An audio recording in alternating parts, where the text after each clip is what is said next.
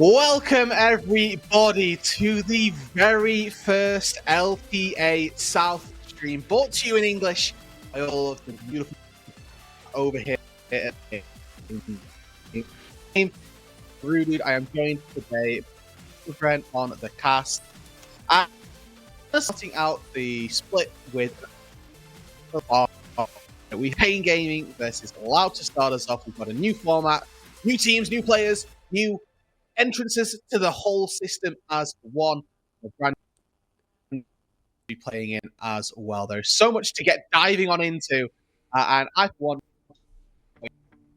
Brand, how are you feeling today? I'm like just shaking with excitement. We've got a bunch of new additions to the Rift, and addition like this is gonna be with the new reorganization of LTA South. You know, we're looking at a very like highly competitive conference, and we're starting it off with a banger, El Clasico, Pain Gaming versus Loud. I mean, what a great first match to kick off the split. Yeah, and honestly, it's worth mentioning that this pre-show could be anywhere between 0 minutes and like 30, because the previously CBLOL crew would do a very long intro to the first day of the split.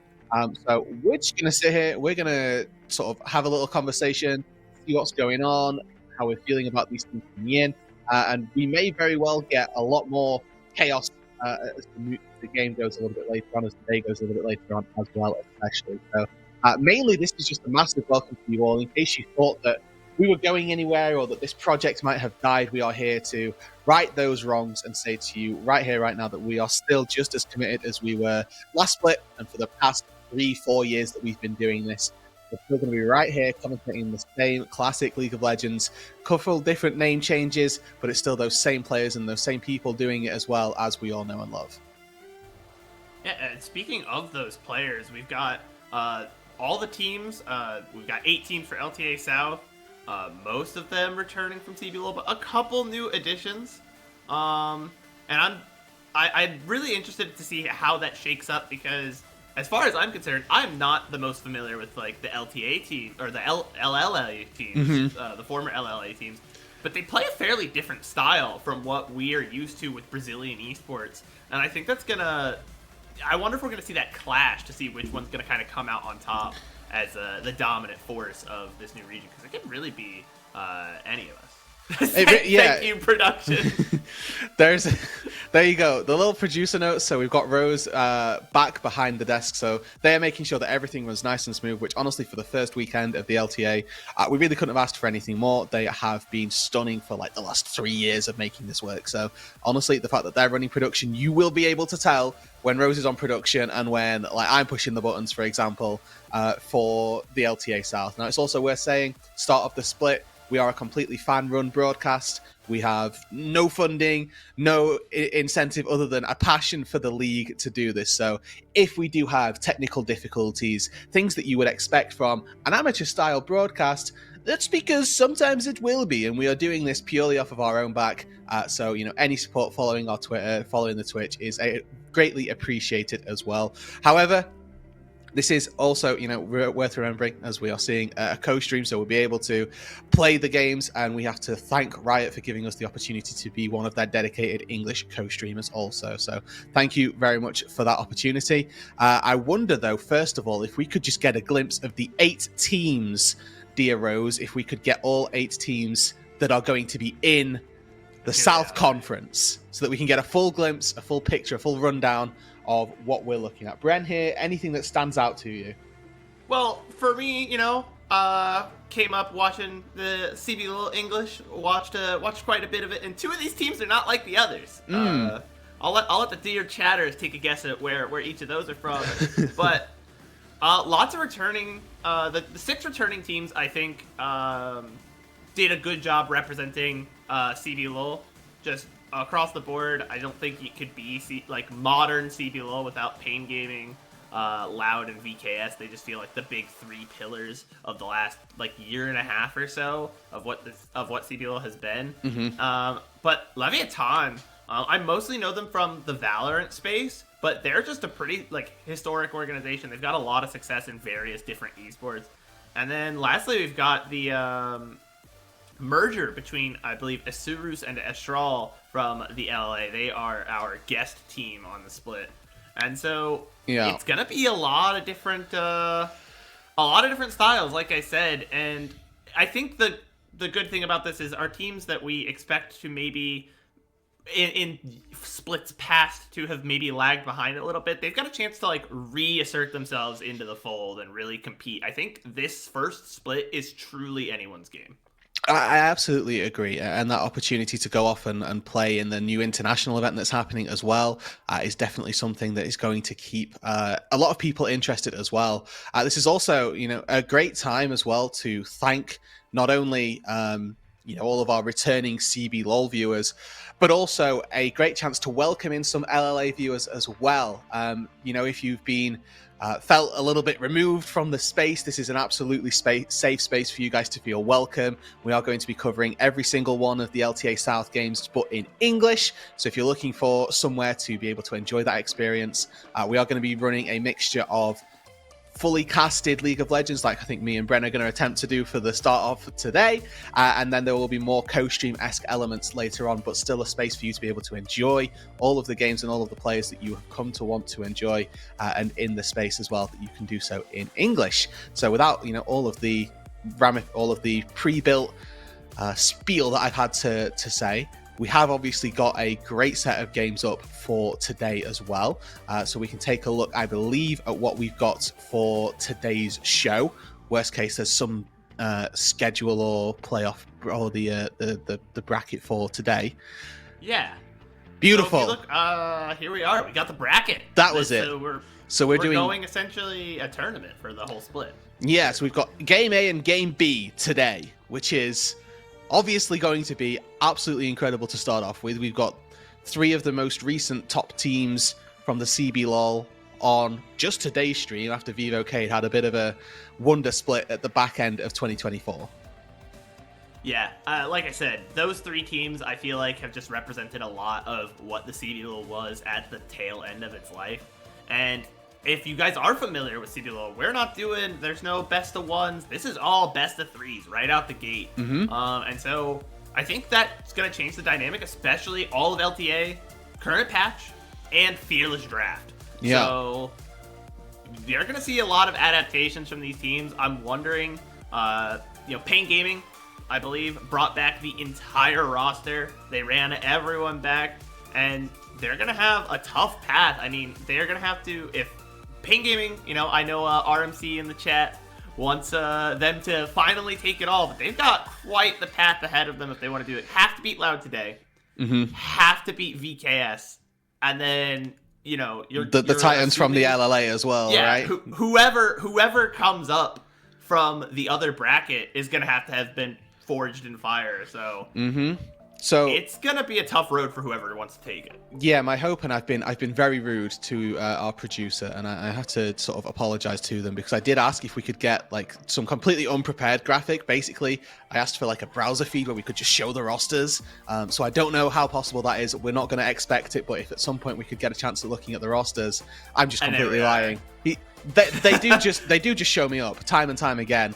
To start us off, obviously, we've got the Pain Gaming roster to begin with. And like you'd mentioned, Bren, same exact roster being run back into 2025. And on the Gringos Liberados podcast, which if you have never seen before, is where we take a look at the week's events, the week's actions. On our podcast that we run, it was decided by a panel of people who are not here to defend themselves that Pain Gaming were going to be the best team in the split. They were the only S-tier team that were decided on by the Gringos, and we'll have to see if they can hold up to that because they are challenging one of the A-tier teams to begin with in Loud. So the challenge is thrown down already. Yeah, and you know what? I get why you might say Pain Gaming's an S-tier team. They're bringing back the whole roster. These guys clearly have chemistry. They look so strong across the regular season, and the best of threes, might add some stability as opposed to the more volatile best of ones that the CB LOL regular season is used to. But I'm just gonna say it, guys. this is the same roster that didn't win last year, and it didn't win the split before that. So I don't know, man. Can they beat Loud? Can anyone beat Loud when it comes to playoffs? We got to test that right now because it's Loud roster. So fortunately for Pain, they did get the final win. You know, split 2. They did finally get themselves a spot over on the finals. But like you say, they were able to come out on top of that finals championship. They are now against this Loud roster of a few changed pieces, but the same core that the Loud fans will have come to know and love. Robo, Tinones, and Root stay with the organization, with a couple of new pieces picked up with Wiz in the jungle, Winsome down in support, Winsome having the Americas residency, so not taking an import slot due to his time spent in what was formerly LCS and the NACL challenges. So obviously, yeah, I did my defending. I said Pain won last split. We're good. I did the defense. You know, it totally slipped my mind because I mean, maybe Rose is rubbing off on me, or Camcom is rubbing off on me, and I'm just secretly a Loud fanboy now. It's okay. We need to make sure that RMC's ego doesn't get too big when Pain Gaming do well, so it's completely appreciated. And then obviously, so we got Wiz and Root in as the Korean imports. Winston not taking up that import slot because he played for, sort of grew up rather in the Americas space in the North. First of all, had some really strong performances in the NACL Challengers split as well, and a little bit of time out in FlyQuest also. But the same triple top side, or the triple talent from Robo, Tinones, and Root as well. Yeah, and I'm a big fan of Winsome, and I hope he's going to do well. And we're going to see what they're going to pick up for him, because we are already in Champ Select, folks. And look at these bans across the top. We got Yone, Maokai, and Bessa, and I believe we got Forest, Callista, and of course, Skarner is like a perma ban in every league in the world right now. Yeah, red side ban Skarner is mandated in the current patch. And I'm honestly very surprised that we got into picks and bans so quickly. I was expecting another like 15 minutes of pure vibes with yourself, Bren. Nevertheless, we got to move in quite nicely to a pick and ban, and Cassante B1 in Fearless. We'll have to see how well this ends up playing out. Expected to go to Robo, and I think for a first game back on the stage, Robo is a player who typically takes a little bit of time to warm into a split. But when you've got this new bracket format to start off with, you don't have those games to be able to throw away, really. There's no, we'll sandbag and then we'll come good during playoffs. You're already in a bracket stage. You don't have the time to waste in these instances. Yeah, absolutely. They need to come out the gate swinging and hot. And I think we all had our jokes about BR Cassante for a while, but the one guy I felt that really can pilot that is Robo. And Tinones on the Azir. I love that pick. He is such a fun player to watch pilot that champion. Yeah, I think that this already is a very solid team fighting composition for Loud. And getting a little bit of comfort as well for those three pieces, Robo, Tinones, and Root, the same core that they had throughout 2024. Giving a little bit more time to Wiz and Winsome to decide what picks they want in their first game out. Pain Gaming, on the other hand, are reigning champions from the CBLOL coming into the LTA South. They've taken all three of their top side members early doors with the Orianna, the Nocturne combo, so, some target needs to beware if that combo lands, it's going to be devastating, and then the Gnar to answer the Cassante on the top side. Yeah, and I think the top side getting a lot of attention makes sense with the new teleport changes. There's a whole list of changes. We thought we were going to have time to really sit there and break down everything. There's a little list of just litanies of small changes, no crazy overhauls on any of the core systems, but one of the big changes is that teleport can now, just as soon as it's off cooldown 3 minutes, you can go straight to anything on the map. You are no longer locked to only teleporting to towers. And so having your topside be someone that can engage in an early team fight, counter ganks, is, I think, going to be a bigger priority coming into this season. No, absolutely, and that's the sort of thing that, unfortunately, some teams are going to be familiar with, some teams just aren't. And when we're moving into this mid-game where those TPs do take a longer amount of time to channel, we're going to need to figure out which teams are the best at setting up before those objectives and making sure that they are in the right place at the right time. We've had the second round of bans come through, but what I want to talk about whilst we've got them on screen specifically are those changes to the coaching roster. Obviously, Aoshi, formerly from INTZ, was a massive proponent of that INTZ roster, obviously no longer a part of the the squad anymore, but with him moving into Loud, I do expect really solid things from this Loud organization, from them for this split, a return to glory if they can. Yeah, I think Loud, you know, like I was slandering Pain earlier, okay, but Pain did finally get theirs. It took them a while, but they finally got theirs. And Loud, I think, is gonna have a bit of a chip on their shoulder. That's theirs. Loud's the dominant force in the modern CBLOL history. You know, they're the guys that always win finals. No one's allowed to take that from them. And I think they're gonna play a little angry. And I think having that new coach folded into the mix might help. Might give them, especially with the 2 new members, they're gonna look a little different than they have in splits past. And as we see, they're bringing out the Sejuani. I think that's like such a classic CBLOL pick, even though it's Wiz piloting it. I feel like Sejuani, such a BR staple. Yeah, I mean, I sort of tout Wiz with a Lee Sin for whatever reason. That's what I have come to expect from Wiz, so Sejuani definitely a bit of a change of pace. However, obviously with the Rel now down in support, what Loud have got for themselves is a very solid front-to-back team fighting composition. Azir and Azir and Ezreal, excuse me, to do the DPS. The rest of the front line to be exactly that, be a front line. My concern for Loud's composition would be that they maybe lack a little bit of damage, but that's something that they can definitely navigate a little bit later on into the game. Pain Gaming on the flip side, they lock in an Alistair and a Corki for their bot lane for Titan and Curry. A very aggressive 2 versus 2 that should be able to go toe-to-toe early on and maybe even catch out this Loud bot lane. Maybe prey on some of the teething errors that are going to come from a bot lane that needs to find some time together to synergize.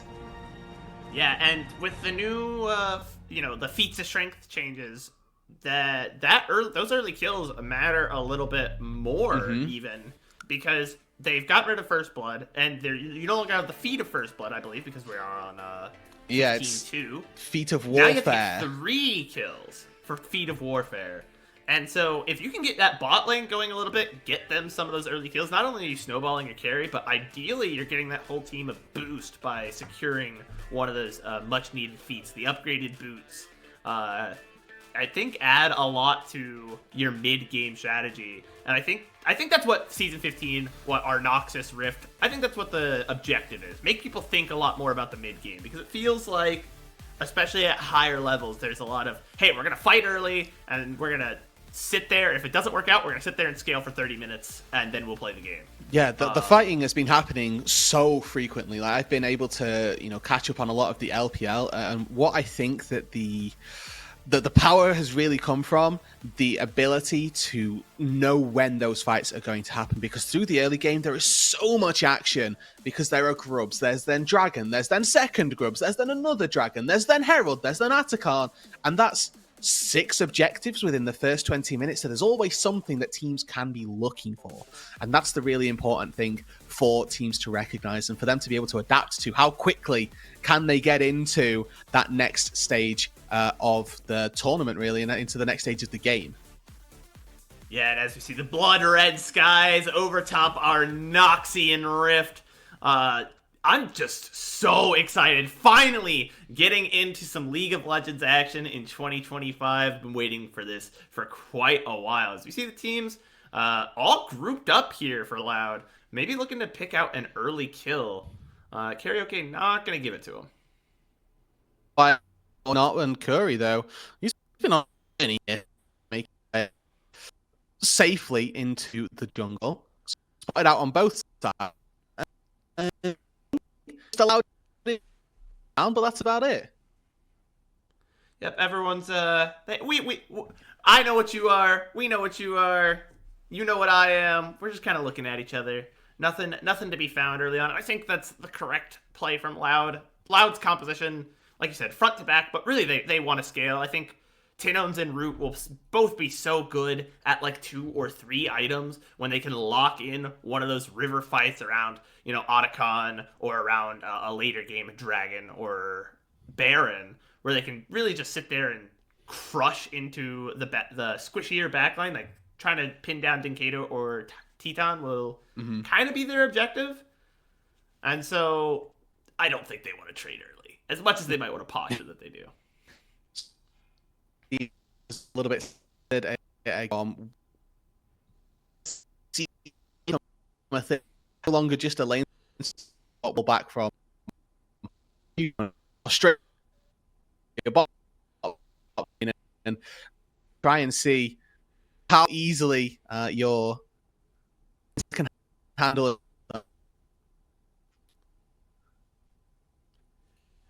I apologize, Rude. I caught. Nah, man, I'm lagging. Little You're bit of good. that. Don't worry. I know. Yeah. But yeah, I think the lane swap meta being a thing, trying to force into see if you can get that 2v1, forcing someone to respond. I think ultimately with this comp, it works out in Ping Gaming's favor, in my opinion, just because if they can get the isolated fights, the earlier on they can do that and take that lead, I think works out for them. I think Corki is going to definitely out trade the Ezreal at least early on here. So we'll see how that ends up shaking out for them if they can make anything of it. And I think with obviously the new update as well to the HUD, I'm enjoying this plus or minus on the gold leads that we've got for individual players. We don't have to try and ask for gold graph toggles anymore, which is absolutely beautiful. We're just going to know permanently which player has the advantage over which. Obviously up on this top side so far, Loud in a little bit of trouble, it looks like, as Root forced away from a couple of creeps just while Winsome is off to go and do some warding. Beauty of this Ezreal versus Alistar is you should always be able to buffer your Arcane Shift as soon as you see the Alistar try to engage. So don't expect that the Ezreal really gets engaged upon, but might not be able to find all of the farm that he's looking for.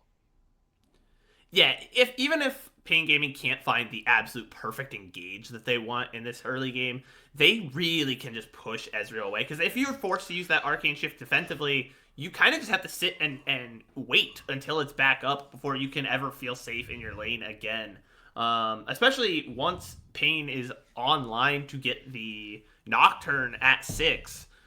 You're kind of permanently playing very passively as Ezreal, and that's going to make it take even longer for them to be ready to go into the game. Well, both junglers have completed their full clears, so that Nocturne getting to level 6 is actually going to happen. On that expected pace, it looks like they're also both just trading away those Raptors, playing to their strong sides. You can see, I think, quite nicely down on the minimap that we've actually got some good warding down in the both Krugs and Raptor pit of Wiz's jungle, whereas on the flip side, Wiz has actually stuck around for a second camp, so fancies himself some Krugs here, but Curry and Titan, they should be able to walk in and stop this from happening. Yeah, Curry's coming over. He's already got the knock-up, stunned down, Ignite. And unable to do anything about it. Here comes Teton, loads of damage, and Wiz is going down for a first blood over to Pain Gaming. 2 more, and the feat of strength is theirs. Hands caught thoroughly in the cookie jar there. Wiz punished for going for a play that he had absolutely no right to be able to. That's fine if it's a gentleman's agreement that you're going to trade second spawn of bot sides, but Karaoke decided that his bot lane was in a fine enough position to respond, and they absolutely were. First blood going over to the Corki of all players, and Titan there picking up the first kill. It's going to feel very good for Pain. Yeah, get that Corki ahead and watch him just become a bully. He is just not fun to lane against when he has a lead. No, it's really actually disgusting, the damage that a Corki can do. We do get to see a little bit of a replay of how all this went down. I love that Curry actually starts channeling his Stampede first, then goes for the Pulverize, and then the headbutt afterwards. Wiz getting CC'd so very quickly, and there was barely any instances where he could have got out to safety. Having used the Arctic Assault over the wall definitely makes life tricky for him to try and evade there, especially only with the flash. Now Curry should just be trying to get this wave under the turret easily as you like, but a little bit of proxying there by Winsome keeps it out of harm's way, and now Root should be able to come up, collect the majority of that CS, and not particularly be punished for that recall. Yeah, no, even though you see he got the recall in, got the kill, now he's got a 400 gold lead, which is a decent amount for this early in the game, and we've got a nice little fight possibly brewing here at Grubs. First grub already taken by Pain, so Tinone's just going to try and postulate in. Good flank from Curry. Great knockout from Curry. Great CC. Winsome not getting out of this. Burns the flash. That's not what you want to see. And that's another kill over to Pain Gaming. They're reminding me, hey, we won last split, buddy. We know what we're doing. This roster works. We're running it again. Yeah, I mean, Curry there just reading Winsome like a book, unfortunately. This Alistair firmly ready to respond and, catching out Winsome there. Exactly what they're after. They're able to find all 3 grubs, find the fight as well. Slowly here, really solid stuff working out for Pain Gaming through these early stages of the game. Tinones? Here comes the Shurima Shuffle. Dinkado just CC'd into oblivion, not allowed to move. Gets absolutely bum rushed by all of Loud.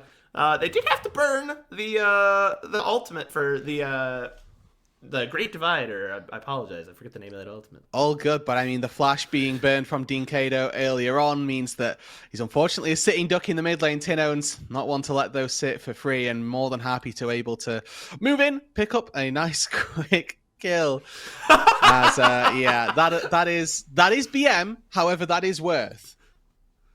No, yeah, absolutely. Denying that recall is for, especially as long as Ignite being able to just passively deny the recall for effectively just another 13 seconds that they're not recalled. So now Tinones is stuck in the lane, and he's gonna have to essentially sacrifice this next wave to be able to get a recall in. Loud's gonna have to respond elsewhere on the map. So the mid lane just kind of took a hit from that one little Ignite. Oh, absolutely, and that's the power of tempo, right? Curry really heads up play to try and take that and makes everything pretty solid, to be honest with you. With this response now going down into the bot side, Robo fancies a fight against Didon, who turns a lot of damage back pretty much instantly. Just the chain vest picked up for Robo means he's taking full damage from these phosphorus bombs. Magic damage built into that Q, but this is a replay of what happened in the mid lane. Nice and cinematic for us all to start out, even though Dinka finds a double shockwave. It's not enough. Tinones max DPSing and a really solid pickup for Loud. Command Shockwave, I mean, it was good. Unfortunately, not going to save him. Might as well drop it because it's already back up off cooldown. It's not the worst ult in the world to burn. And I'm just waiting for that next team fight, because that I think we're in that position where we're we've got 2 kills on the board for Pain. They're going to try and hopefully look for that pick to get the Feet of Warfare on their side, take that one early. But I think we're just setting around, we're posturing right now. Where do you think the next big action's coming on the map? Yeah, probably going to be around those second spawn of grubs. Should be the next play that both teams are looking for. You can see support sponging in the mid lane, attempting to get level 6.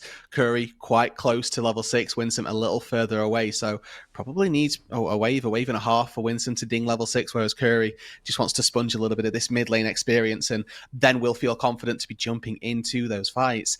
But the feats of strength I do want to highlight, especially since if this is the first competitive League of Legends that some of our viewers have been watching, what they do. Thank you to all 100 of you guys who have made it into the chat so far. Hopefully we can get a load more and have some more people coming in to spectate our great game of League. But the feats, they are earned through getting 2 out of 3 of the following. So you can either get the Feat of Warfare, which is where you get 3 kills before the enemy. You can either get first turret, or you can get the first 3 objectives. And importantly, Void grubs, you have to take all 3 grubs for that to count as an objective being taken. So the fact that Pain were able to find the first 3 grubs and also have a dragon means that they need just 1 more neutral objective to be secured before they have that feat picked on up. So overall, the early game, even though they're only 1.1k gold up, they are quite a bit ahead in terms of that race to the feats. And then the bonus that you get, the prize that they're sort of fighting for, are those access to tier 3 boots. Now, those tier 3 boots have been a little bit slated, their power not necessarily as high as most people might like, so losing out on this feat of strength isn't game ending. It's not going to lose you the match within the first 15 minutes. It's just something that if you get to the late game, that it's an extra added bonus that you just don't have. Yeah, and we're probably going to see one picked up here because we are watching. They're both teams are just feeling each other out, but Wiser on the flank might be the guy to engage. You can see the Gnar bar is almost full. Here it comes. A great Orianna Nocturne combo. The Streamer Shuffle's not going to be able to stop it. He shields through it. A great flash from Karaoke to dodge the ultimate. But Robo picks up the first kill of the fight. Karaoke's down. Titan trying to get Tinones. And all of a sudden, this might not work out too well for Pain, but they're able to pick one back up the other way. And Titan just laying damage down. And they are able to pick up 2 kills on the side of Pain. It looked shaky for a second, but ultimately they secure the feat, and it looks like they secure the Void Grab. So the feat of Warfare comes through. Pain Gaming, just a 2-for-1 in the back end of this. Wiz focusing down one of those Void Grubs to deny that mark on the feat super early, but you can't flash away from a Nocturne ulti, and all that does is sign, unfortunately, Root's life as well. He's very just able to get away. Titan, tried as he might, wasn't able to find the kill onto Root, but the fact that the Ezreal lives there, very, very lucky. Tinone's almost killed his own AD carry with that flash, but you can see Titan locked in, zoned in, knows what his job in that fight was, and he performed it very well. Yeah, and the Nocturne Orianna combo, I mean, you saw it in action right there in slow motion, perfectly executed. A difficult ult combo to pull off, but these guys are professionals for a reason, and it looks just so beautiful when it works. Mm-hmm. Just exactly where they need to be in. Pressing the buttons at the right time. It might be a small thing, but if you're able to get it down, then obviously you've just seen how effective that combo can be. And for the feat of Warfare being picked up by Pain, they just need either first turret or one of the next objectives that spawns, be it the Dragon, be it the Rift Herald that will come up in a little bit of time as well. Still plenty of time for these two teams to try and reassert themselves, though. Don't want to paint loud as though they've already lost this game. They have got Tinones on Azir moving into this late game. They've got Root on Ezreal, 2 champions that if you can't get on top of can absolutely dismantle you in a team fight. And Loud have got an insane front line to be building up around as well. Cassante and Sejuani, both going to be very difficult to try and get through. Pain Gaming going to be relying on a little bit of percentage health damage from Wiser, a little bit of that true damage that comes from Corki as well to get through all of this front line. With Drake spawning in the next 15 seconds, you can see that's exactly where Loud have turned their attention to. Yeah, Loud getting set up in the river now, but they're going to watch the engage. The dash not going to work, and shielded through the wall. No escape for Tinones. Just rushed down by Karaoke, who's having himself a game right now. Exactly. Beautiful. Again, execution is flawless from Dinkedo and Karaoke. Karaoke, even this time round, able, in fact, to spell shield the Emperor's Divide. So there's absolutely no escape there for Tinones. The unfortunate marker for this is that you have to be able to wait for the Nocturne to land and then attempt to escape with your slide. If you're not doing it that way around, then Tinones, as we've seen so far, is just not going to be able to escape. Plates that went over, Pain able to find, looks like, a good portion, of plates. 6 in total with 4 through that bot side, and now able to break open that bot first turret, take down this Dragon. Quickly here, 3,000 gold lead has opened up itself. We're only 14 minutes into the game, and Pain Gaming look like a shoo-in for this first victory. Look at all that damage dealt. Even with all of the kill participation from both Dinkedo and Karaoke, Titan is still just an oppressive force on that Corki.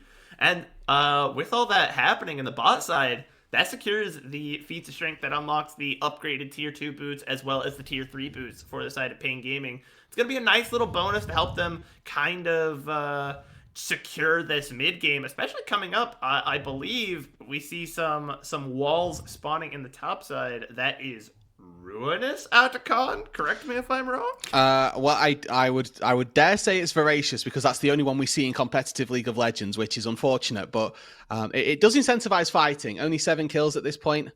Probably is going to be the one that gives the fake death, the GA effect. But in the current patch, so what are we on? 1.2.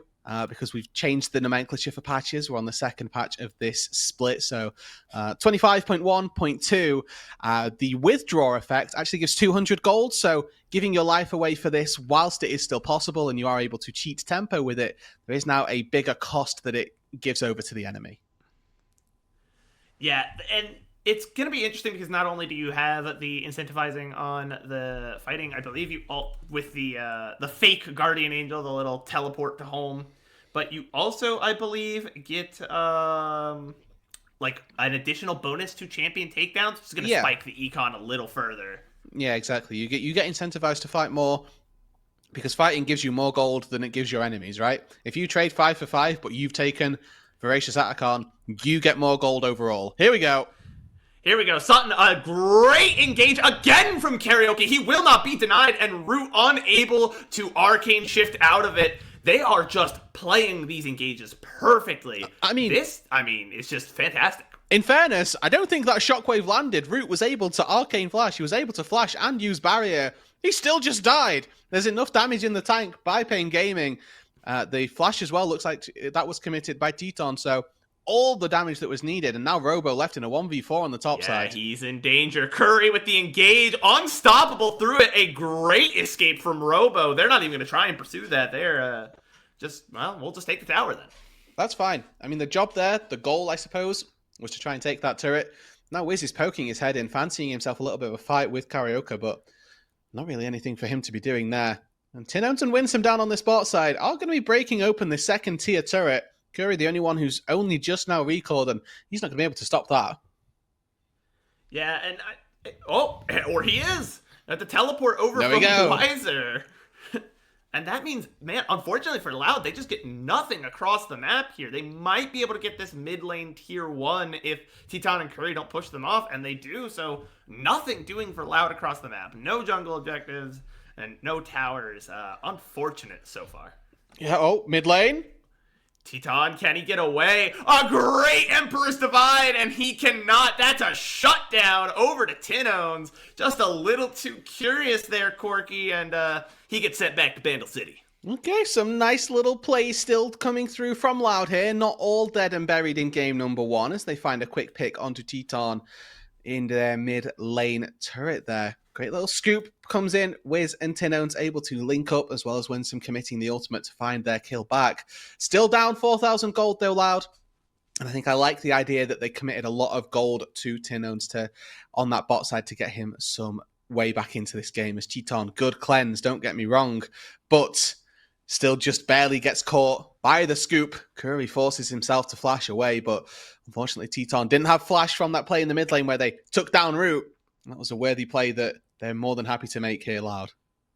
Yeah, Loud still got signs of life, and again, they're not out of this game. I don't think Loud's ever out of a game. They are the most we will pull something out of a hat kind of team.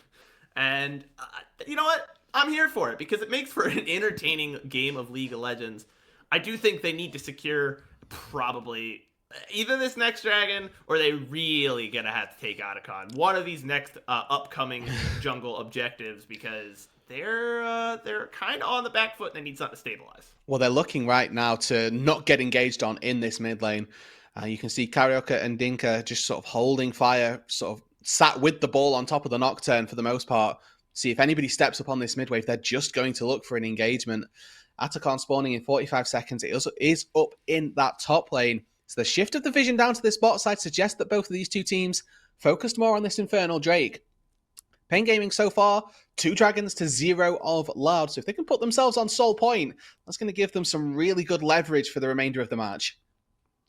As we can see, the teams both at the top side of this dragon pit, just trying to get vision, just trying to see where they can find that engage. Winsome on a great flank right now. Is able to get the flash, engage, and everyone goes on to Teton. He's down. Shockwave whips. This might be what Loud needs. They're going in. Curry trying to get some knock up onto Tinones, is unable to find it, and a great fight from Loud. 2 for 0. They'll take the drag as well. All free for the green boys on the blue side. Bren, you said it perfectly. Loud are the most pull it out of a hat team in this league, and they do it once again. It's the first game of the split, and they're already coming up clutch in team fights. It was a great arcane shift by Root. He catches the Nocturne and then instantly shifts away. Doesn't get caught by the shockwave, and Teton on the backside, he gets caught out by a Winsome flash engagement. Wiz follows up perfectly, and still without having cleanse from that mid lane play earlier, he can't get away from the CC chain the Rel and the Sejuani provide. A great collapse from the rest of Loud, able to take down the AD carry, nullify this Nocturne Orianna engage, and come away with the dragon as well. Teton knocked up, stunned up, the Ezreal ulti over the top meant he had no place to go. And on the top side there, you're seeing Karaoke not quite able to find any engagement. Tino's flashing away from the Curry knockup as well. So yes, Azir doesn't have flash for the next few minutes, but he was able to find the fight and stop that Drake stacking. Yeah, more than worthwhile. A great fight across the board from Loud. And this, not only is by the time it ate into that gold lead pretty significantly, it was up about at like 4,500 all the way down to a 3,000 gold lead now. So Loud keeping themselves in this game, and like I think we'll hammer it home. They just need that one moment. I think that Pain Gaming's execution, though, typically should be so easy. They've got this Nocturne Ori combo. I think they'll have learned their lesson that going for a root maybe not the easiest target. So expect to see them divert out to those side lanes, try and find something onto Tinones. Because those are their only two real targets. You can't try to focus down Wiz, Robo. They're just going to take too long to take out. And when you're looking at the Ezreal in the mid lane, has now got Flash and Barrier available. The Shockwave so frequently has been dodged already by Root. And now with their movement up to this Atakan, we'll have to see if they can continue with this 3k gold lead to make a play for themselves. I do like that they're dropping the Rift Herald here. This is going to essentially give them the map pressure that they need without having to sacrifice the progress on the jungle objective. But everyone's just, they might look to ignore it and let Tinones take care of it if they can, but I'm not sure that Loud can provide the pressure necessary to take Otacon themselves, but they will be able to deny Pain. Yeah, it's definitely a difficult boss to just start and just rip it to begin with. Curry, though, is in a really good position. Root not spotted him. Tinones hasn't spotted him, and Tinones has no flash. Look for the engage. Ball is on Karaoke. They're starting up the Atakan and just waiting for Loud to be in position.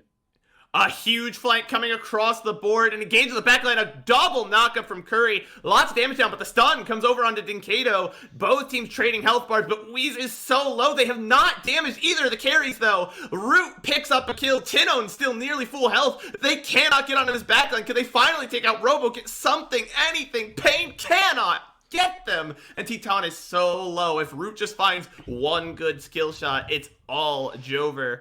Pain gonna have to retreat here, and I think Loud takes another fight just by the skin of their teeth, and they're gonna go ahead and start up the objective now. It's another whiffed engage, and Loud sustained through the Nocturne Ori combo for a second time running. Wiser, his Mega Nars ran out. He's just a little dude trying to throw clocks at people, and he doesn't have the damage to be able to do it. Dinkato not in position either. With your jungler down, Loud will take the voracious Atakan now with this fake death. They're going to charge forward. This top tier 1 turret is the least of Pain's worries. Yeah, they gotta get out of there. That's another kill over a lot of gold, and we can see that gold lead shrinking and shrinking. It is coming even closer to Loud just, again, clawing themselves back. Pain gotta be stepping up because everyone's in the bush, and it doesn't matter if you get the kill. They'll say faster back, thanks for the recall, and they'll pick up a kill onto Dinkato. Essentially for free. Yeah, and the death timer as well. That's what we need to be looking at. 30 seconds on Dinka's on the respawn. He has no teleport to get back out onto the map. There's about a 15-second overlap between Dinka respawning and the dragon respawning. So he should be there for this fight around the Infernal Dragon. But the rest of Pain need to take their resets. They need to move out back onto the map and then try to take that fight. Another replay of the fight post the Atakan being taken. Curry getting chunked out. Wiz quite happy to sort of jump in on very low HP, and the fact that nobody takes him down, a bit of a blessing, honestly, for the Sejuani, because this then means that he can lead the charge for this engage. Yes, he goes in. Yes, he gets withdrawn, but they are more than happy to take that trade. Yeah, I gotta question the mindset there from Dinkato. Will we have more deaths than minutes?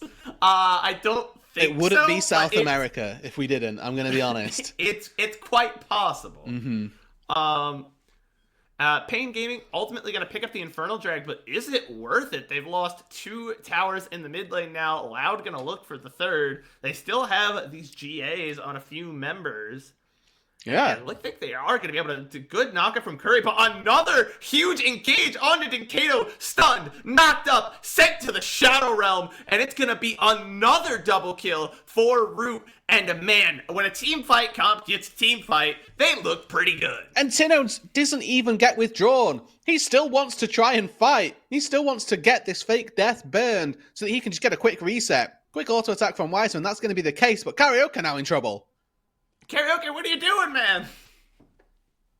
Oh no, and it's not looking very good for Pain. All of a sudden, Loud up big on gold. I actually can't quite tell because white text on a lime green box is difficult to read. Yeah, that's some feedback for the producers after the show. But yeah, with 1,500 gold, I think the gold lead for Loud, we have to do the quick maths now. We're unfortunately been put in that position. Well, Loud find themselves absolutely in the driver's seat. They took not only the Atacon, they also took the mid lane inhibitor with it. So that's the type of extension that you can get from the new Voracious Atacon buff. And it certainly incentivizes you to fight afterwards, but also make sure that you're not particularly too engaged in fighting early on either. Both of these, or that full set of kills as well that they were able to find, will have been much more profitable for Loud also, with the second-hand buff that the Voracious Atacon gives you. Now moving into the rest of this game, though, they've got this mid lane inhibitor down, and the problem is that when this is down a little bit earlier on into the game, you can't really make the most of it. We are 26 minutes in, 27 now. Baron is live. There are 2 side waves for Loud to try and play through. We'd love to see them look and work towards those tier 2 turrets to get even more gold, to try and take that Baron even easier. Yeah, because when you knock down that early inhib and you're not able to make anything of it, the Glacial Prison going to whiff, that's a big ult to go down with Baron up. And I think Pain is more than happy. Wiser, very happy to just run away now and take advantage, perhaps, of that Glacial Prison. Meganar comes out, but nothing doing, no fights to be found. What we were saying about that inhib, it makes it very easy to just sit a member there and farm because the wave is going to push itself in. You can farm very safely from the confines of your own base. And so that will give Pain the chance to kind of stabilize and catch their breath. Yeah, the wave is always, like you said, the wave's always going to push into you. So it's really positive and really powerful when you can sit there and catch the minions and not be punished. However, it's worth saying that Loud should be looking to punish when that has been removed, okay? When there's an inhibitor down, Loud should be looking to go to side lanes, take these turrets. Nobody got that local gold for that turret having fallen. And if nobody goes to respond on Pain's side, this is just another wave of minions that is constantly being lost. We've got Robo who has teleport, Wiser has teleport, Dinka has teleport as well. Somebody should be in that bot lane. But the power of the new teleport, or rather the lack of power in that new teleport, is that you can't TP reactively anymore. You have to TP preemptively.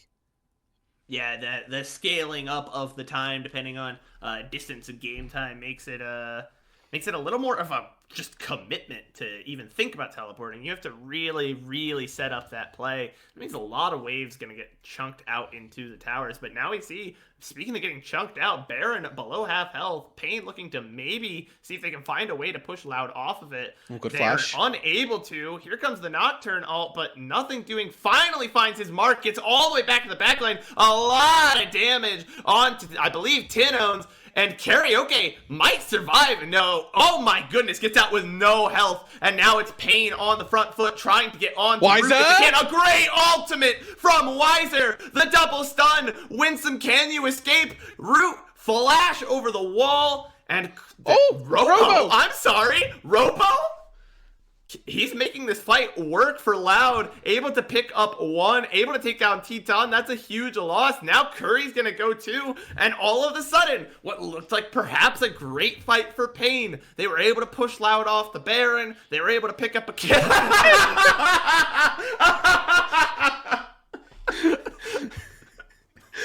I'm sorry, that caught me off guard. Production. Great disengage from... Engages out of somehow wins the 1v1 on this bot side. She just look at alive Dinka, very happy that one down, and Wiser with a great engage, but there's just no follow-up. Dinkado manages to get a distance. Teton, importantly, time, and as soon as he turns up, he gets slaughtered by a Cassante. Too many times we saw Cassante run riot in the CB LOL, and the LTA South. All I can think about is the copy pasta, man. You know, Pain is over there ranting about this champion right now, but they got to stabilize. And very importantly, Loud did not get the Baron. It's a gold swing, but they're still up only a couple hundred gold. Loud have to actually press their advantages now. Good early ultimate there from Root.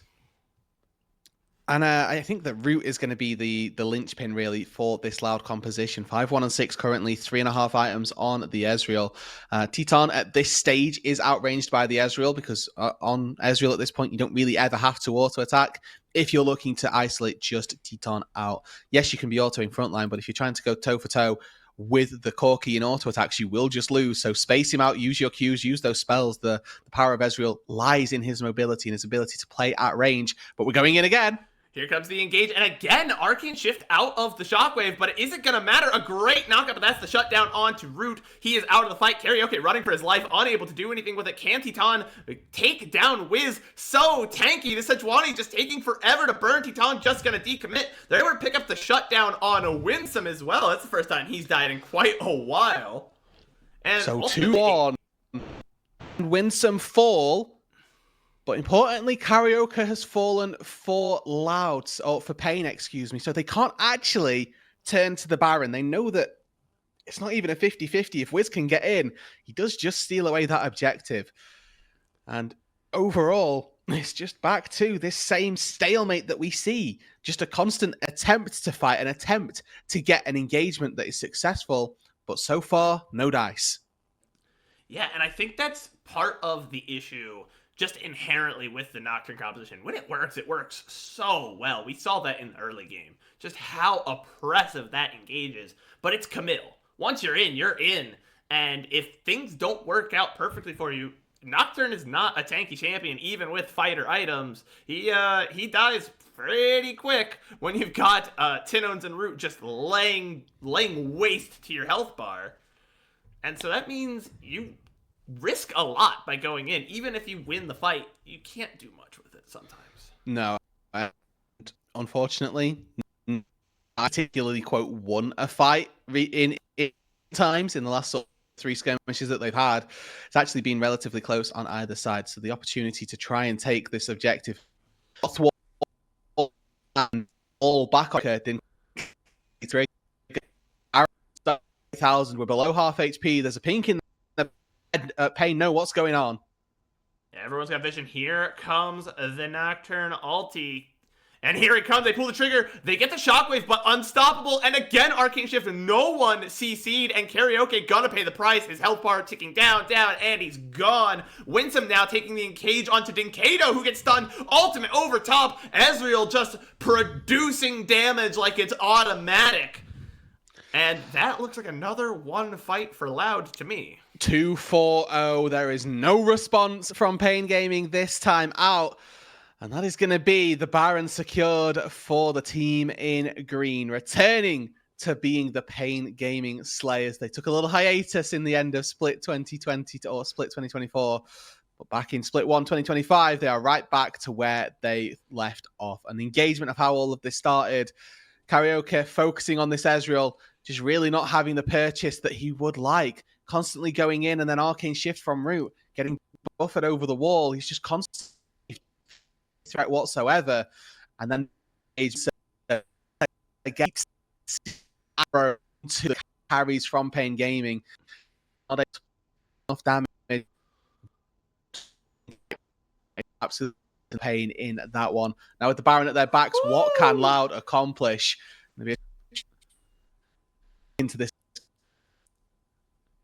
You know, looking at the damage graph for that last fight, obviously Ezreal doing a lot of damage. That stands out. What stands out to me more, though, is Teton's damage. Teton did no damage in that fight. 900 damage is just not enough because he's just very vulnerable. He, unfortunately, just cannot find these angles into the fight where he isn't able just to get CC'd down. And I think that owes a lot to the composition Loud drafted big frontliners. Means if he does not delete Root or Tinones in the first opening seconds of the fight, he has to fight through this just massive beef wall that Loud have erected, and they're just not able to do so.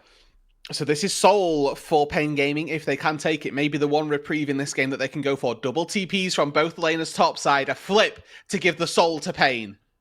Here's Weiser. He's in the Meganar form. Can he get the ultimate down? Double scoop! A great Emperor's Divide comes across. No more Dinkato. That's been the damage carry for Pain in the late game. Titan is low as well. They're trying to get Root down, but they just can't. This guy's unkillable. It's all over for Pain. Disaster in the river. And Loud come away with game number 1. It is Tinones that picks up the double carry combo with the Emperor's Divide. And Weiser left running for the hills for Wiz to take down. The beauty of the new LTA format. This is a best of 3. If you enjoyed game 1, well, strap in, folks. We have got game 2 and maybe even game 3 to come.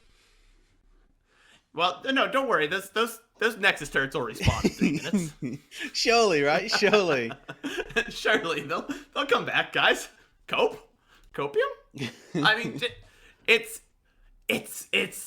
like we never left. Truly, I feel so at home because this was exactly what I had expected, really, out of both teams coming into this game. A well-maintained game plan, a structured early game with great engages from Pain Gaming, but Loud they are them. They have some magic in team fights that carries them through. They have some patron saint of CB LoL looking down upon them. And again, they just are able to take these mid-game fights and turn it into just a win that comes seemingly from out of nowhere, unless you're a Loud fan, in which case it was there the whole time.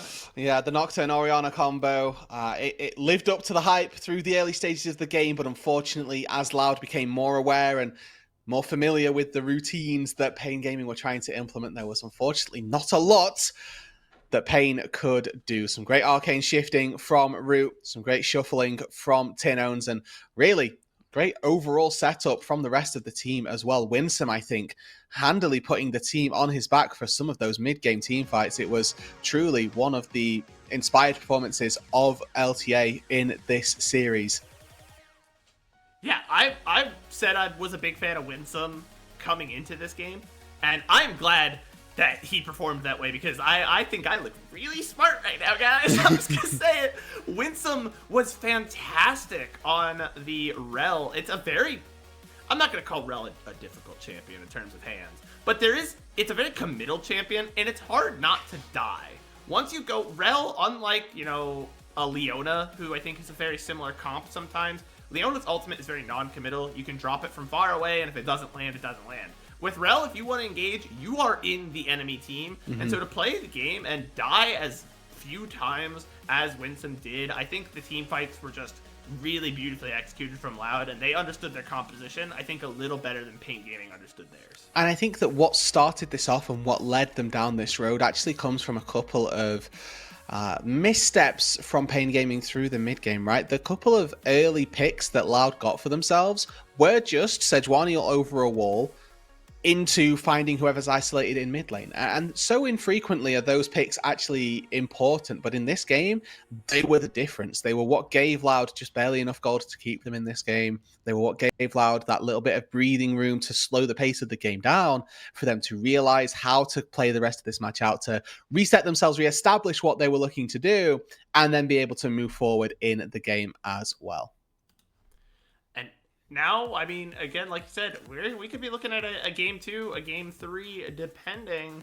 I do think we might need to take a little bit of a step aside and grab a breather. Yeah, I mean, before we go into game 2, because yeah, I think we're gonna have another bloodbath on our hands. Break, grab your.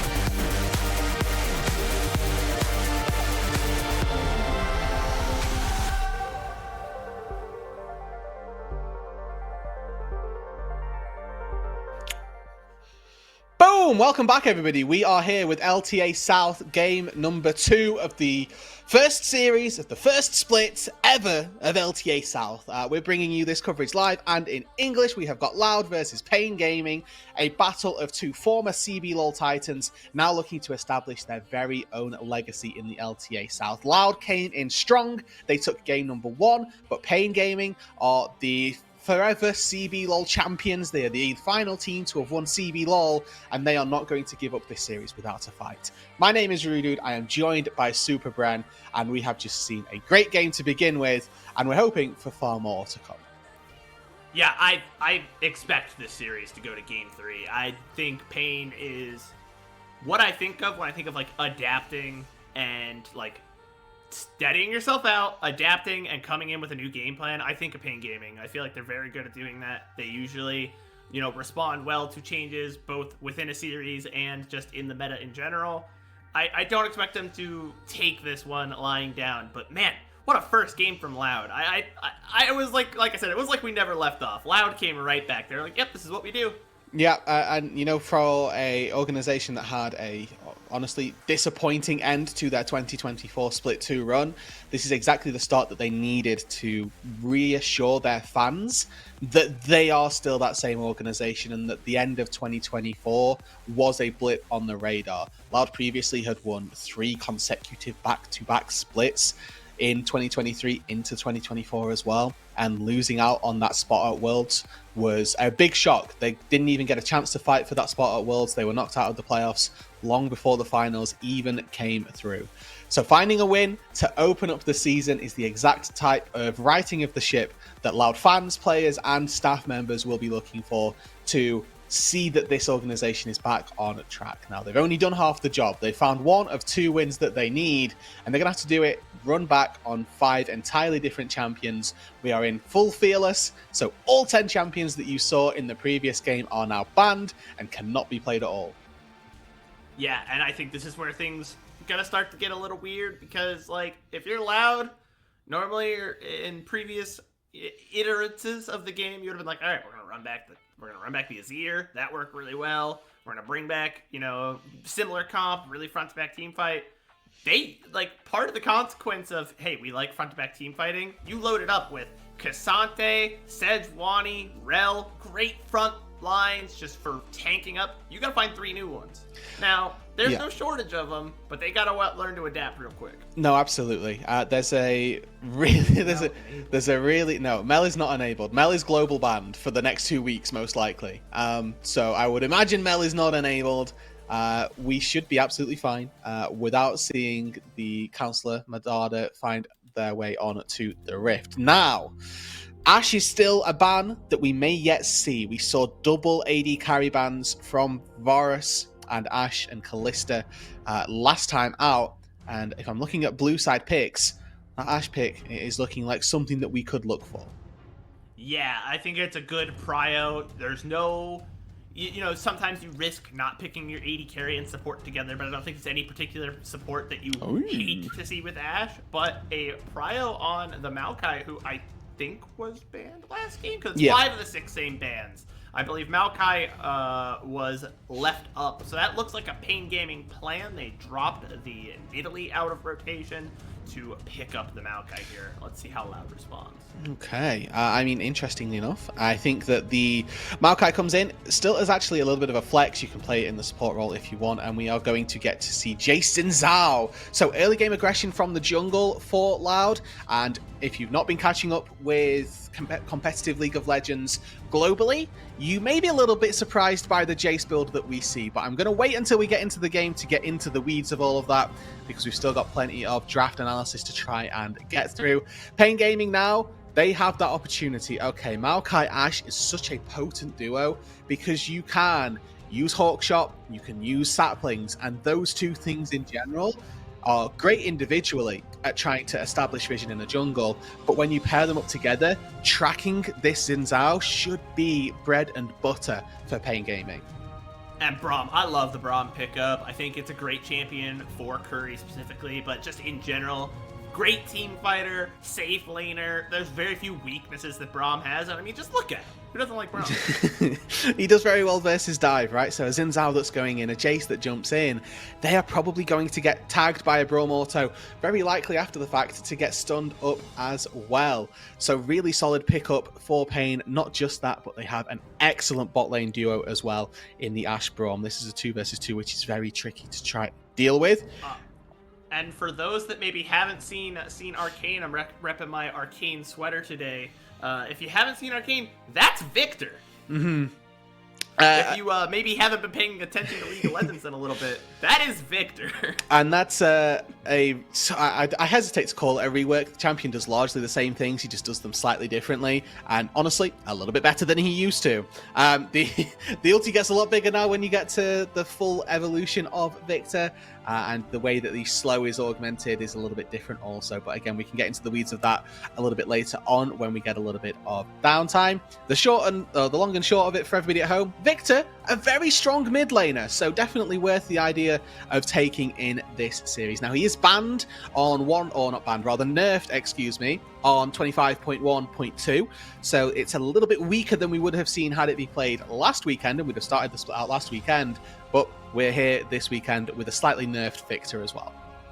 You know, I actually like also that they banned the Hui, because I think Hui kind of bodies Victor very hard, and so paying attention, they saw how much work Tinones did in the last game, and they said, right, we can kind of draft around him a little bit, get rid of some of the weakness there.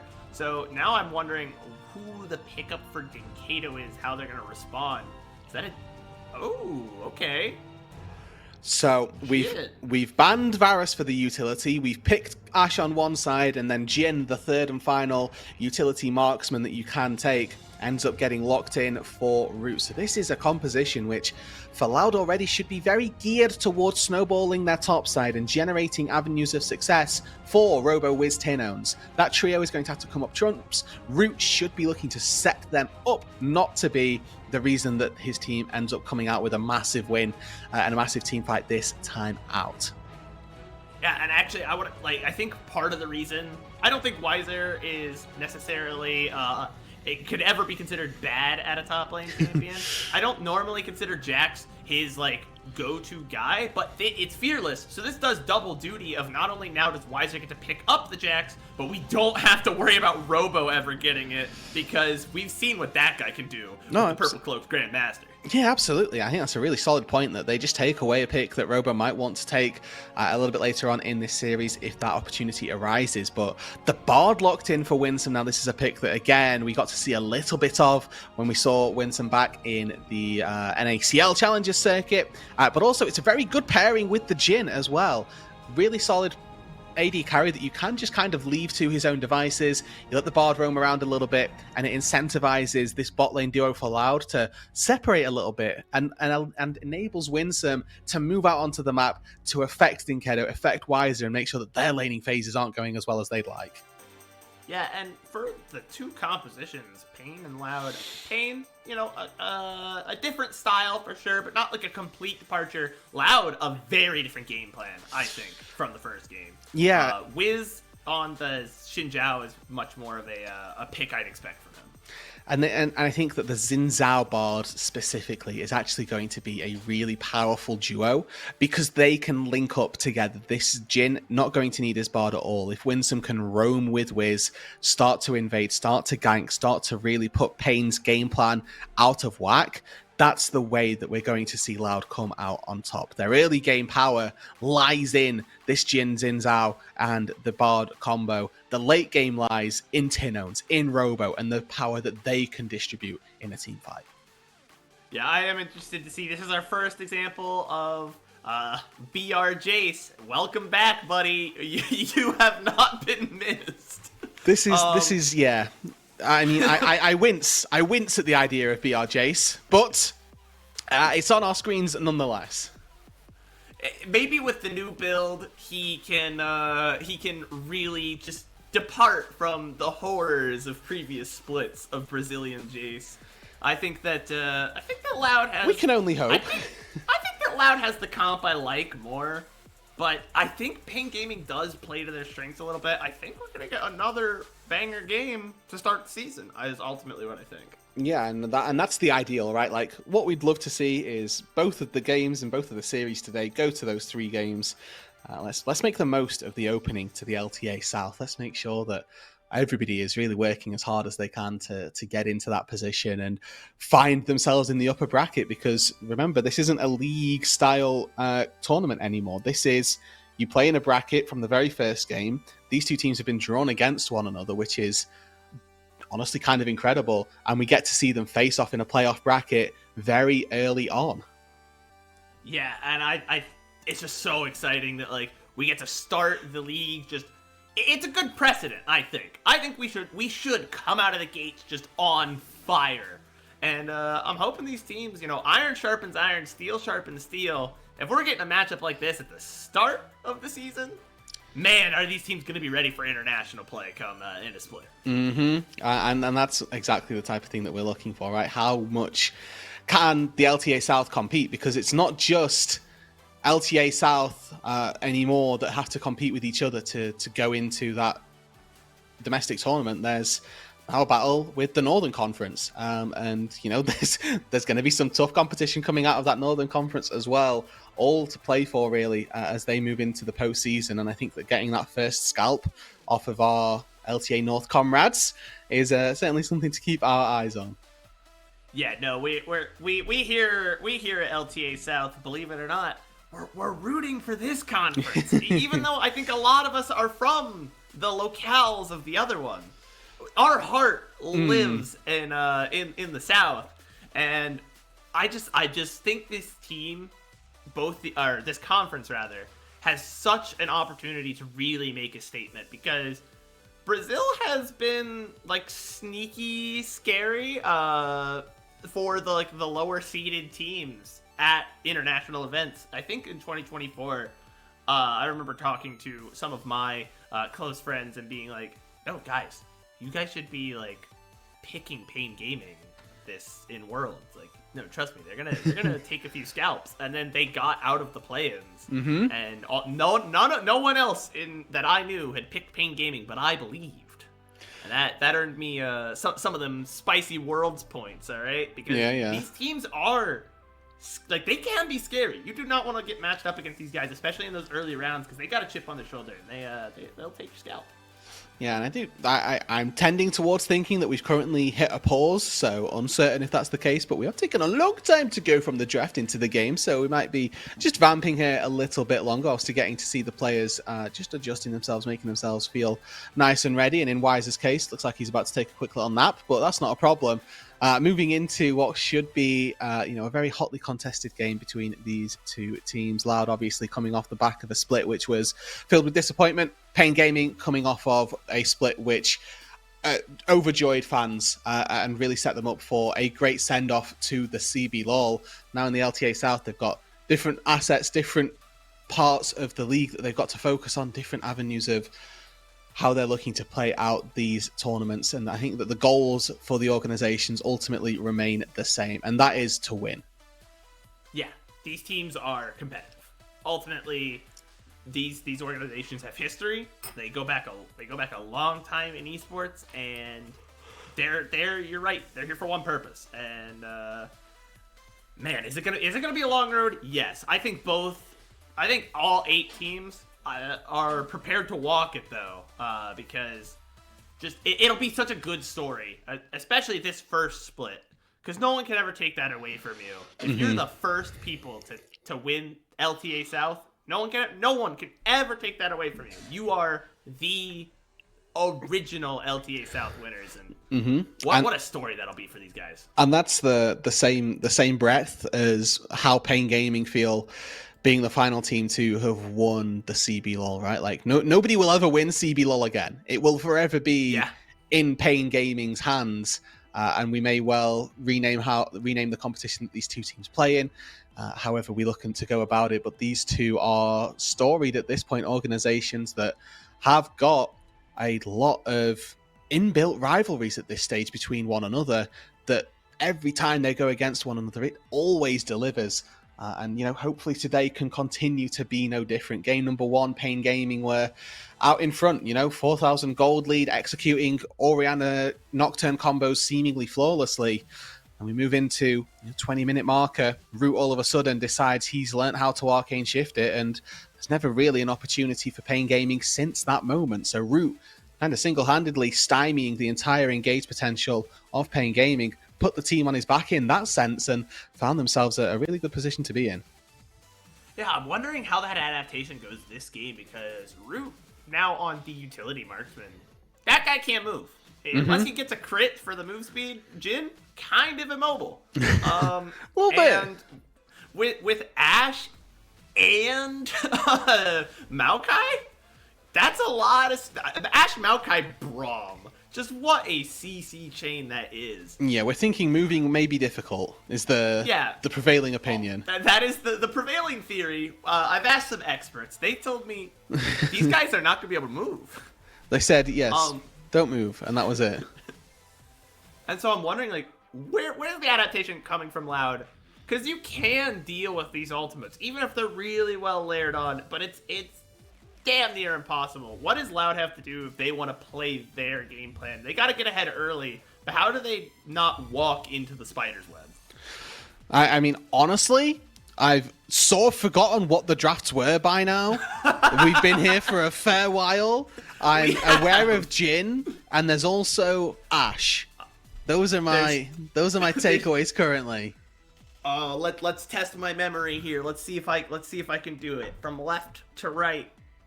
We got don't remember Pain Gaming's top laner. Whoops. This is a good start. We're doing well. We got Maokai. Yeah. We got Ari. Maybe. We got Ashe. Yeah. And then Braum. We got Braum. Okay. And on the other end we got Jace. Yep. Xin Zhao. Yep. Victor. Beautiful. Look at this. Jin and Bard. I would have got those two. This is beautiful. Thank you very much, Prod, for giving us the draft so that I can once again look at some of the champions that we've picked up. Ah, yeah, right. Jax was the champion we picked. Jax was indeed the top laner. So again, great chance whilst we've got this little respite for me to chew your ear off a little bit. People at home, remind everybody that this is a fan-run broadcast, a fan-run project, and as such, we are completely unfunded. This is all off of our own backs, and this is out of passion for the LTA and the community in South America itself. So any support that you give, whether it's follow us on Twitter, follow us on Twitch, just so that you can give a little bit back to us, is always going to be well appreciated. I got hit with a -1. No! Oh, I missed That's my true. champion. You missed your Jax champion. Unlucky. But yeah, this, like I say, completely fan-run broadcast. We are doing this off of our own backs, and any support that you give us is very much appreciated. And we merely hope in response that you enjoy the work that we do and you enjoy the product that we produce. As such, we do request a little bit of leniency. So if we do forget champions and, what they have when they have 10-minute breaks, hey, that's on us a little bit, but equally, bear with us. We're taking the time out of our day to provide this for all of you as well. And if obviously we do run into technical difficulties like I did in game number 1 because your boy's internet ain't good, you're just going to have to deal with it and bear with that, I'm afraid. Yeah. I hate to break it to you. Yeah, that's the reality of the situation. No, it's so true. That's part of back when it was CBL English, part of, what enamored me, and I think enamored a lot of people that want to stick around. It's just, we're doing it for the love of the game. Mm-hmm. Just simply because these guys, the guys that I get to talk to, myself, we just love South American League of Legends. It's just a good time. Yeah. And it's a great time as well to re-welcome all of the people from the LLA community that are now joining us. We are more than happy to have you here. We are very grateful that you've joined us on back to all of our former CB. Well, yeah, I welcome in. Get ready, because once we're currently dealing with technical difficulties. Once those are done, you guys know how the LPL has 2 different types of games. There's the LPL that happens before Baron spawns, and the LPL that happens after Baron spawns. And the LPL that happens after Baron is just kind of they sit there and throw haymakers at each other until one team passes out. The CB LOL teams, which we've got 2 of them in this game, they just do that the whole game. That's just all they do. There's no jabs. Only play style. They do. I think the great point that it's a great reason that I told him and then might immediately. So that was really good. Yeah. It was really well prompted and really well scripted, to be honest. You knew it was coming, really. Had to get it in nice and early. I guess it's a good time to talk about, to recap some of the season changes, I guess, if you haven't been paying attention, if you've been living under a League of Legends shaped rock, if you've been living under the Krugs for the last month or so. No huge overhauls, nothing vehemently changed, like no new item system, but a new jungle monster. We got Otacon. Mm-hmm. We got the new feat to strength system, so upgraded boots, tier 3 boots late game. New item and rune changes. I actually love the new runes. Yeah, what's your favorite? I like Deep Ward. I play support. Oh, okay. This guy walks around with 4 HP on his wards all the time. I see. Yeah. You know what would be good? I walk around. Is if it worked on pink wards as well. Like if it gave pink wards 5 HP again. Pink wards with 5 HP, Jin literally starts crying. Yeah, I mean pinks back in the day had 5 HP, if I remember correctly. Yes, that is correct. So, I'm pretty sure that change happened about the same time that Jin got released as well, which did make me laugh. But I think that would add power to Deep Ward that would be probably fine, to be honest. Give it to pinks as well. Let's see. Yeah, I mean, it's not the one new rune. The one new rune is kind of gross. Is that Axiom Arcanist, the blue one? Yes, Axiom Arcanist. I saw that on a Swain today. Man. There are some really fringe champions that actually get away with using it very well. Swain is one of them.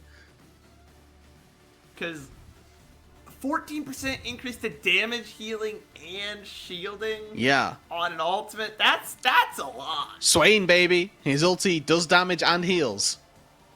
Cool and double duty. Yeah, exactly. It's also really good on Karma, because if you Mantra E, Mantra Q, you get extra shielding, you get extra damage. If you Mantra W, you get extra healing. It's good on all 3. We check all the boxes. And not only now does Karma's cooldown get reduced on damaging champions with abilities, it also, if you get a shutdown while you have that rune, 7% refunded cooldown. It's a pretty good rune. Yeah, it's definitely a bit of a bonkers one, I'm going to be honest, for Karma specifically, but hey, we're just having a little fun. And allegedly it doesn't work on her Mantra Q because it's bugged. So when it's not bugged, we'll see what happens. I'm getting word from our field reporter, our caster in the field, our Mr. Minion, that the LEC is also paused. Huge. Oh, okay. Yeah, this is actually a good segue. We can talk about this a little bit, Roodood. What are your critiques of the tier list? Well, so far, Louder 1-0 versus Pain Gaming. So that's something that should be considered as we look at this. For those not in the know, the Gringos Liberados tier list is a tier list produced by 3 representatives of the LTA South English community that are not here to defend themselves. We have a podcast called Gringos Liberados, and every week we'll be uploading content, discussing the week's action, and then looking into, just discussing what's happened, what we think is going to happen, any highlights, any in particular lowlights, and this in particular tier list brought to you by Trajan 4x4 and RMC, 3 long-standing veterans of the LTA South community. So you'd like to think that they know what they're talking about, but already they're all wrong. Yeah, I've been told that this is a tier list made from the art of compromise, and maybe you can see it. I feel like some people maybe really didn't want Loud in the S tier because of some long-standing rivalries, perhaps. Yeah. I am curious. I kind of agree with the tier list. I do feel like Cade got a little weaker this year. No, I'll agree with that. Yeah. But we're putting him behind Furia, guys. I don't know about that. Definitely. Like, the Furia roster is good. I'm not gonna dispute that, but I like the direction VKS is heading. I don't know. I'm for one. Go. Go. Delightful. Very nice. Very good. Very well played. I think that the way that we've got 4 teams in A tier screams that something's gone wrong. Now, they did say that this is a compromise and a lot of averaging. However, the only way to find out who is actually correct and who is actually wrong is to go and watch the podcast, okay? So go and listen, Spotify, or on YouTube, all are uploaded. It'll probably make a little bit more sense if you've got some, video feed to go with you.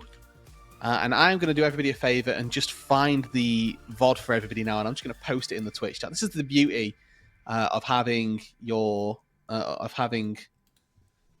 sort of live interaction and co-stream capabilities, is that I can just do what I like. We're not sponsored. I can just do that. YouTube video. I'm just going to do that. And if you look in the chat now, everybody, this is episode 4, number 1, episode 1, number 2. There was 2 parts to this one. So you should go and watch both episodes, to be honest. But that's the second half after they've already done everything. Season 4, episode 1. So good, we had to make it a 2-parter because and he needed the full duration. You guys really do have to watch that because, like I said, it's a product born of compromise, is a way of putting it lightly. There were some disagreements on how teams should be handled coming to this season. Ultimately, I think we're just gonna have to wait and see. I hate that we're having to wait for. I would like to do more of the seeing. Oh, we're gonna do it. We're gonna do it now, Bren. I think that's what it looks like. I think. Okay, Bren, this is all you. Oh, okay. This is all you me. Go first. Gotcha. I'll go first. Yeah. I'll no agree, recency bias. No recency bias. We can't take this game into account. We can't take this game into account. Okay, no. So just historic. Then I'll agree. Ping Gaming won the split. They kept the same team. Put them in S tier. That's fine. You know, I get it. They won the split. They got the whole same roster, same coaches. Run it back. Win it again. Why not? Loud, I would say, is the top of A tier. Ooh. I think they're the number 1 A tier team. Just because even if you think they don't look good, we thought they we're in looked bad game. before. We're in game. It's okay, Bren. You're saved. We're back. What? Where'd it come from? Sorry, everyone. I really did not want to have to defend that position, so I'm glad we're back. Yeah, you've been saved by the bell, literally. But which is good news. Now we get to see. Oh, okay. Oh! There's so much just happened on my screen. Little bit of a attack speed boost there to clear the ward instantaneously. Both teams doing our standard early game warm up routine, feeling each other out, seeing what the vibes are.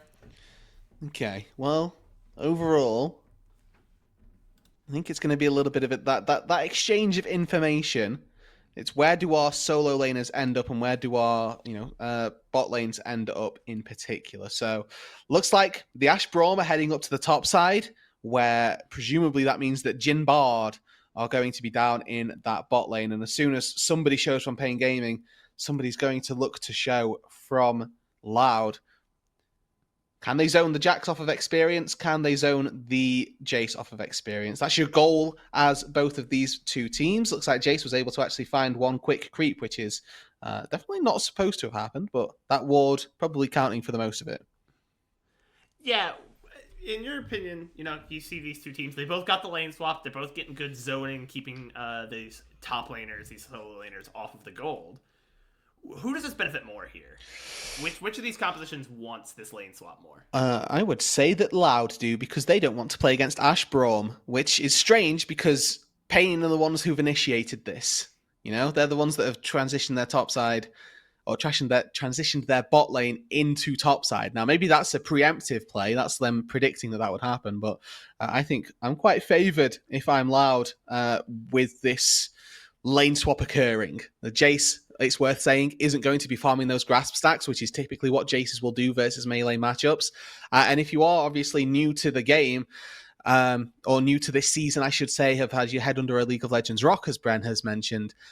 This is Tank Jay's top lane, which is a little bit new. So you still take the D-Blade, but this time you take Grasp, you're going Fimbulwinter, Unending Despair. There's a lot of tanky items to be picked up because they are pretty ridiculous. So you take those, you still do good damage, but you're actually an incredible presence in the front line as well. Yeah, and Jace has like that ability to disrupt because of just has a knockback, has a way to go in. Like the hammer form Jace can genuinely like knock some people about in team fights. And now that you're tanky, people don't expect you to just like run in as Jace. Hopefully these teams, you know, we're starting a little later into January. They've had some chance to do some recon, see what is going on across the world, and so I believe Pain Gaming will be ready for it, but it's kind of difficult to deal with. No, definitely. I mean, for the most part, anyway, if they're unawares, then they could actually get very much owned by this Tank Jace top. And if they are aware, they could still get owned because this is an incredibly obnoxious pick. It was first pick in game number 1 of the LPL series that went on this morning. So there's definitely a lot of emphasis being put on the pick and the play rate of it so far. Worth mentioning, though, that in this mid lane, we are seeing Tinones currently lower on health, but that's because Dinkedo has already been forced back to base and to teleport. So Tinones having a really good laning phase thus far. Any poke that he gets onto Dinkedo now is going to stick. That's HP that he's going to have to try and trade back in another facet. Tinones now pretty much without mana goes back to base. Will be able to teleport back in and start looking to harass the RE even further. Yeah, and he's in a really good position to harass because if, again, they can get Wiz in position, Ari's not the easiest champ to dive, pretty mobile as they come, but Wiz hopefully is going to be able to capitalize on some of that as we see Dinkedo going to go ahead and back now. You talked about the Hawk shot already coming into play here. They spotted Wiz out on his Raptors. Yeah, and I think that, it's just the end of the second clear, so it's not too important. Oh, Root has to cleanse the stun. Very low now. And also that summoner spell being gone, that means if Brahma lands that passive onto him, the stunning blows, it's going to be very, very difficult to escape. But Wiz is in that top side, going to be able to provide a little bit of support. And quickly, just a thank you to Captain Flowers for the raid on our channel. Welcome to everybody joining us. I know he was doing a co-stream, and now Curry a little bit in trouble on this top side, forced to flash. If you're looking to enjoy some of this content, we are a completely fan-run broadcast. We'll be broadcasting every single game of the LTA South in English in a typical broadcast style. So if you like what you see, stick around, please follow and see what you can think of our gameplay. And we're hoping that you've all enjoyed the LTA South as much as we have, and we're going to continue to do so. Yeah, it's such an exciting prospect because we really get to prove who the top dogs in the Southern Conference are very early, because I think both these teams are kind of favored, and so getting to see them game 1, I'm like a kid in a candy store, man. I can't stop smiling. Okay, so Grubs I just feel so silly. Grubs has been started. It looks like Karaoke was able to take away the first one. However, still a bit of a skirmish going on both sides of the map. Level 6 is dinged. Gotta be careful. Here comes a Robo. Gonna be able to use the Counter-Strike to get out, but now he's very, very low. And Robo does have that teleport online, so he might be able to make a play to either take plates in the bot side or come up and help his team. Oh, Winsome's in there. Double flash out. Yeah, double flash out, and it ends up all 3 grubs over to Pain. Pain Gaming going to take that trade every day of the week. Gets 2 flashes off their opponents, 3 grubs. That's a win. that's an absolute win. It's a steal. It's daylight robbery for Pain Gaming. And Loud, again, just slightly crumbling under some pressure. Winsome with that portal went in to support Wiz, who really had no support to be given and found himself needing to flash out to safety. And I'm not too sure what quite has happened in that jungle, but Karaoke, already level 6, has farmed up an absolute storm. Wiz seemingly quite far behind on the play, has spent a lot of time not really farming, and now finds himself in a bit of a tricky position, down almost a full level, down quite significantly in experience and that gold as well. Now have to find out what his way back into the game is. As a very early game snowball-esque champion, this is not the position you want to be in. Yeah, Xinjiao does not like playing from behind. He needs to be ahead of people and needs to just jump on top of them and beat them down, really bully his opponents. can't really do that if you're stuck farming raptors, stuck getting buffs, just to keep up in gold. I do want to point out, Robo got 3 plates on that bot side tower. That's a lot of gold. Yeah, the Jace will be a little bit more accelerated. I do think that one of those plates probably went to Root and Winsome pre-swap back, but even still, the Jace getting 2 of those is definitely very important. Moving, though, through into the second sort of objective spawn, with the way that Pain Gaming set themselves up around that Grubs fight, you'd like to think that them moving into this Drake is going to go just as favorably. Karaoke already with one sapling down. If he puts one up in that banana bush as well, that's every angle of approach covered for Pain Gaming. And again, spotting Wiz out nice and easily. This Hawk shot. Yeah, there's just no way in for Loud that's not completely doctored. Yeah, and you were just seeing the dominance early game of both Hawkshot and on top of Saplings. Just complete vision control, every avenue of approach. They know they have as much information as they need, and they use it to full advantage. Uncontested Dragon here for Pain. Gonna go ahead and take that, and that sets them up very nicely in this early game. Technically, they're down gold, but I think they're in the more dominant position. Yeah, and that gold, I mean, it's just coming from these sort of small laning increments. Largely the Jace has got the biggest lead. I mean, a little bit in support as well, but this isn't particularly anything to write home about on either side. I think the most important part for me at the minute is that CS lead in the mid lane, as Tinone's definitely feeling fairly confident, and Titon even more so, just stepping up, spacing Root and Winsome. But the Victor in the mid lane is going to be a threat. Later this game gets, the more scared Pain Gaming have to be, and importantly, Tino's got to his first upgrade on that laser without really being punished. Still had flash up the entire lane. Wasn't ever forced to build that null magic mantle into the Mercury treads, and finds himself quite comfortable rather. Woo!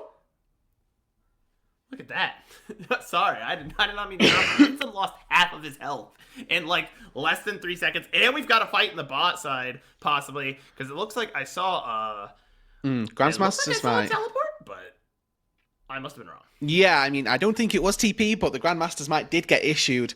So Wiser looking to go for a little bit of damage there onto Robo, who still has a lot of mana. Tinone's, though, now in trouble.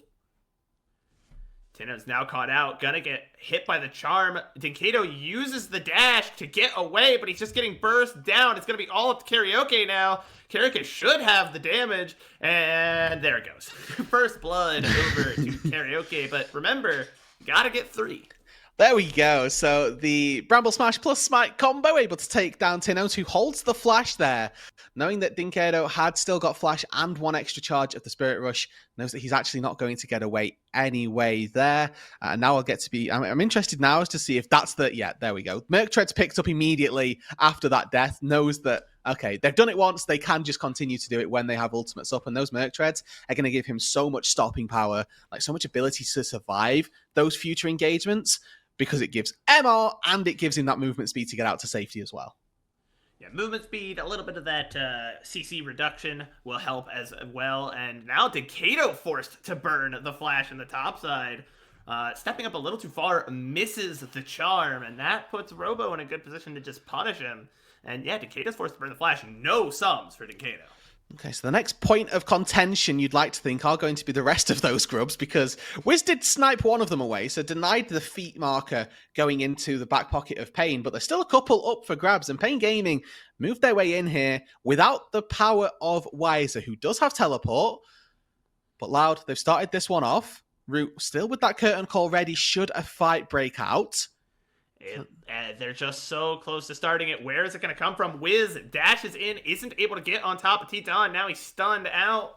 Kind of forced to play back, and we do see some teleports coming in. Here comes Wiser. Wiz knocks everyone away, but he has to go golden for the Bard ult, and he's down finally. Wiser takes him out. Another kill going over. This might be 3 for 0. Pain taking no prisoners. Winsome, can you get away? He will, and Pain's going to go ahead and take their prize of one little grubby.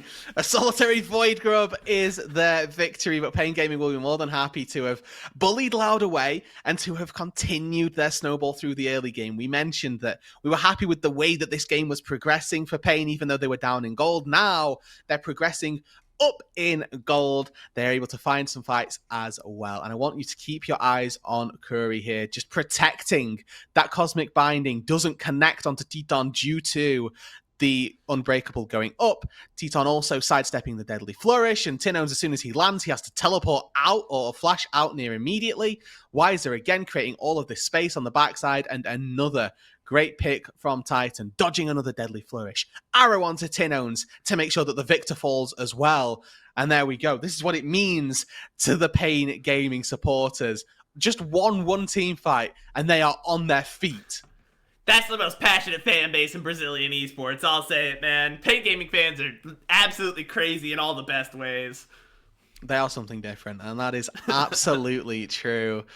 And on this top side, still seeing that the CS advantage is actually giving a gold lead over to Robo on this Jace, who's so far built absolutely zero physical damage outside of his Doran's Blade, and I don't expect that to change. Yep, nope, it's Tank Jace through and through. This guy knows who he is, he knows what he's doing. As we might see the engage, the Enchanted Crystal Arrow missing Tinones. They're just going to go ahead and walk that one out. Whoops, guys, my bad. Didn't mean it. Yeah, and now I think actually that with the ECA down, could be an opportunity for a contest from Loud on this Drake. Robo going back to base, doesn't have teleport to get back up to this top side, and in fact, it looks like it's going to be the complete opposite. Pain Gaming have decided that they're going to take the Dragon. Loud have decided they're going to take Pain Gaming, and Weiser needs to be careful on this top side here. He is the play on the map right now. Oh, and the flash out from Robo. Now they're going to turn around on the Weiser. Winsome gets the slow, drops the ultimate, and Weiser, it's not looking good for you. Is able to hop to the ward to get out, but Wiz goes in, gets the knockup. He is stunned, and I think they were trying to get the kill over to Robo, but Winsome comes over and snipes it. Yeah, they knew that none of them had ways to kill the Jax there because he's got Counter-Strike tunneled, or channeled, excuse me. So they're just waiting for that to wear off. But then obviously with it wearing off, there's a stun that's coming through, so they don't want Robo to die. And in the end, it ends up just being that Winsome has to take the kill. They do take first turret as well, which is really important to get that Bard, or Bard, I've just read the words. Bard carry, quite rightly, from our producer, Rose, exactly knows where the carrying is. But to get that feat of strength down early doors is going to be very important because currently they're 1-1 on those feats. Pain Gaming found themselves the first feat of warfare. And actually, I'm completely lying because they have all 3 objectives. Yep, Pain Gaming able to pick up the drag during that, so even though Loud does pick up the first tower feat, unfortunately for them, Pain Gaming said, oh, there is a dragon here. And they took it for free. No contest, unfortunately. And that does mean, once again, Pain Gaming getting the feats on their side. It's going to give them the upgraded Tier 2 boots, as well as the option to get Tier 3 boots. A great charm from Dinkado. Can he get away? Has to burn the ultimate. Spirit Rush away. And he'll go ahead and take the back now. And that's really all you're playing for there as Winsome. You know that you're never killing an Ahri, as now Curry's just dashed forward to a minion to try and dissuade route. But you burn the Ahri ulti. It's a small win, it's a small victory, but it's one that you will more than happily take. And now this gives an opportunity over to Tinones to maybe try to punish. No objective spawning soon, but another fight in the mid lane. ETA into the Glacial Fissure. Another stun. But look how tanky Robo is. He's got 3 members on him, and he's still alive. Gets golden from the Bard up. Now we got a full team fight. Everything coming out. Multiple ults dropped, and ultimately Pain has said, okay, that's fine. We'll take this. That's 2 so far. Unable to pick up Root for the 3rd, who does drop the curtain call. We are not done yet. Trying to get damage down on the Teton, but look at the lock. It comes out. No real damage to be speaking of, and Pain takes another fight in a pretty dominant fashion. Yeah, and I mean, Weiser this entire time split pushing on the top side. Yes, Tinones was able to find a turret down in the bot lane, but you can see that despite the fact that this victory is slightly out-CSing the Ahri, there really isn't a good area of the map to speak of for Loud right now. Robo going to be the subject of this replay, and he just really, well, maybe not. Maybe next replay. But he had no real way. He had no way of getting out. Yes, the Jace is tanky, and yes, he was able to buy time. But Loud get thoroughly baited into trying to save the Jace. You know, even Mikhail's burned onto him after the Maokai ulti connected, but there was no way of getting him out, and it costs Wiz their life as well. Yeah, ultimately, sometimes you just gotta tell your friends, we might gotta let you die here, buddy. We're gonna Mm-hmm. have to leave you behind because the whole team came to save him. It was a valiant effort, but they don't usually give out medals to the surviving members of the team. That's all I'll say. Definitely a rough story for Pain Gaming so far, but they were in this position last game and came out with a win. Dinkedo once again forced to use the Spirit Rush defensively. Tenone's constantly having the pressure down on this side lane is concerning as a Pain Gaming fan. As a supporter, you're thinking, well, what if there's a little bit more in the tank that Loud can do the same thing that they did in the last game. Last time it was around a dragon that they found a big fight and Titan now engaged on. Gets the Enchanted Crystal Arrow out, but it still ultimately gets caught by Winsome. But a great grasping from Karaoke, and now it looks like the fight's in favor of Pain Gaming, even though they don't have the full squad there. Yep. They've got Weiser up on the top side, just split pushing. Titan, perfect arrow. Yes, Winsome catches him with the Tempered Fate, but Titan just stops the Xin Zhao in their tracks. There's no follow-up to be had after it goes down, and that allows him to get out. But perhaps Karaoke has to burn the flash, taking a bit of damage, isn't ultimately going to get caught out by the Arcane Storm, is able to get away, and, he burns an ultimate there, takes that, but losing the flash kind of hurts. Yeah, and I think that Weiser now is going to come into the Rift as an absolute fiend. 2 levels up over Wiz at this instance, and has that full Trinity Force, has plated Steel Caps. He's going to run down Wiz as best as possible. Forces them back to the side of Winsome, who escorts him out to safety. But with Drake spawning in just under a minute, Atacon spawning topside in the same sort of time frame, these teams going to have a decision to make. Where do they focus? Loud, they've got no dragons so far, so their attention is not necessarily on soul, but denying the soul stacking. I think the way that we've seen the League of Legends meta develop is that teams are more likely to just turn their head toward the dragon and make sure that they're not throwing entirely at Atacon. But I say this as Loud have passed 4 people into the top side and utterly surrendered the dragon. Yeah, any hope of positioning that dragon, gone. They're waiting for Atacon to spawn. They know what their win condition is. They did it last game, and they said, okay, we'll do it again. They're waiting for Voracious Atacon. Here he is. He's on the map. He's getting ready to say hi. If you guys don't know what he does, he gives you a free Guardian Angel, except instead of respawning on the spot, you go back to base. He also makes it so every time you kill someone, 40 extra gold. It's going to incentivize Loud to do what they do best, and that is create bloody, messy team fights. Yeah, and I take the only piece of information that I take homage with there, Bren, is the word of free. So it is a GA that you do get, and it doesn't cost you anything, but it does give the enemy 200 gold if they take you down. So that's 2/3 of a kill in essence. And the way that this game has gone, currently the bounties on Loud's heads are probably only a little bit over 200 anyway, if they've died a couple of times in this game. So, at this point, it's worth about a kill to take them down. You just don't get the death time on it, which is the main difference between these two. Quite rightly, it's incredibly overpowered, first of all. It's something that needs to sort of have a little bit of a dial down on, but I do think that with either team taking this, Pain Gaming last time round, they didn't quite manage to make it work, and Loud pretty much broke open the base. Yeah, ultimately though, good kind of secure gold lead for Pain so far. 3K, not the greatest margin to be up by, but they've got the items online, which matters quite a bit. The only big bright spot for Loud this game has, I think, Tinones has just been uncontestedly just absorbing minions. That means he's getting those upgrades online. He's going to have, I believe, Leandri's here very soon. He's going to start to really, really hurt that front line of Pain Gaming. Yeah, absolutely. Just now evolved the W, so all of his abilities will be slowing as well. So this is now, a really good breakpoint for the Victor, waiting for that final glorious evolution to come through. And then the Victor's team fighting just goes from 90 to 100, right? Like, he's already such a strong team fighter, but you get that final upgrade and the ulti starts to really hammer home the damage. Tinones looking to recall, maybe finish off an item, definitely replenish that mana bar, but the rest of the team looking to try and contest this Atacon. It's not something that you can be giving up for free.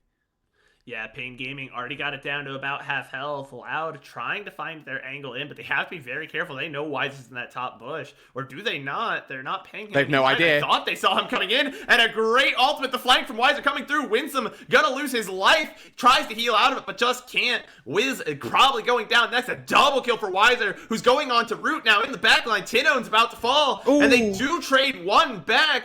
Robo doing as much damage as he can, but it's not going to matter. Atacon has been secured. The only bright spot is they do get the shutdown on Titan. Yeah, they take down the Ash, but it costs them so very much. This is a big win for Pain Gaming, and complete contrast to game number 1, where it's at this stage that Loud found something from nothing. This time out, Wiser, an incredible position in that top brush, finds the flank that opens up the game for Pain. Wiser just barely sneaking in away from the vision of Winsome. They had absolutely no idea. And yes, this TP comes in, but Wiser's already just opening up onto Winsome to take out the Bard and do as best as possible there.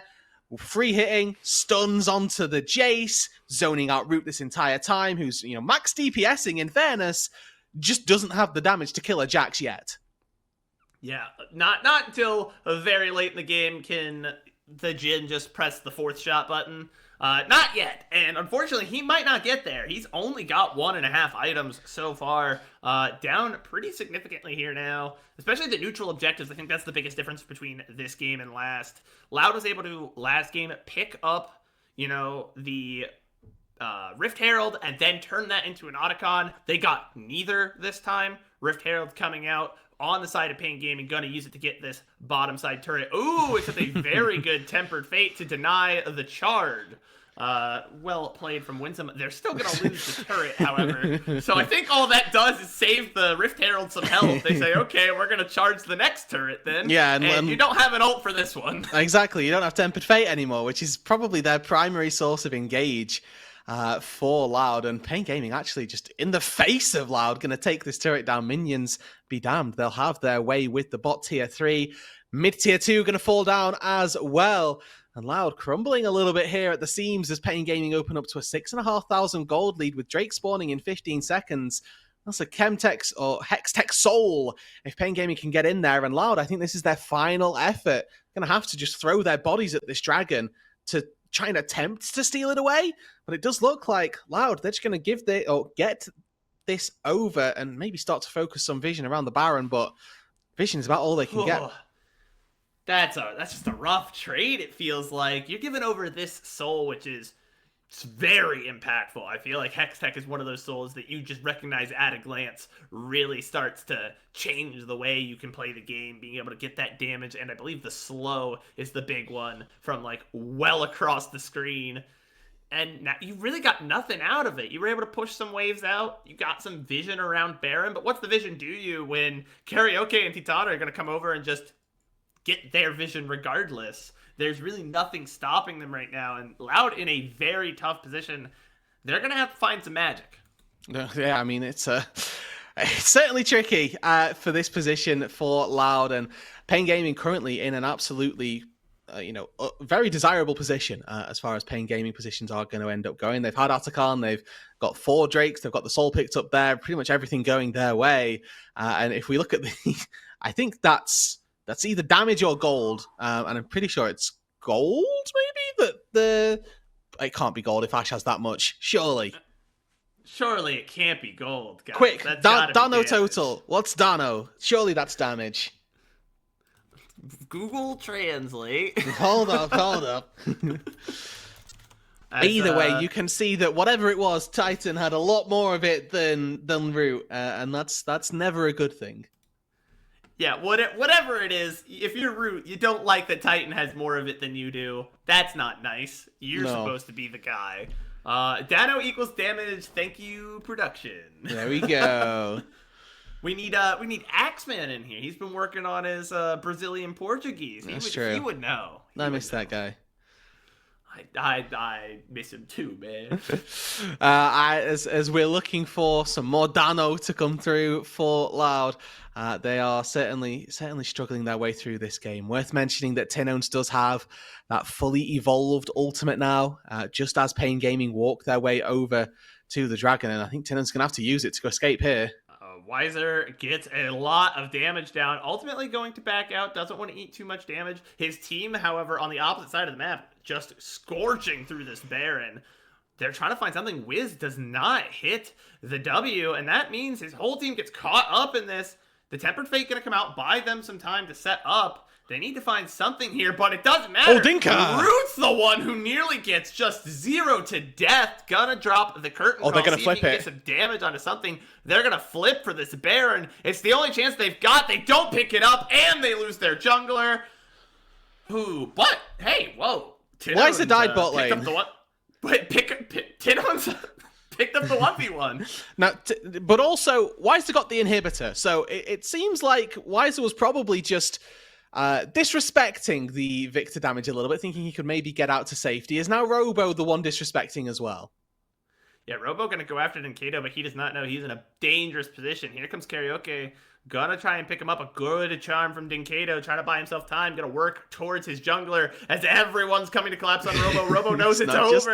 Trying to flee for the jungle, but Titan is there. And that's another kill going over, or the first kill, I apologize, going over to Dinkato this time. He's been out on the map, though. 9 stacks on that Dark Seal. He has been present and correct for everything that Pain Gaming were looking for through that mid-game. And now with the Baron at their backs, the Hextech Soul as well. You have to imagine Pain are in the ascendancy. They are in a prime position to force us to game number 3, put themselves back in the driver's seat for this series and tighten us up once again. Replay for how that Baron went down. Dinkedo, you can see just keeping Root at arm's length.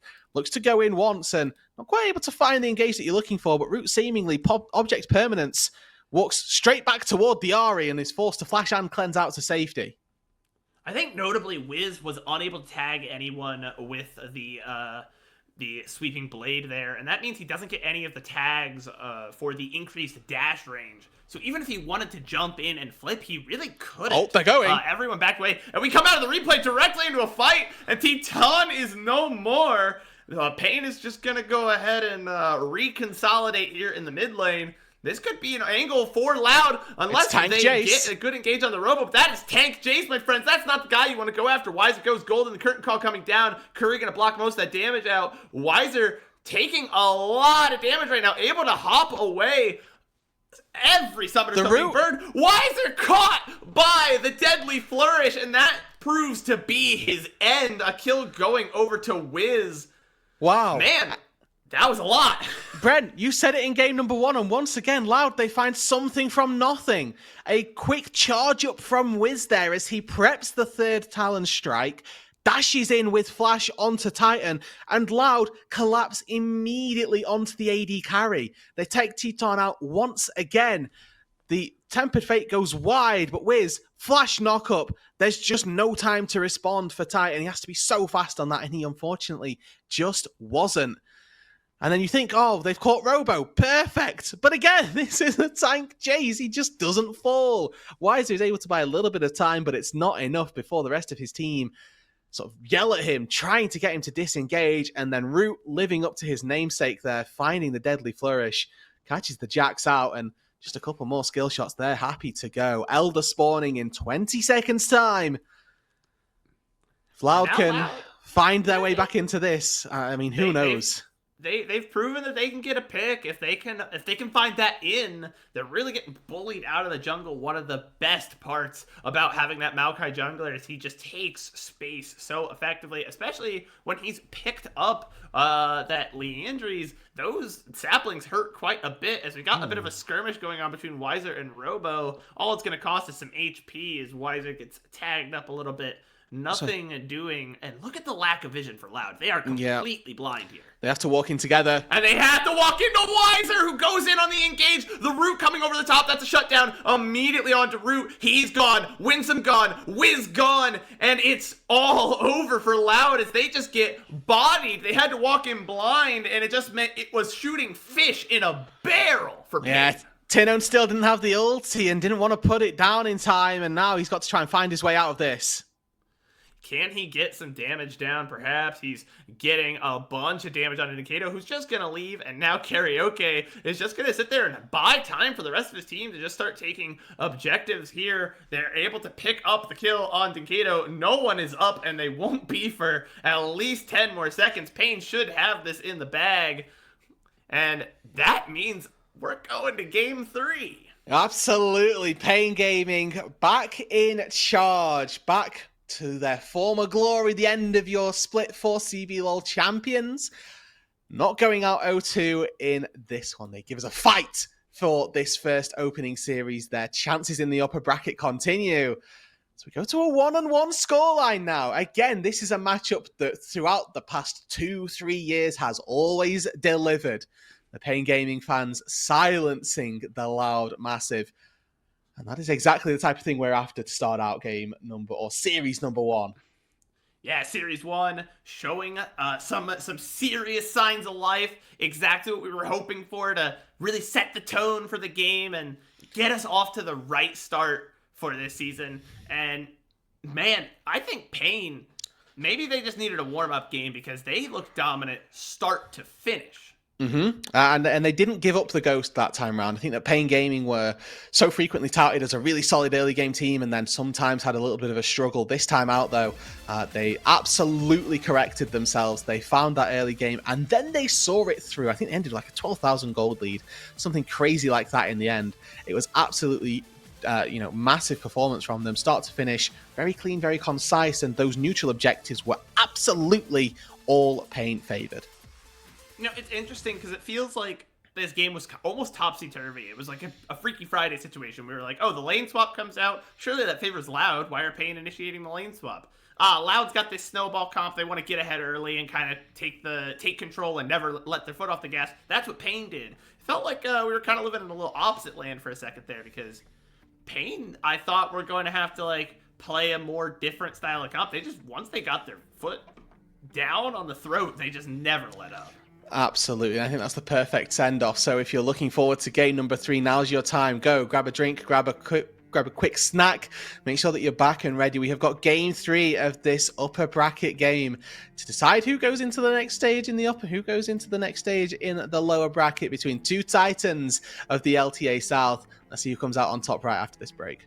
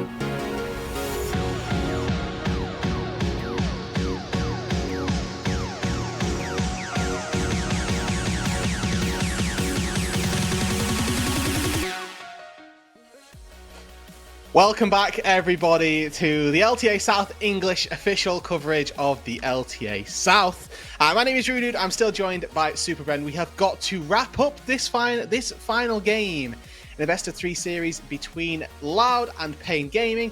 And in case that wasn't enough for you all, we have then got another best of 3 on the backside of that. So all the action still to come. If you missed the previous 2 games, go and watch them. Catch up. Because they were really good, really entertaining, and definitely set the stage for what is going to be a glorious 3rd game. Yeah, we saw 2 very different games between Game 1 and Game 2. Game 1, we saw an early game lead from Pain, and then this just exhilarating comeback from Loud. And Game 2, Pain said, not again, buddy, and they just kept their finger on the trigger the entire time. Did not let up. And so now we got to see which ideology here is going to prevail. And I wonder, again, we're doing Fearless, so I'm wondering, like, how much are we switching up these drafts to get ready for Game 3? Yeah, what's going to change? Obviously, going into the 3rd game of a best of 3, you've now got 40-something or 20-something banned champions at this stage. Goes up to 25 by the end of the draft when you're looking for those picks the very back end of the draft. So lots of picks off the board, plenty of champions that you can no longer play, and that sort of really starts to pinch the pools of certain players, certain stereotypes of champions as well. We're definitely running out of those utility marksmen, right? We've got not a lot of that left in the tank, and that means that we're going to start resorting into something a little more hyper carry focused, probably. Maybe looking into our other avenues of marksmen, and maybe just other avenues of bot laners in general. Ziggs is still open, right? Still a pick that can be taken. Those mages can be moved down into that bot side as well if we so desire. And speaking of the draft, we've got it here up on screen. Wonder if we might see a switch up in some of the bans. And yeah, we are seeing Caitlyn is now coming out as a blue side ban, which hadn't been there previously. Varus still banned out. The red side bans, I think, have been the same all 3 games, which that's pretty telling. And Mbessa coming out onto the Rift. No, I like that. There's a very clear plan that's been formulated here for Loud, and that is to take this Ambessa first. They've dropped one of their bans and put the Xayah in because it's one of the best AD carries that deal with the Ambessa. If you see the ulti coming for you, Xayah ulti is about the best chance you've got at stopping it. That or Sivir, really, are your 2 options. But touted Ambessa counter is the Renekton in the laning phase. So the Renekton should be able to handle this Ambessa quite easily. The reason being is you can get the majority of your damage down in the sequence of the stun. So the Ambessa, yes, she can dash around and do all those great things, but the second she gets in range to auto attack, you hit with the Ruthless Predator stun, you get massive Call the Meek, and that's all of a sudden a 1 trade for you.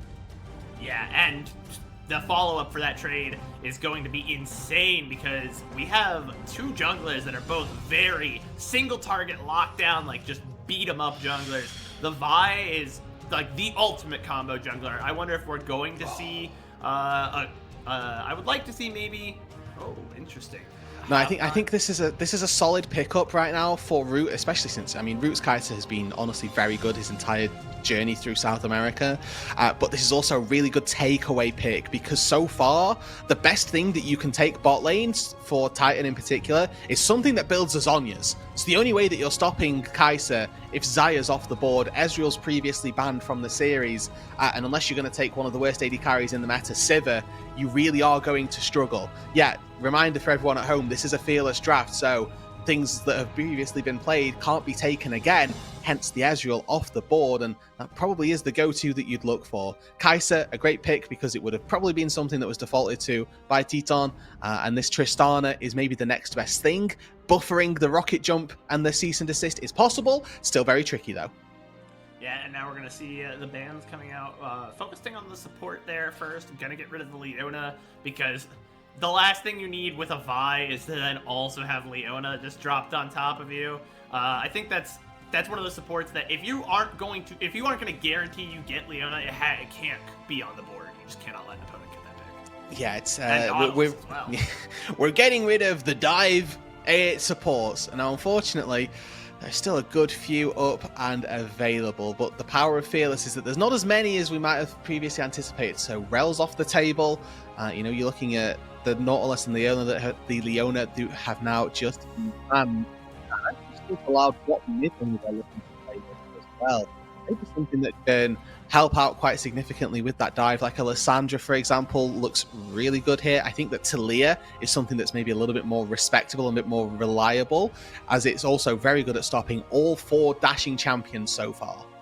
Yeah, I am interested as well to see what's gonna pop up for that mid lane, because I feel like when you have a Vi, that's the combo you're looking for. How does Vi link up with that mid lane? Yeah, Talia Poppy here. Poppy's very good for the support role. Winsome taking this should be absolutely happy. And I mean, if they lock Talia here as well, this is, you know, cut and dry, a very solid comp that they've got for themselves. Diving mid laners as far as you go. Yep, that fits the brief. We're happy with that. I hope that Tinones was doing some studying over Worlds. I think we saw at the last Worlds where Faker just had the one game where he just could not die on Galio. That is a fight turner right there. A very just versatile mid laner. He can dive, he can get tanky, he can do damage. Kind of got it all.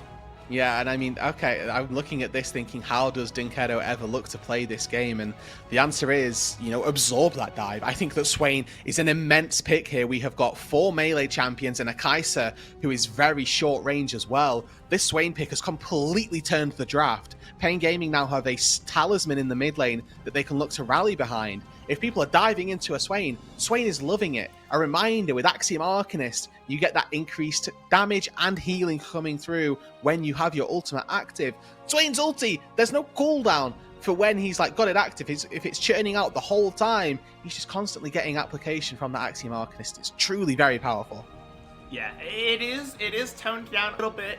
If it's an AoE ult, you do not get the full 14%. I believe it's 9, I think. But that's still incredibly, an additional 9% damage and healing, and there's no maximum duration. As long as he can stay in the fight, his ult is still on. And so I do agree with you. That is such a lovely pick. I'm hoping to see how Loud can navigate that. I presume they're going to try and pick or isolate Swain and then engage their team fight. They do have Winsome on the Poppy, and Poppy can just yeet you out. You pop your Swain ult, Poppy gets rid of you. You're no longer in the fight. They kill everyone else. So this is going to be kind of a back and forth to see who can get the advantage over the other.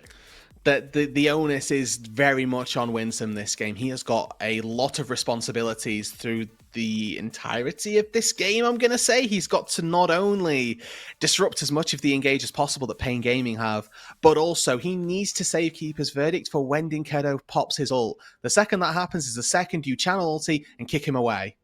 Yeah, and you know, I'll say it.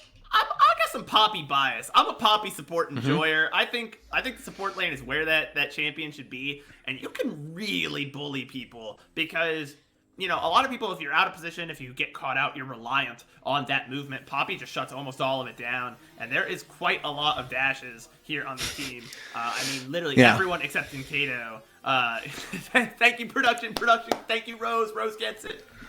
Yeah, they're on your side. That's nice. I'm an AD carry main, so we'll rejoice in the bot lane together. You know, we're AD carry mains and support mains out there. They're always fighting with each other, guys. We need to unite against the jungle. Exactly. What's up with that guy? That guy sucks. That guy is not good at the game. I mean, the point though remains that this Poppy has got a lot of power. I think that the Swain as well has got a lot of power, which is really quite nice because both of our teams have taken their 5th picks very seriously and have kind of altered how this draft could very well play out. I think that the pressure is still on Pain Gaming to outperform Loud because their composition does one thing and it does it very well. It is pick a target and make that target die. And if Dinkedo gets caught by just the smattering of CC before he gets to pop his ulti, that then again completely changes how the fight is going to play out. If he's got charmed or anything like that before he gets his ulti off, he's just going to fall. And I believe we see blue side dominance for both the first 2 games. I believe Loud and Pain were both on blue side when they won. Unless I'm going nuts. Am I crazy? Am I misremembering? No, I think you're right. I think I'm right. So I want to see maybe we get the first red side win. I think more so than just map positioning, it really affects how you're going to play through your draft. And I think you're right. The 5th pick was executed so well from both teams, and that just gives a lot, like when you are reliant on your later picks, it gives a lot of power to the red side draft to get that counterplay. Dinkedo, a lot of onus is on him to not get out of this game because while Swain is very powerful, if he's behind, if he doesn't have the items to keep up, that damage and healing doesn't matter all that much because unless he's built for it, he can be pretty squishy. Like if he doesn't have any items, if he's just reliant on his passive for extra health, you can kind of burst that guy down. So it's gonna be a matter of how well can we punish people in lanes. I think in this game, how well it's very stat checky, right? Like Rylai's first is probably going to be the item for Dinkedo, and then I think the build currently is like Rylai's Fimbulwinter, and then like Zonya's third. So you've got a lot of health, you've got a lot of shielding coming through, and then you have the stasis also. That can be a pretty lethal trilogy as far as keeping yourself alive goes, because you get the Seraph shield as well once that ends up getting finished. And I think that Dinkedo, if he gets to those 3 core items, could be a really big threat for Loud, and something that they've got to try and deal with, and that might not be necessarily too easy. Because looking at this Loud composition of champions, right, I think that the damage they've got, it's very situational. It's not necessarily cut and dry like a Jinx standing back and auto-attacking. It is Kai'Sa gets in there, procs Plasma, Vi gets in there and has the opportunity to unload a full set of spells on you. The same for Ambessa also. Very single target, very pick focused, whereas if we look at the entire team fight, it's definitely going to be a lot more harder to navigate as Loud. Yeah, target selection is going to be the name of the game for especially these mid-game team fights, because that's kind of where the game was decided in both the first 2 games. Even though there are very differing styles of games, it ultimately came down to, can you control that mid-game team fight? And when you can, there's a lot of power right now in the middle of the game around that 15 to 20 minute mark. It feels like that is really where teams cement themselves for the push towards the end. And I think it's going to be not only just target selection, especially for Loud, who have to really pick who they're going after, but the positioning with, like, on both sides, just very mobile champions, but, like, a lot of lockdown, right?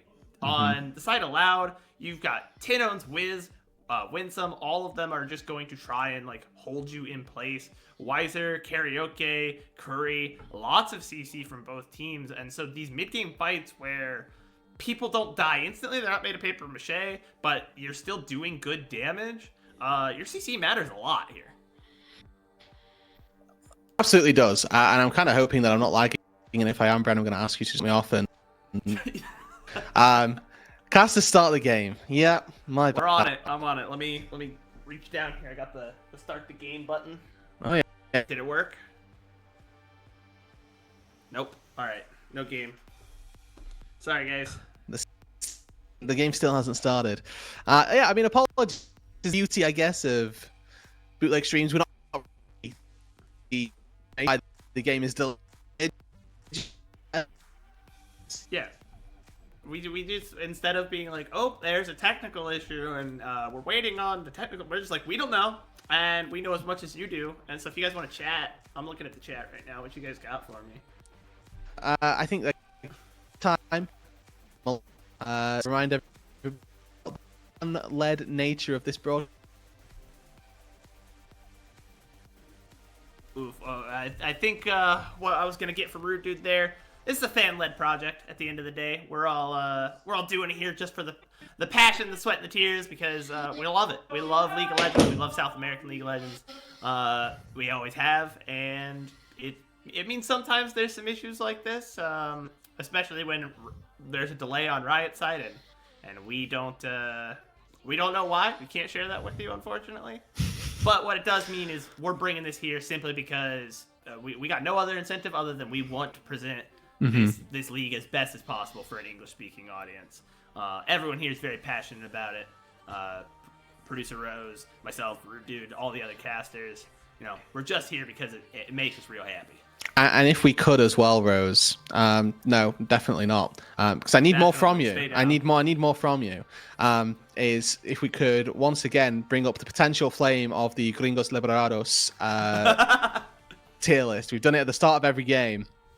I think this is a great chance now to facilitate discussion around pre-tournament expectations for these two teams.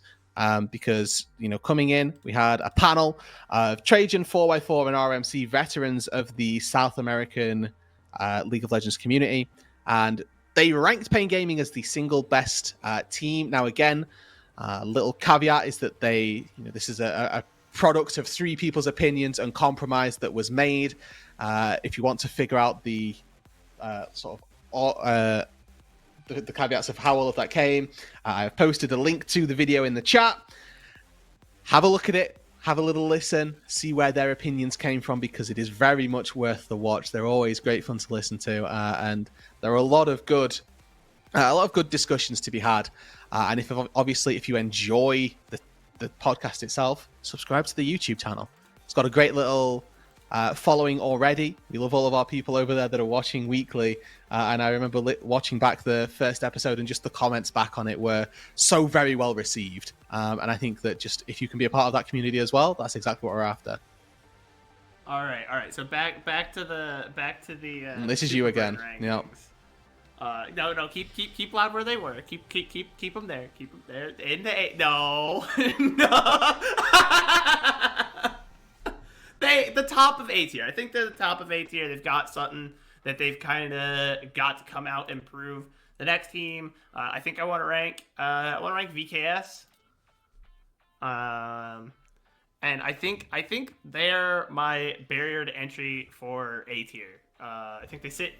I think the team got it accurately. I think VKS is the top of B tier. That's where they're gonna sit. Ooh.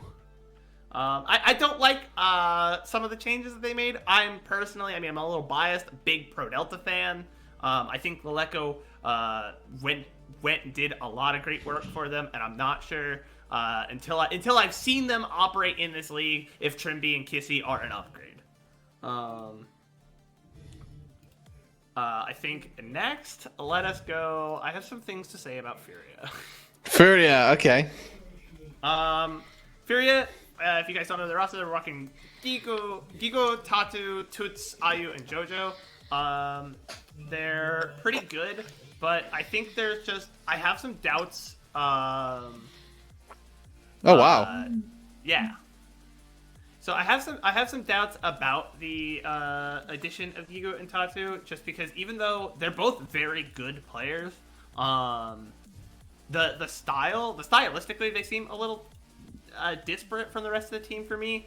So I hope they prove me wrong, and I think that they will, but I put them just below VKS. There's definitely some personal. So in B tier or in B tier, yeah. In B tier. Let's see. We'll go next. Fluxu W7M, the merger between those two teams, which is Hidan, Drake Hero, Fu, Marvin, and Geegs. They're all good players. They're nothing wrong with this team in particular, but Fluxu has given me very little to write home about in the past, and I'm gonna need to see some significant steps forward before I really take any faith in them, and so I'm gonna put them in C tier for now. Okay. Let's see who we have not done yet. We haven't done Red. We'll finish out all the CV little teams before we move on to our new friends. So Red Canids roster. We I believe. What is the Red Canids? What FMB? Are they still running FMB, Aegis, Gunstar, Bronte, and Frosty? Yeah. Did they make any changes? Yeah, they're still running the same 5 guys. And this is a good team. We have seen these guys compete at really high levels. It tends to break down towards the end of the playoff runs for them. But I think coming together as a team that is been kept totally together, I think they are A tier. I think they go in the middle of A tier. They're not quite as good as Loud, but they're better than the current iteration of VKS in my opinion. I think they're gonna have a real chance to compete. Okay. I'm gonna anger so many people. My tier list is going to be an objective wrong, I think, but it's okay. No. This is your tier list. Leviathan, LLA, rocking a full America's roster. Silphe, Scary, Cody, CO, and Pro Delta. Kind of an unproven roster. Bunch of different guys, bunch of different teams coming through. But there are, like, if you're a CP Little fan, you recognize some of these guys. Scary, Pro Delta, very... seem to have some success individually, at least, in their positions. I feel so bad for Prods because I feel like he does well for a team, and they have a new vision for what they want in the support role. And then he went to be like he was on Pain, did really well, but Titan really wanted Curry.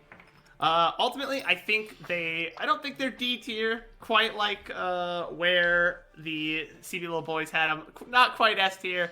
I think they are just below Furia. They're in like middle C tier kind of thing. Just kind of unproven. Have some more to prove before I could really go, oh yeah, these guys are what's up. And so that leaves us with our last squad. Yes, Isuru's. Don't even need to explain it. These guys, I think, in my opinion, just kind of speak for themselves. They've been a very solid roster. If you know who they are, Birdall is a top laner. I have a lot of faith in to just be, a good presence for the team. And then they have I believe the 3 returning Argentinian players for the team, Jose Dioto and Snaker and Ackerman. Ackerman's a support I like quite a bit. So I have them. They make it into A tier. They're the bottom of A tier, but they are in it. Nice. So I don't think I differ too badly from the original opinions. I think things are ultimately. Oh, did I not rank Fluke? No. Did I say Fluke? We didn't not actually give a rank on them. We didn't get an answer. Oh, my bad, guys. Or maybe Rose didn't hear you, but that's we got a lot of talk through. Right. I think I talked about them, and then I just never actually put them on the list. Perfect. Pull up the list for me, Rose. I'm gonna have to make some hard decisions here, and I again, below BKS, B tier. So nobody in D tier. Nobody in D tier. I think this is gonna be a competitive league. I think the bottom of B tier is where Fluxu goes. And people are probably not happy with me having Fira as low as they are, but I just there's something. I don't know what it is. It's just a gut feeling. I have a feeling Furia has a lot to learn. I think. Yeah, that's my rankings. I think I screenshotted align with the average of the podcast crew of the Gringos Liberados, but I think everyone kind of scrunches up. I don't think there's any D tier teams in this league. That's not true of every league, but I think this is going to be a competitive season. All right, I'm a fan. I'm glad that we, have kind of committed you to doing this now, which was, not a part of the run of show, but is a part of, some of the issues that comes when you've got massive delays on day one of a project. So, hey, that's just how it goes. Do you want to know something fun? We've got this is turned into the co-stream vibe. I'm halfway through a sandwich right now, so I'm going to continue eating my sandwich, and we'll see what happens. Because I think that for the most part, with these delays being unavoidable, and our commitment to the LTA South being as strong as it ever has been for the first day that it has existed, I've earned a sandwich, so I'm going to eat it. Have fun. Yeah, I think as far as it comes, no English crew has ever. Oh, of course. Whoa, Roodood, your sandwich! It summoned the gameplay. The magic sandwich. It's a magic sandwich. All right, you're welcome, everybody. Sorry guys, I actually did have the button to start the game. If I'm honest, I just really wanted to finish my tier list first so that I could embarrass myself. This sandwich is not getting praised. It is getting absolutely sent through my digestive system.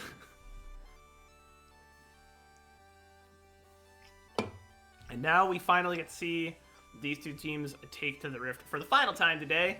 Certainly not going to be the final time in their histories. I think there's a long future of Loud and Pain slugging it out atop the LTA South. Good vibes for that.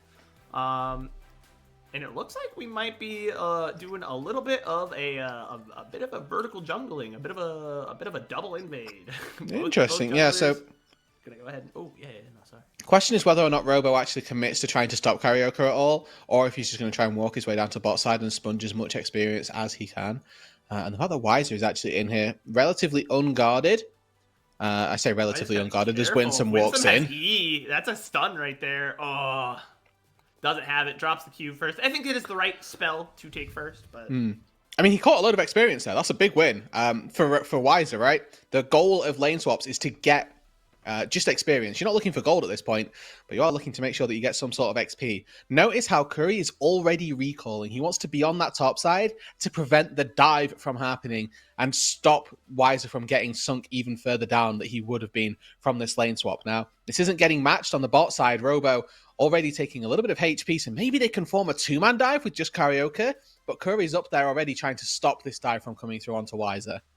Yep, just going to do some damage mitigation right now, but does get caught by the E. Winsome getting a good trade in there. The Aftershock proccing for that last little bit of damage. And overall, a good trade, but now they've got to make something of it. They got 3 people on the top side. I mean, he's level 2 now. This should be really tricky. Good flash. This is the flash.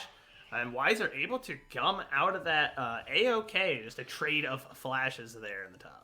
Yeah, I mean, as soon as you hit level 2, you get access to some sort of safety, whether it's stunning somebody or you get slice and dice to outrange somebody else. The Renekton, very safe under the turret there. And, I mean, flashing, fair enough, but Wiz forced to flash as well. I like the idea that Curry actually started with the Gleaming Quill, so got a little bit of a heal for Wiser as well. Yeah, and that means we're kind of back to normal. We've got Curry and Wise on the top side. We've had now just developed this interesting 1v1 of Titan into Robo down there with the Ambessa. And that's, at this point in the game, that's a safe bet for Titan, man. He's not too concerned about that. No, he's honestly quite happy. The sort of nature of this laning phase as it's currently sitting is that we are getting a free farming Tristana, which, given the bot lane matchup, shouldn't really have happened, as it should be just a walkout for Tinones. Caught by the pull, so a little bit of HP going through. Yeah, there you go. Tinkato will take that, start to get the stacks up, get some more health. The tankier you are, Swain really wants to be a consistent presence and just kind of sit in fights. Him just being alive dissuades most of what Loud wants to do as a composition. Winsome going to get some damage onto Curry as he face checks the bush.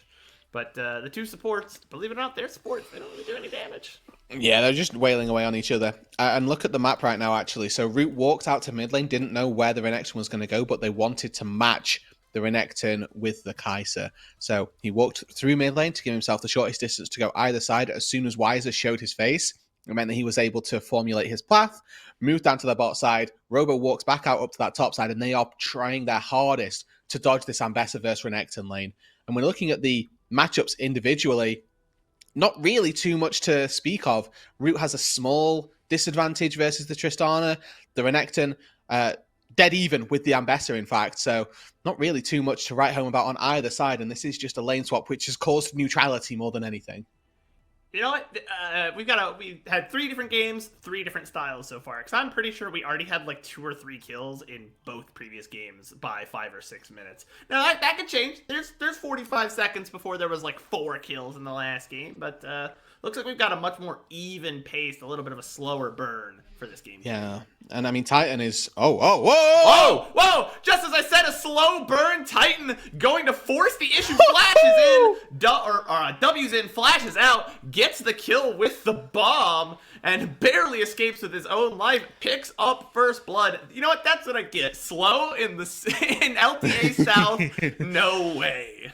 That's what you get, and I mean, Titan under the turret, exquisite dive comes through onto a top laner. You know, the stereotypes are being transferred. They're being completely flipped on their head as an AD carry solo killing a top laner under their own turret. What is this? And that's a big win for Pain Gaming. They'll be more than happy with Titan taking the game into his own hands, especially as this Tristana. And I mean, again, a reminder, for all the draft analysis that we put in, we had a 15-minute break before we got from the draft to the game. Loud have got a very easy kill 1 target composition. So Titan getting a little bit accelerated is going to be really big for them. He gets extra levels, he's extra tanky, and it means that his damage, if he's able to do it, is going to be that much higher. Yeah, and honestly, I think something we hadn't considered too much is getting Titan accelerated. We did, or maybe I think both of us considered it. Neither of us touched on it.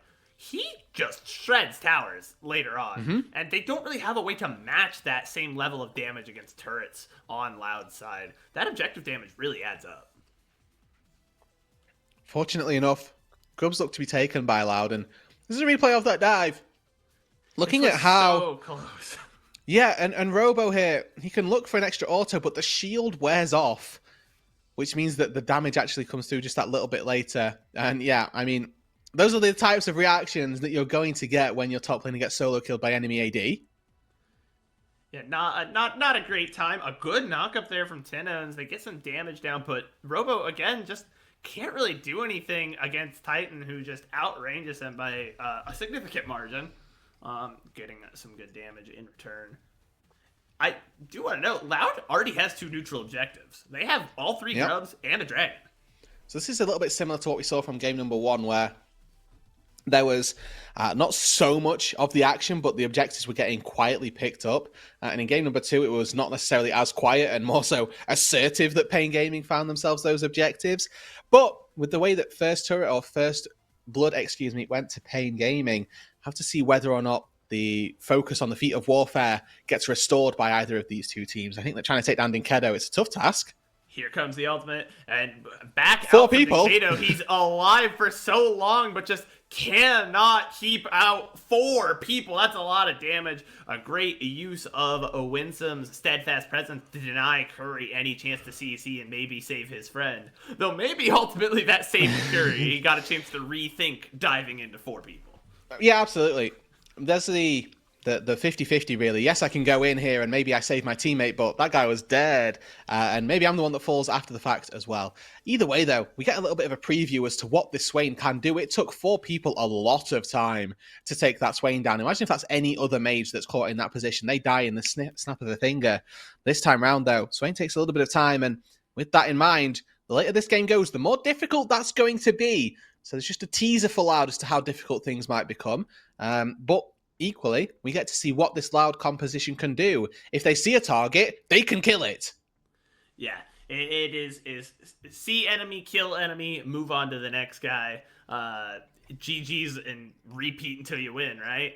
Unfortunately for them, that's just not going to be so easy. Both, Weiser, Karaoke, and Dinkedo. Even Dinkedo's a mage, but Swain's a bruiser.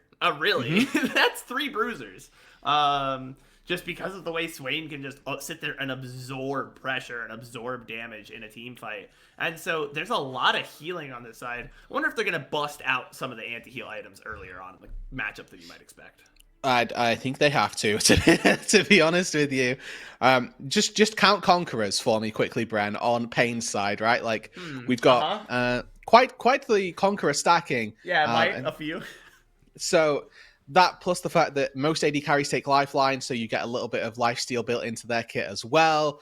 Rakan has healing in his kit too. Oh, Renekton all in. Here comes the Renekton. Is going to pop out the ult. Robo in response does the same, but he's got a friend.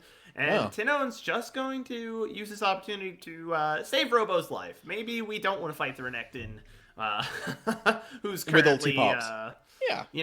He's currently in ulti form. He might be a little dangerous. A little bit big. So they leave it. They get the Ambessa out to safety. And in fairness to Robo, that's kind of on him because he decided to interrupt the base of Wiser in the first place. But either way, actions have consequences. And, Robo doesn't really lose out on anything.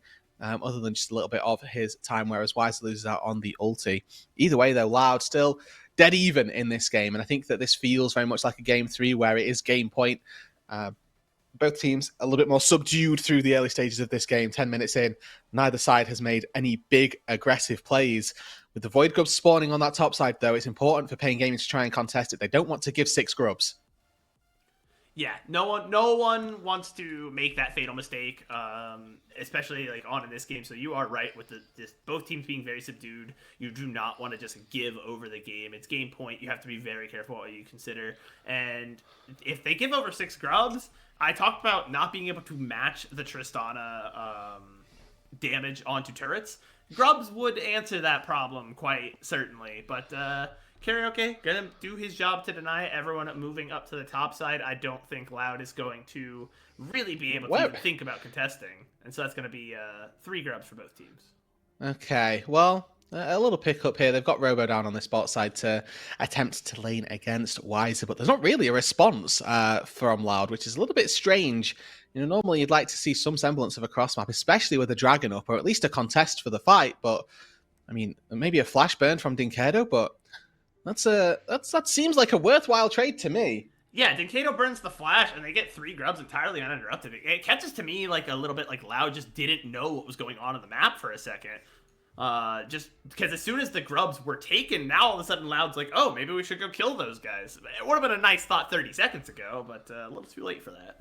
Yeah, and this a little too late is really the story of that there's not an opportunity now for them to look for it, and they're going to get punished because of it. Drake, though, spawned on that bottom side, would like to see both of these teams turn their attention to it. Currently, we've got Dinkedo recalling on that top side. Wiser appears to have the majority of push down on the bot side, and once that comes to fruition, we'd like to see them all start to congregate around that Drake, and Curry even pulling this wave to make sure that Titan misses nothing.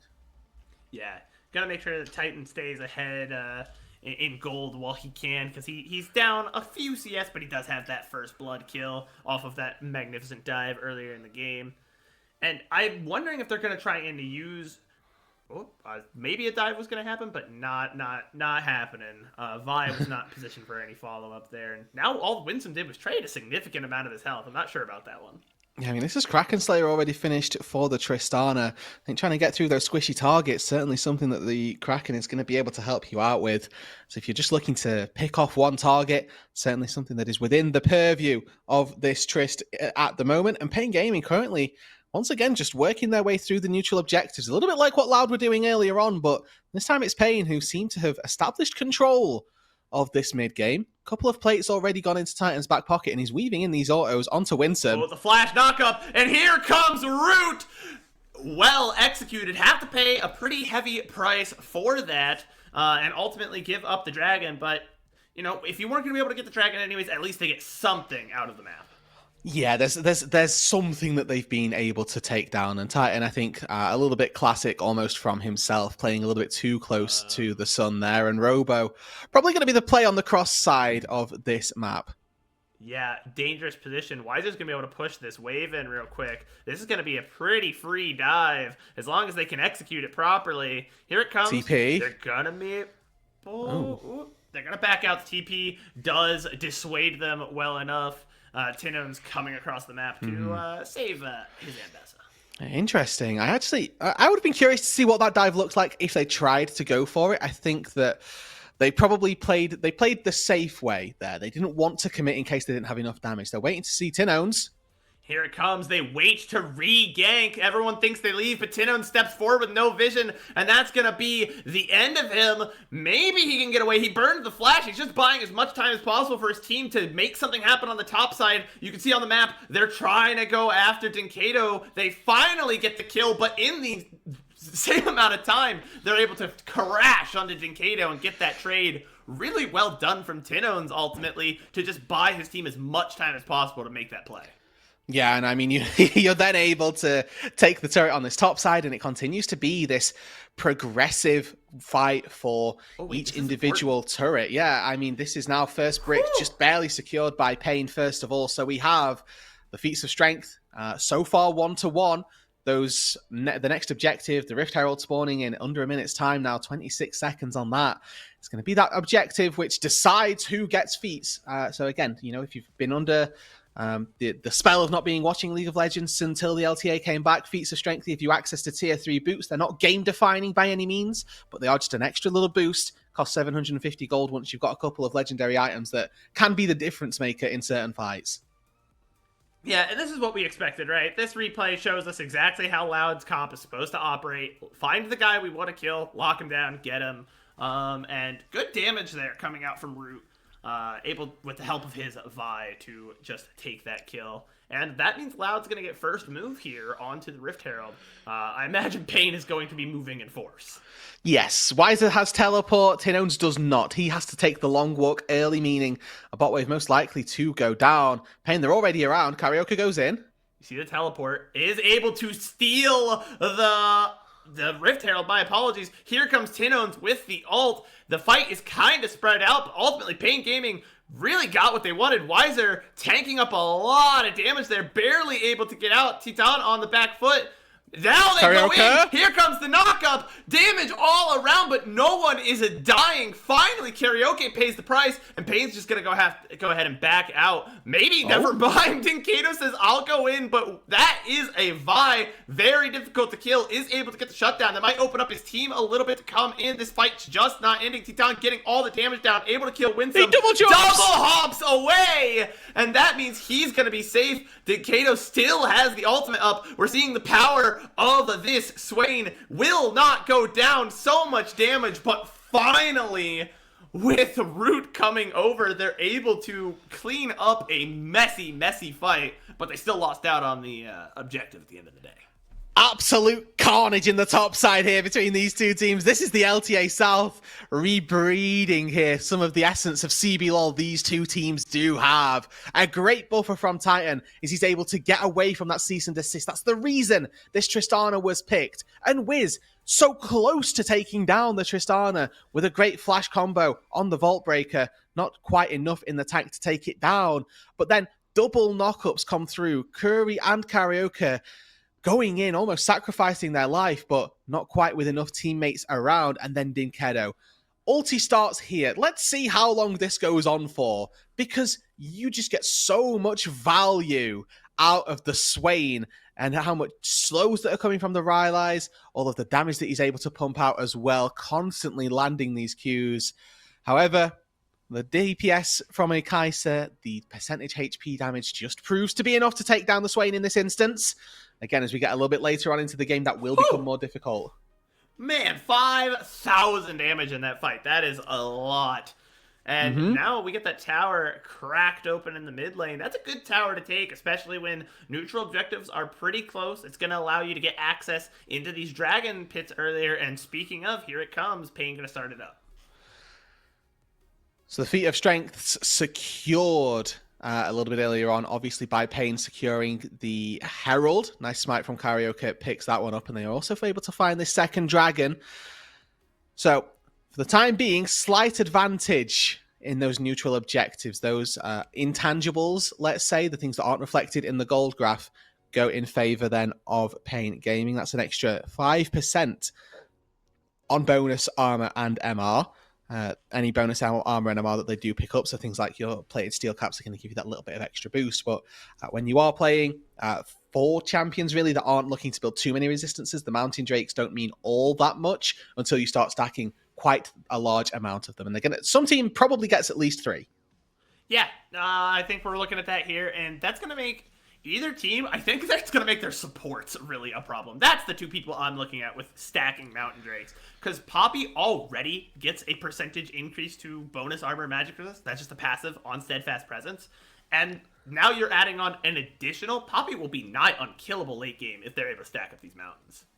Yeah, exactly. This is a definitely scary point, really, for both of these teams. We're 20 minutes in, and frequently we'd have seen teams be some sort of advantage on one side of the map. This time round, though, gold lead, 500 gold is not worth writing home about at all.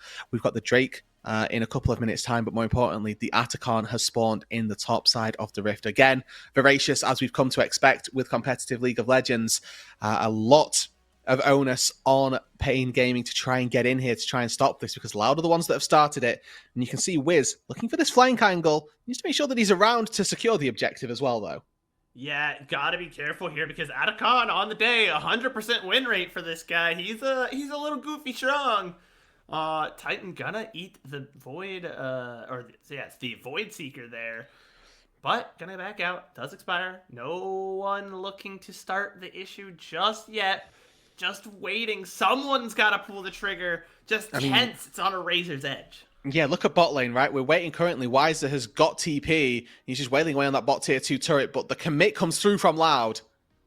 They're able to get the Keeper's Verdict to knock away. Here comes the fight. Finally, they're able to secure Otacon. So now these deaths matter a little bit less. They're not going to lose as much map pressure, but that is plenty of gold heading over to Payne Gaming. So even though Loud picks up Otacon, all of those revives gone very quickly. And as Roodood very promptly pointed out pre-game, you still do get a significant amount of gold for getting the kill, quote-unquote, against an Otacon Guardian Angel. That's like 800 gold just off of the 4 fake deaths that they were able to pick up. I'm pretty sure that it was Root, the one who was able to get out to safety and didn't end up burning the fake death, but everybody else on Loud ends up going down. It's a great opening from Loud, right? They keep us Verdict 1 away. Winsome works on trying to keep Karaoke at arm's reach. They aren't able to get the steal Pain Gaming, but then the engage comes through and all of a sudden they're so disjointed, they're so lost from having taken damage from Atacon, and trying to move their way into the rest of this fight is just so difficult for them. Good thing is that if they take a fight relatively soon, Root specifically has it's 5 versus to be something. Yeah, it's going to be difficult, I think, just because you gave over so much gold securing Otacon, and you don't have the passives to make up for it. All you've got left is the 40 gold per extra champion kill. But if you think about it, they gave over 800 gold. That means you need 20 kills to get even now. I don't think Loud's going to find that in this game. You never know. Never say that. They come these guys. They might be in the tank. Worried about their Wiser has been a fiend out there, and only that has the answer to. Loud are looking to make any that ulti is the same, and they're gonna. Yep, Wiz gonna go ahead and go in, use the Vault Breaker, gets on top of him, but look how tanky this Wiser guy is. He's still alive, but you got no shortage of problems as Poppy comes in with the heroic charge and knocks him back into the team, and they're gonna say that's a win for Loud. And just in there to find the no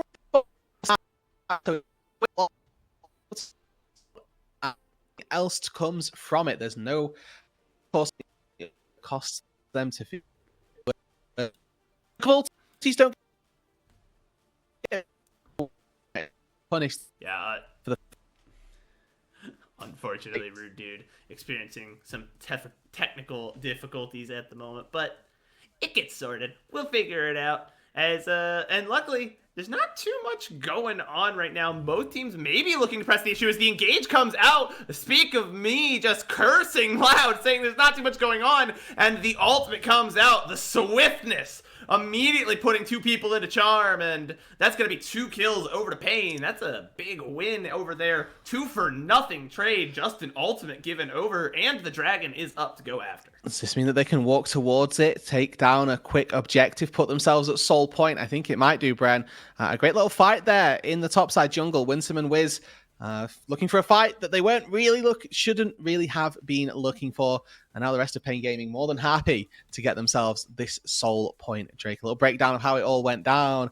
Karaoke starts off by breaking the shield from Winsome, so he's actually quite squishy to begin with, and with that they just decide to take him down, and then it's the heads up play from Curry. Unfortunately, just a little bit too far forward to knock up Root. It means that he's able to flash out just before that knock up comes in and keep himself alive.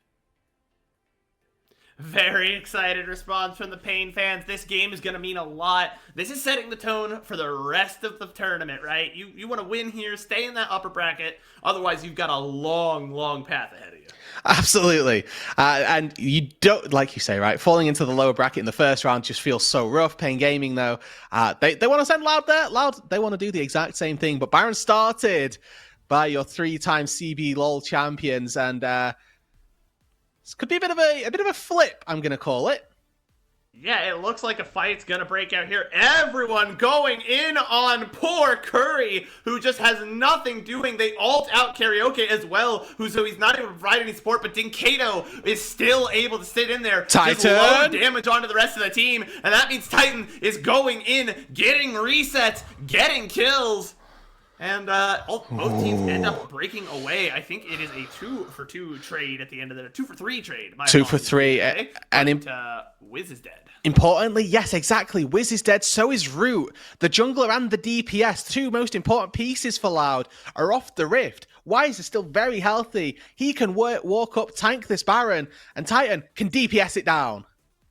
Yeah, I think we talked about the onus being on Winsome. He used the Keeper's Verdict, and he was able to knock Karaoke out of the fight, but that's not really who you wanted gone. Dinkado, even though he died shortly after popping the ult, he was able to just spread around damage, live just long enough to let Titan do his thing. Speaking of doing his thing, Titan, here he goes, finally able to take out It's beautiful. Tinones, and that's going to be another kill. Perhaps the bomb should go off, and it does pick up the kill for Titan, and Dinkado getting a little bit of health stacking as well off of it. Altogether, a very well-played Baron from Pain Gaming. Pain, and Weiser in particular here, just perfect around this neutral objective.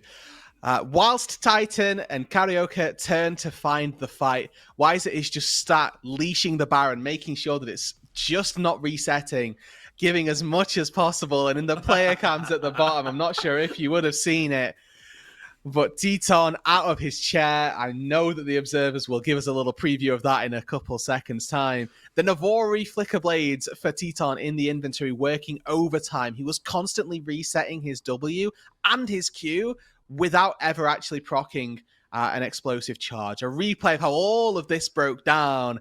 Dinkado, early doors, opens up with that ultimate. Titan, able to find a reset by popping the bomb on one and then getting a reset off of an assist onto Wiz, and then instantly jumps onto Root, who stands absolutely no chance, finds a double up on the Poppy as well.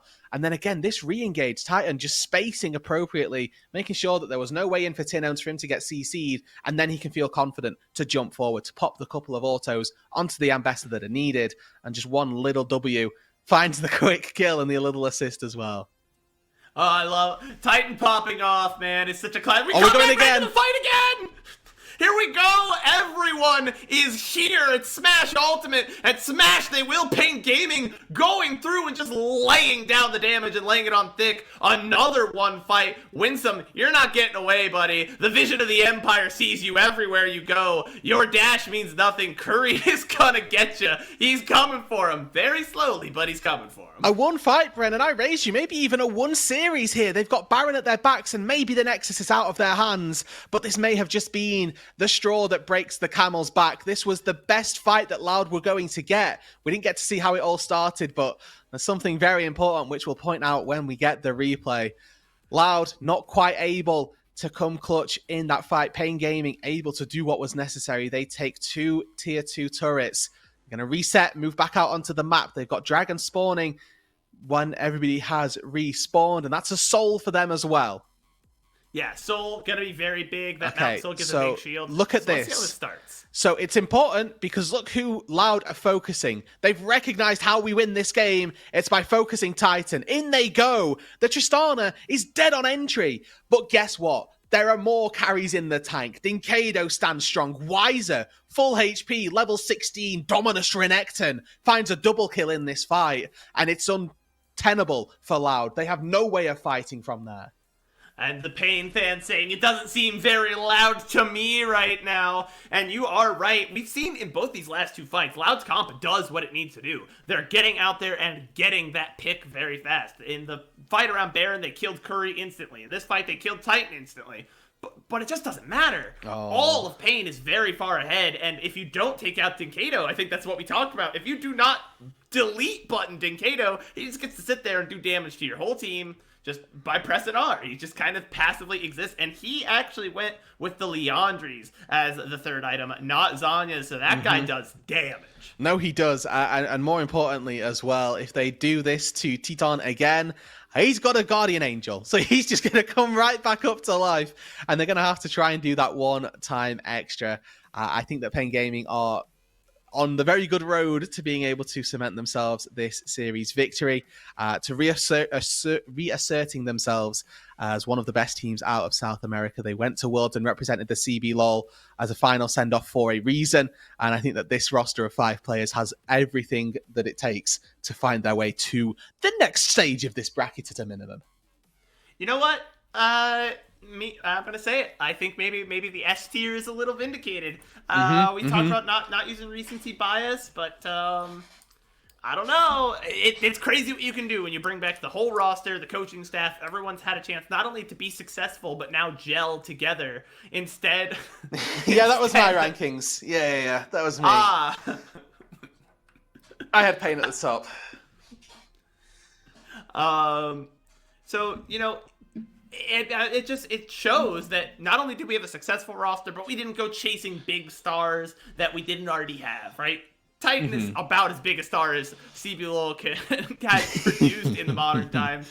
Had 2 of them in this game because Robo as well. But Pain knew what worked, and they stuck with it. They didn't change out anyone. They said, hey, we won a championship with these guys. There's no need to try and chase some bigger, unknown property. We have success here in the building, and they built on it. Moving forward then into 2025 with this same roster of players, taking a great win versus Loud in game number 2, and now looking to put the final nails in the coffin of game number 3. We've got Baron spawning in 30 seconds. We've got Elder Drake spawning 4 minutes from now. So plenty of time for Pain to set up for this Baron. Make no mistakes. Make sure that they are appropriately positioned and that they've got all of the vision down that they need. Doing their due diligence. Going to be very, very important. Karioka and Curry moving in together to try and clear out as much vision as possible. With 10 seconds on that Baron buff, Titan, he's ready to start it on spawn. Yeah, I think Titan's just going to go ahead and try and destroy this as quick as possible. They don't have any vision. Loud for the 2nd game in a row, just walking in blind. They see Dinkato for a second there. They know that he's hanging out, but they really don't know where these angles, these avenues of approach are. Pain just get to engage on their terms at any point. They're going to keep melting that Baron down. They've got it to a quarter now. Wiz needs to get in there. Yeah, he's got to do something, is unable to do, and now Pain will turn. They've got the Baron secured, and they take out Winsome. This is a free 2 for 0. They're going to keep going. Curry, he's on your tail. He's coming for you. Robo able to get out, but is it going to matter? They're just going to get sieged for the next 3 minutes. Yep, 2 for 0 plus Baron at their backs. They've got a top wave working their way through as well. I would be very surprised if at the very minimum we don't see an inhibitor fall here. With 2 members dead for 30 seconds and you've got all 5 up, why not try and go for just that little bit more? You can see them posturing aggressively. They've still got a couple of minions to work with and they want more than just the inhibitor, Bren. They want to go for the game. Dominus popped. Wiser, he sees the game, he sees the series, and they're trying to take it now from Loud. Yeah, Loud, Robo able to get some damage down, but they're kind of playing this little death ball composition. They know that you have to get close. They've got a lot of melees on the side of Loud. Next wave's here. And here comes the next wave. They're trying to get something done. Loud trying to get CC, but it doesn't matter. Winsome Winsome's dead. Spawn. Winsome respawned, died. Back to the gray screen, buddy. Sorry to see ya. And another tower is about to fall. Loud, can you buy 3 minutes? I don't think so. Here they go. The ultimate comes out. It's never going to see its conclusion as Pain dominates the fight, getting so much damage across the board. Finally, Teton is forced to do something defensively, but it doesn't matter. That's a series win for Pain Gaming. What a way to start the split. Karioka will put the final nail in the coffin for this series. They stand up triumphantly and push themselves into the next stage of the upper bracket, cheering the fans on as they go. Pain Gaming return to glory. They won their final series in CBLOL 2024, and they will win their first series in the LTA South of 2025. Yeah. What a way to start the split. This is just going to have so much energy, so much momentum going forth now from such a good split, or such a good series against such a good team. I don't think Loud need to hang their heads after this. I think they played a very good series. They just got to run it back for the lower bracket because Loud does what Loud does, and that's try to hands check people. And I think that they really almost did it.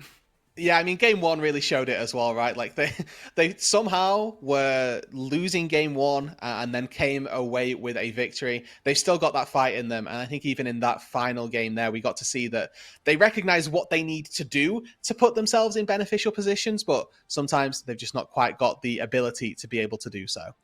Yeah, they understood what their comp did. And I think by the time they were able to start getting it online, the early game, they were able to get those first few objectives, but after that, it was really Pain Gaming in the driver's seat for most of it. And so they kind of struggled to get back into that game at any point. They were able to get their picks, but it was just slightly too slow, just slightly too long. Pain Gaming able to counteract that dive champion. I think such a great use of the Swain, saving it for game 3 and really unleashing on the Rift. People are going to be looking out for that now. Yeah, and I think that when you draft a full dive composition and the enemy team can take Swain, that's something that you need to be thinking about banning, and that might be a return to the meta that we get for probably this patch, probably for Fearless, especially when dive compositions become your third or fourth take into a Fearless draft. Swain becomes the answer, and that's something that they should be looking at for remainder of this split probably. Yeah, it's going to be a lot of adaptation. This is the first time we've got to see the boys back on the stage in quite some time, and I think everyone else took note. Kind of a bang to start the split with, and all the other teams are watching, waiting in the wings for their chance to take down the final CB World Champions now. Yeah, of course. Big challenge up ahead. A big challenge up ahead for the next team that faces them, who will be playing on the other side of this break. We've got VKS versus Leviathan. Rather. There you go. Look at that. We've got the bracket up as well. So VKS, Leviathan Esports, the two teams that are going to be going head to head in just a couple of moments' time. We've even got the zoom in as well. Look at this, the top left side of the bracket. Exactly what we're after. 2-1 victory for Pain Gaming. Loud able to take one game away, and Loud obviously dropping down to that lower bracket as well. I believe that tomorrow is going to be that top right side of the bracket, so keep your eyes peeled for that one as well. But that's what the bracket looks like for the time being. And then the winner's obviously going to be advancing to the next stage out of each side of that. Pain Gaming currently, one series, and they advance to the next bracket. Yeah, all they've got to do is just keep moving forward, keep their momentum, learn from what you did well here today, and keep that going forward. Because I think Pain Gaming showed what I expect from Pain Gaming, a good understanding of their game plan and how to adapt as a series goes on. I think they're kind of fitted for this setup, this sort of tournament. Yeah, Fearless certainly seeming to favour them quite significantly. We are now going to take a break, folks. I'm going to be removing myself. We've got the fabled, legendary RMC joining SuperBren for VKS versus Leviathan on the other side of this break. So if you want more LTA South action, stay right here because we got it for you.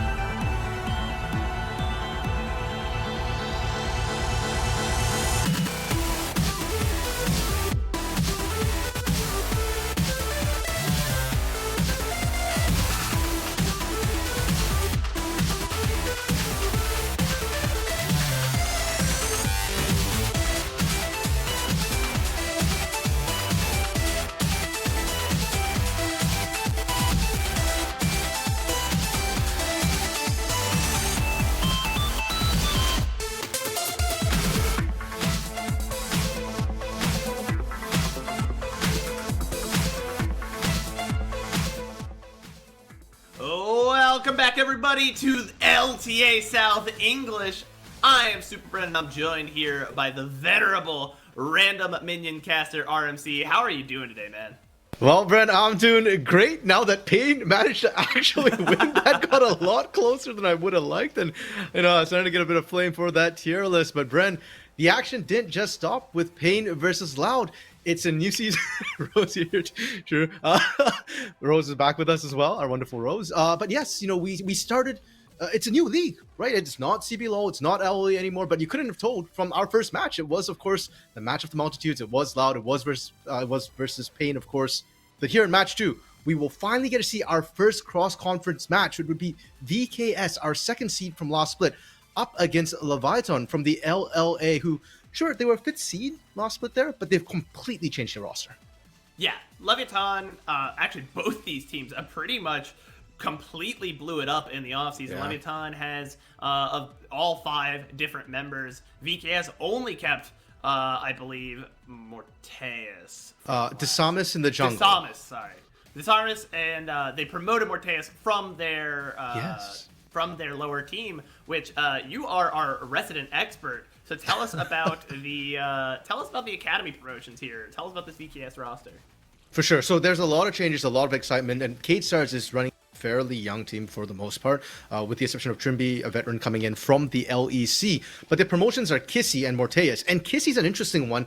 Just joined them last year from Oceania, but he's actually been to an international event before. He represented Oceania at MSI 2022. And as for Morteus, he's a name that's been kicking around Academy for a while now. And frankly, he's been good enough to play in Tier 1. He's part of Coach CL's original 5-year plan for this K-Stars team.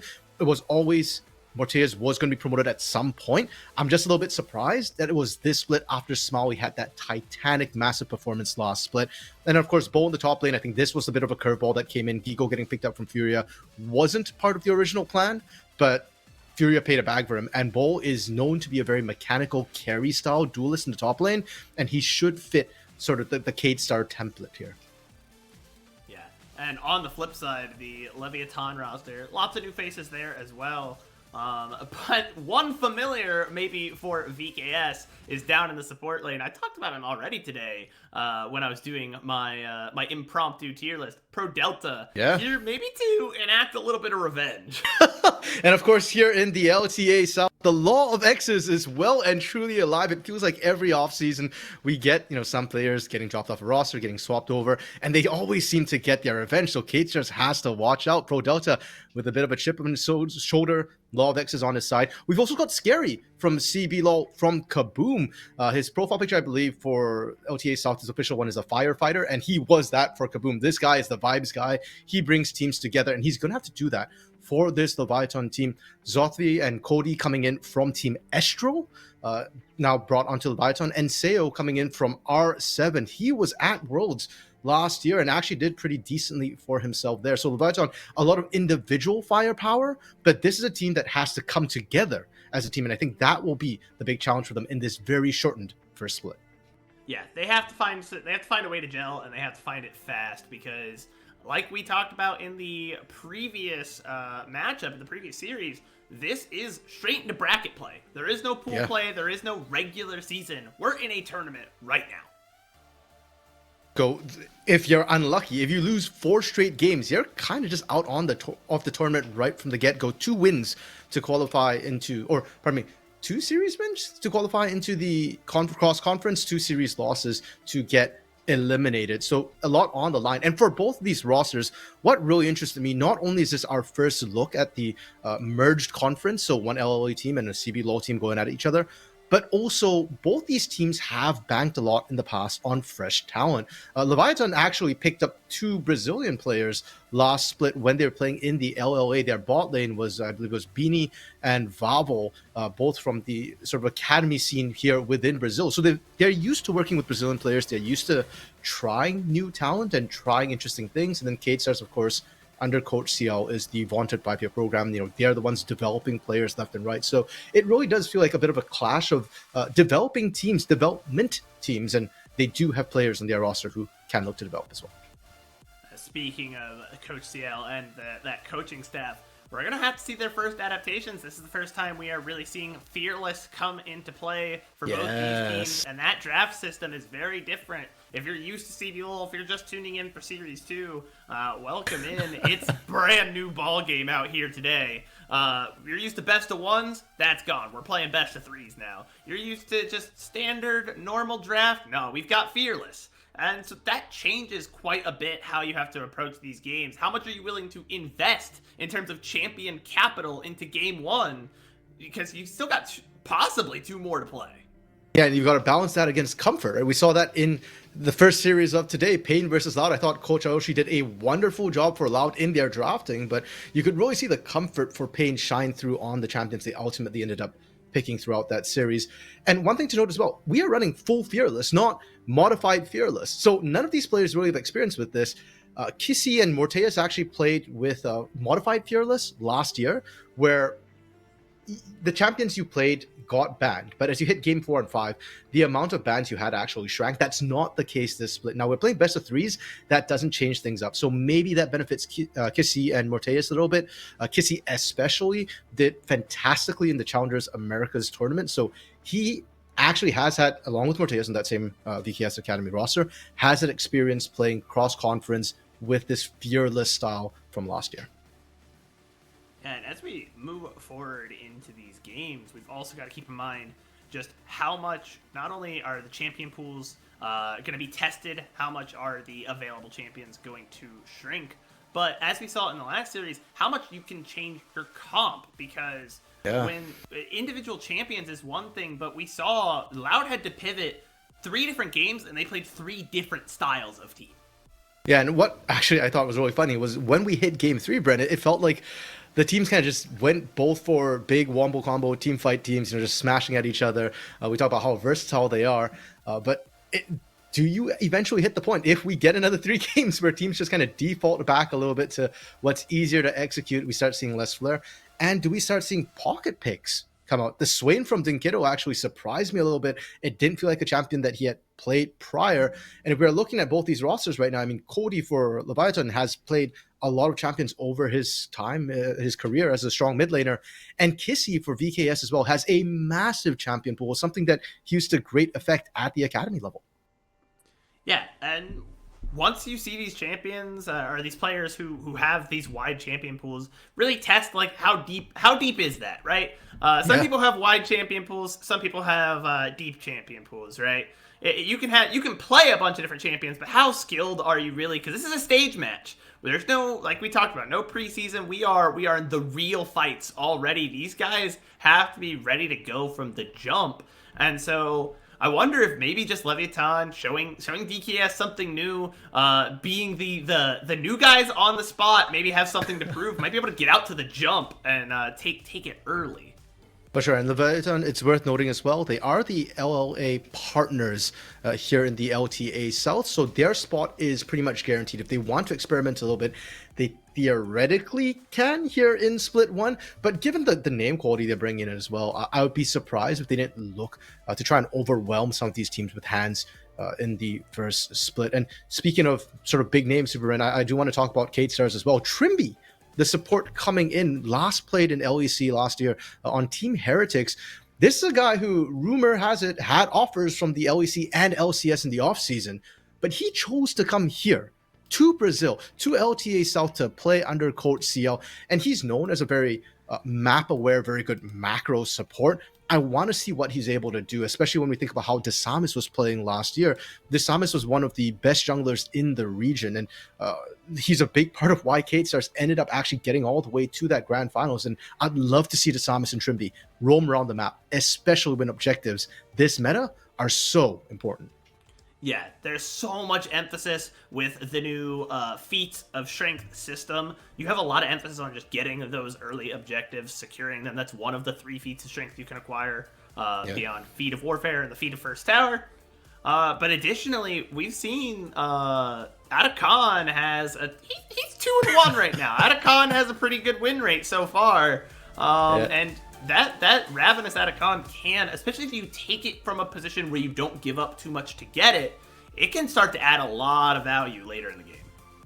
I'm trying to remember if we've even seen a voracious Atakan so far today, which is surprising because Brazil usually known, well, LTA South as a whole, both LA and CBLOL were known for kind of high action games. So I'm wondering what the threshold is right now to be able to spawn a voracious Atakan. If I remember my patch notes correctly, they tried to tweak it so that Yes, they lowered it. Voracious would spawn a little bit more for like higher level games, and that lower level games might still have a chance to see Ravenous, because essentially right now what it is there's two Otacons. There's solo queue Otacon and there is professional Otacon.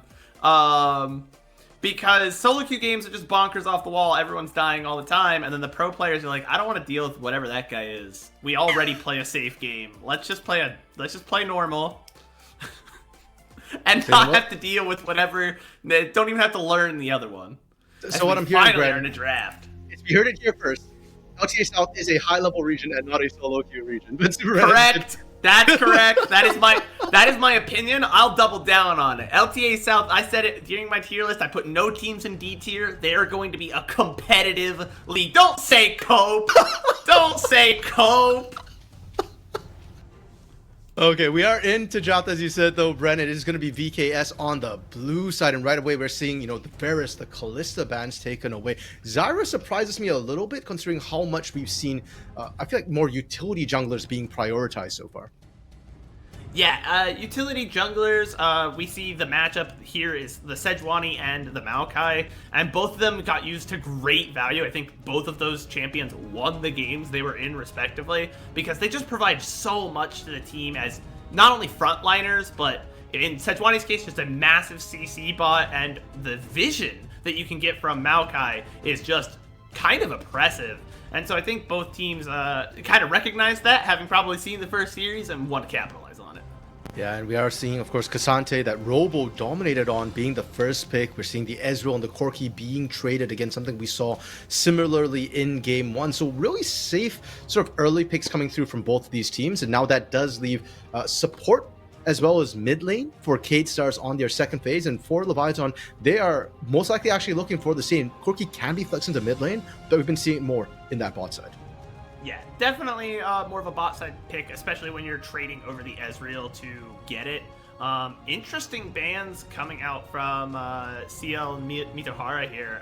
We haven't seen two of those bans are new bans for LTA South, but they've probably done their research on these guys over here on the other side, and these seem like a little more targeted than general strategy. Yeah, I think Aurora's still a very strong champion. She still has great skillings, very mobile as well, so she will be able to kite away from the likes of a Cassante, of a Sejuani. And the Orianna is interesting, because we saw it in Game 1 of the day. It was Dinkido running it, but the original team that used to run Nocturne Orianna was actually VKS, and even without the Nocturne component of it, you have enough other tools to really get that ball in there. You can always pick some sort of engaged supports. All of them currently on the table. Nautilus, Leona, Rakan, all of them are there.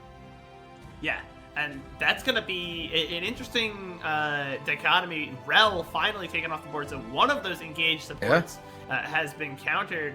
And it looks like both teams kind of recognizing this, because your engaged supports getting that CZ down, usually melee characters, they're going to be able to follow up with Sejuani, or on the flip side, you apply that plasma for your Kai'Sa. Yeah, and they know exactly how deadly Pro Delta can be on the likes of that Rel, so they just don't want it available there. Taking the Alistar, even when the Rel was kind of banned away. We've seen Alistar be sort of the trade pick with Rel last year when it wasn't full Fearless, but Trimby really wanting that champion to be able to kind of full up with the engage, be tanky, and create even more space. I am a little bit concerned though, VKS right now are lacking damage. Kissy needs a damage dealer. Yeah, I'm not sure how much I like that Alistar pick, because I think Alistar does a really good job of just taking Rel and punting her out of a fight, so she's just not allowed to play the game. And so now you've left yourself open if they want to give Pro Delta...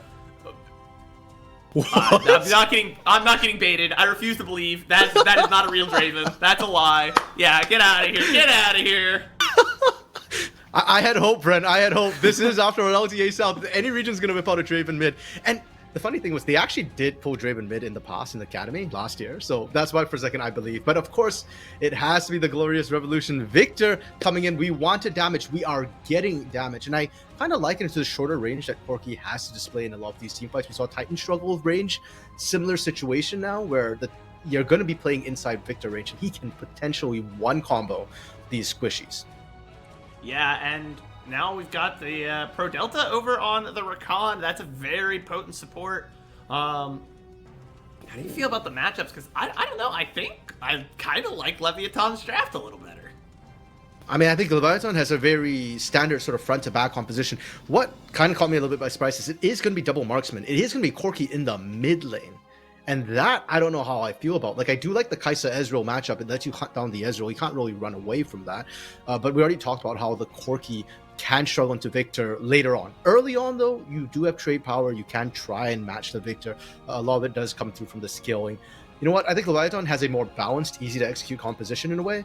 But VKS, their skilling is really strong with the Victor, with the Ezreal, and I think a lot of it's going to come down to sort of how Bull navigates with this Cassante. Can he put out enough damage? Can he work well with the Samus to buy that time for Kissy and Morteus to really scale up? Yeah, they're definitely going to need that time for, especially the Victor, get online, get the upgrades. Very important. Yeah. Start to get the slows down, get the ultimate damage really ramping up. Because, as you mentioned, a relatively low-range comp, like, the longest range real damage ability they have is like Corki Bomb.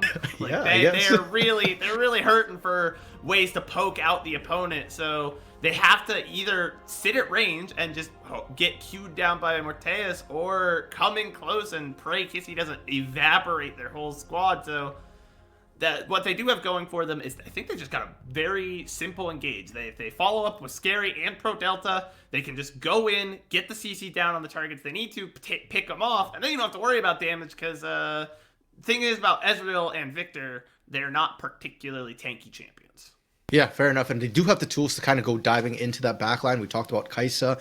If you can separate Ezreal from the pack, it's really easy for Kai'Sa to handle that 1v1, be able to win that. I love that you talked about the ease of execution, or engage specifically, Bren, because with the Maokai, with the Rakan as well, it does feel like if Leviathan gets set up around an objective, if they can deny vision, it is going to be very risky for VKS to try and enter those areas. Yes, they've got a tanky Cassante, a potential Alistar with outrunning, a Sejuani in as well, who can all frontline. But if they're taking too much of a beating trying to get in there and get the vision for a potential engage, you just make yourself so vulnerable to like Gnar counter engage, to Maokai counter engage, to Rakan diving backline.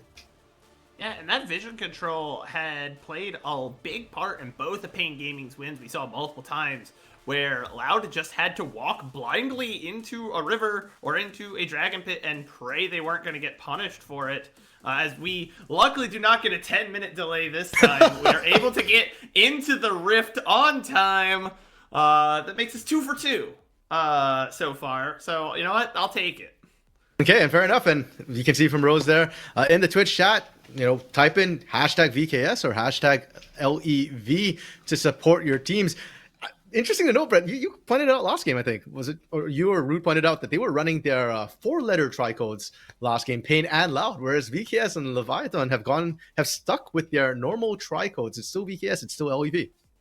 Yeah, I did see that. I think someone pointed out in chat that it was just Pain and not like PNG, which, sure, I guess. I mean, I didn't realize we could have quad codes. I just had to learn the word tricodes yesterday because I knew there was a word for it. And I was like, guys, what's the word for it? And PNG that is correct. PNGs are a better file format than JPEGs. But what about GIFs? What about GIFs, Rose? It is worth noting we are starting, unfortunately, with a lane swap right from the get-go. So potentially a little bit quieter. Track the junglers and see where they're going. Pro Delta already actually rotating up to protect Zothvi from any potential ganks. They don't have vision. I don't think they actually know where Desamis is right now. Yeah, and Zothvi as that Gnar is very vulnerable at level 1. He just really doesn't have anything to do in terms of being able to go in and soak any of the XP or gold. He can really just hope he can throw a boomerang and pick up a minion every once in a while. But he gets really zoned out. So good move on Pro Delta to rotate early and try and keep his top laner in the game. Yeah, Minion Wave crashing and getting completely trimmed out, so we won't see the stack to facilitate a dive, and I think Desam is probably best served at this point. Just farm it up. I don't know how I feel about a dive into a Rakan quite that early. Meanwhile, in the mid lane, perfectly even trading, and Scary, interestingly enough, he's just farming. He's not really doing anything too crazy. They get the knock-up. Pro Delta able to get the knock-up as well, and then dash away to the safety of Zalfe. And ultimately, nothing comes out of it, but a overall good trade. They took down a good chunk of Pro Delta's health there. Yeah, I wonder if that will help facilitate anything. I think if they can keep dodging all these mystic shots coming through, they should be fine. They should be okay. And unfortunately, Bren, it looks like a really quiet start to the game. Seo maybe might change that as Bull is committing to this, but he's taking the worst side of the beating. Yeah, Bull commits in, and Seo got the plasma stacked up. Luckily, it is early game Kai'Sa. There's no way to get that cooldown back for the Void Seekers. They might consider the dive. Procs the shield, but Seo's a little low to really execute on that dive. I think that turret shot causing Leviathan to kind of abort that dive mission in the bot lane. One of the big changes that did come through on this particular patch or with this season is that the turrets are squishier, especially mid and top, no longer enjoy quite as much protection, but the turret damage has gone up, and the heat, the duration that increased damage lasts for is higher as well. So when you take that early turret shot, it really can screw a lot of these turret dives over. So Scary not wanting to risk that. No first blood yet. They don't want to give over free feats. Yeah, and this is a fairly quiet one, but it might not be for long. Kissy forced to burn the flash, and really doesn't have to give anything over on the side of Leviathan. A very good play from Pro Delta there. No flash on your mid laner. Not what you want to see early game as VKS. No, and teleport was just used by Kissy to get back into lane as well. Pro Delta not missing a beat. Seo not losing any time, having his support roam into the mid lane. And that's just a win for Leviathan in terms of trying to set up for these next objectives. And you can already see both teams are trying to get control over these topside grubs. Yeah, that early objective control has been such a big deal, especially now that not only do you get the advantage of you go up in objectives, that's just good, you're getting benefits from them inherently, but now you also work towards the component of getting those upgraded boots, which isn't, again, it's not a huge game-changing win, but it is something to consider. It is a little extra wrinkle that you have to consider as you go forward into the game. Seo outnumbered up top, but, you know, Kai'Sa relatively safe here. As long as you don't overstep, you're just going to have to sacrifice a bit of wave here. Yeah, and until Morteus manages to convert that tier into the mirror mana, I think you're okay giving up a little bit of that CS. The experience and the levels matter a lot more for trying to get that advantage at that first neutral objective.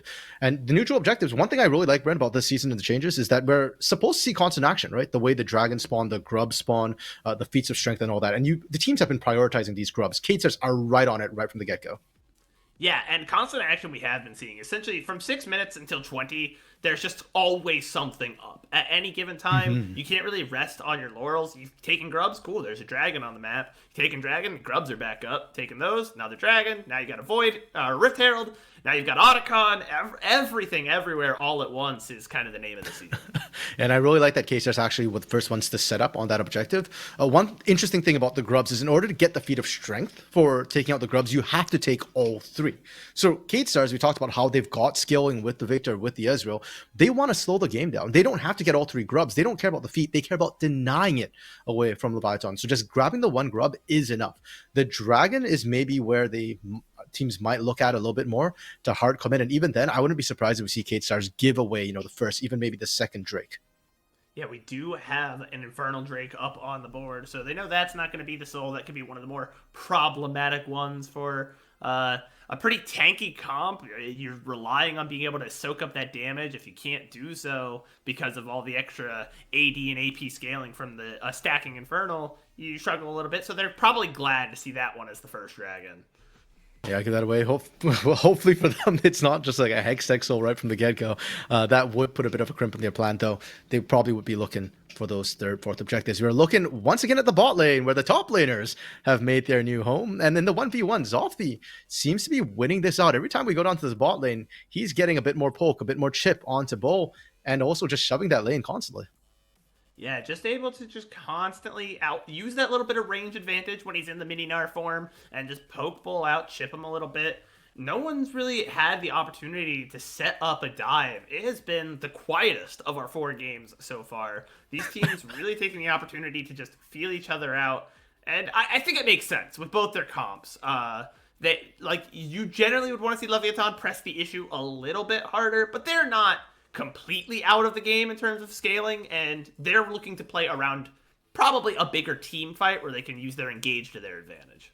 I have been lied to. I've been bamboozled, Bren. We are pushing, 8.5 minutes, maybe 9 minutes soon enough, and there is no blood on my screen. Hashtag not my LTA South.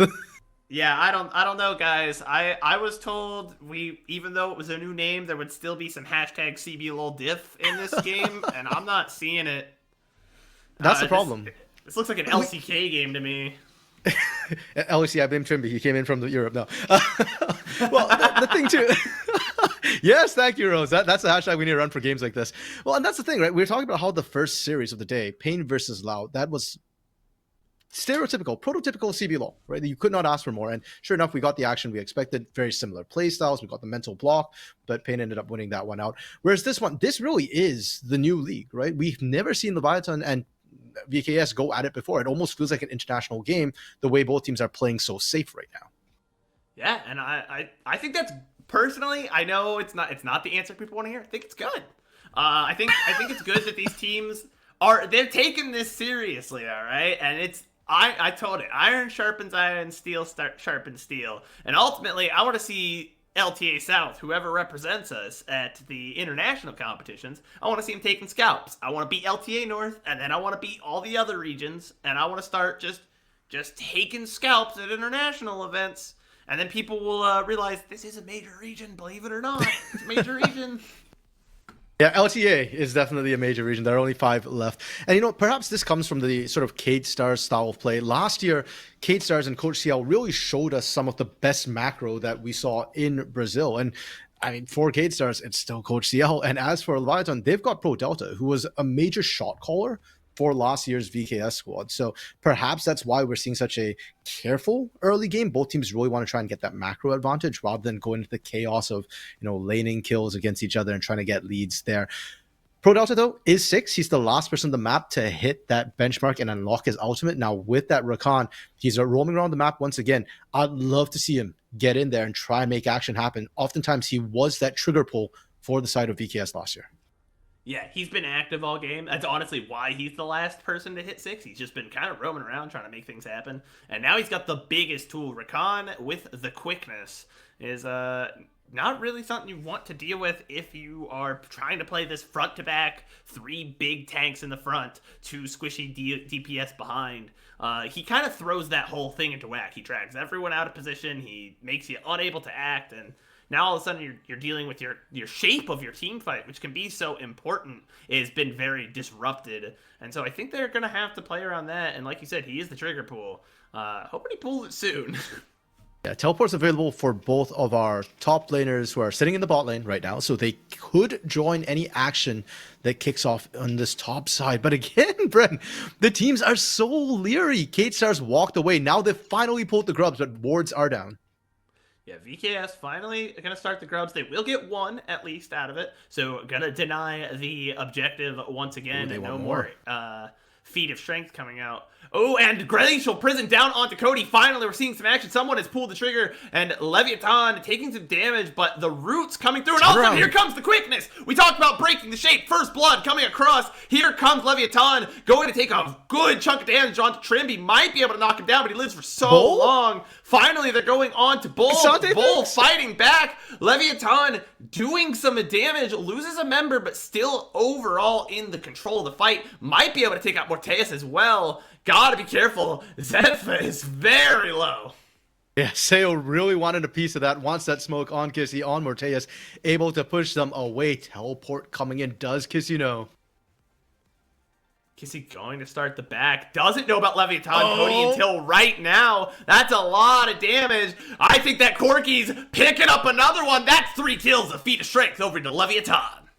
From 0 kills to 5 kills in the span of about 30 seconds, Bren. What insane action. And this was the precise concern that people had about Cade Stars. This is a young roster kind of working together for the first time.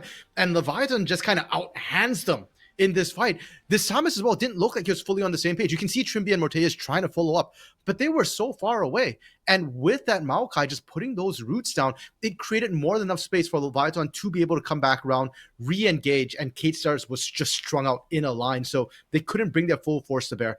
Props to Bo, though. Bo made me believe for a second that they could try and equalize things. I thought he was about to do some crazy Casante things. I thought we were getting the copy pasta in the chat once again.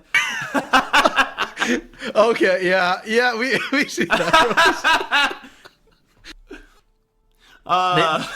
We've seen teams get early starts in match one. We'll have to see if Leviathan can keep it up, but that is a really solid start for them. A big goal lead to turn things their way. And we talked about the compositions. Kate Stars still need a bit more time to scale. Leviathan, with that early lead, they should be hitting their power spike soon enough, faster than Kate Stars were hoping for.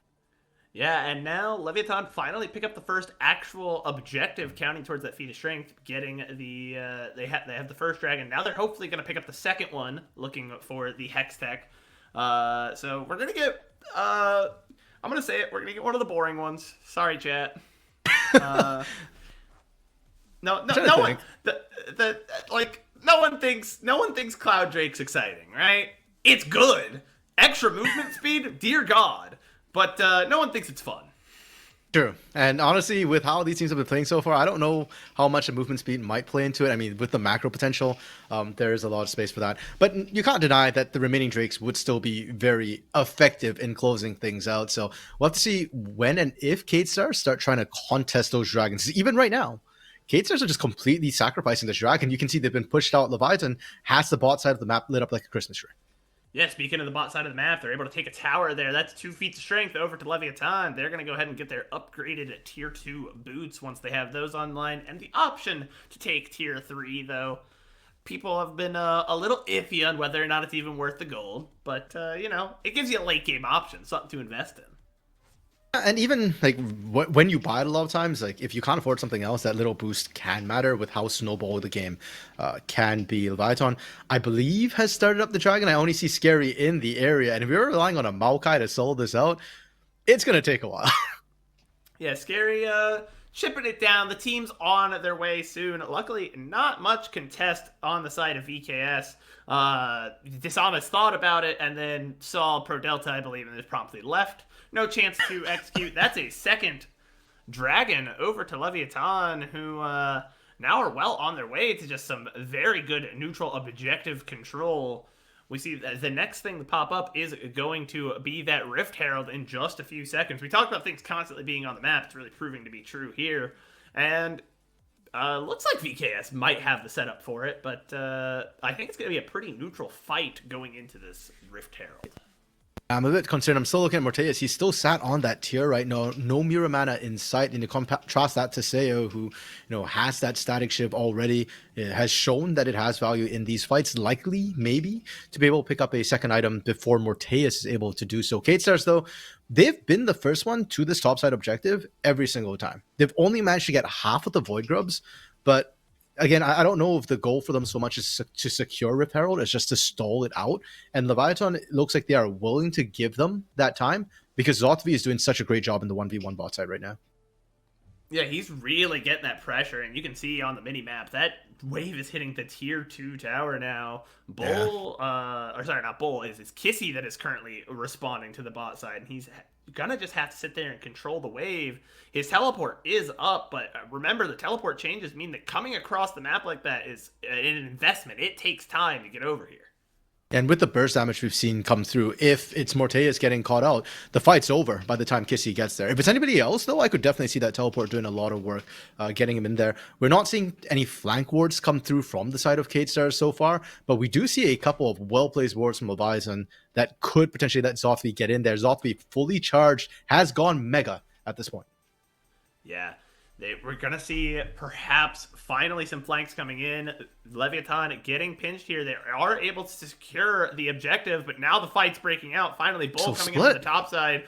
This fight's a little split, but it seems to be favoring Leviathan, but they just can't secure any kills. They're getting plenty of damage now, but no one wants to fall. Finally, Desamus dies. Scary picks up the kill, and now Seo is coming in. Going to get all that damage down, a double kill, and another big fight. They're going to try and dive Morteus here. Oh, flashes to dodge the Void Seeker. Isn't able to kill Scary. Unfortunately, not able to get that auto in, and that's an ace, 5 for 0.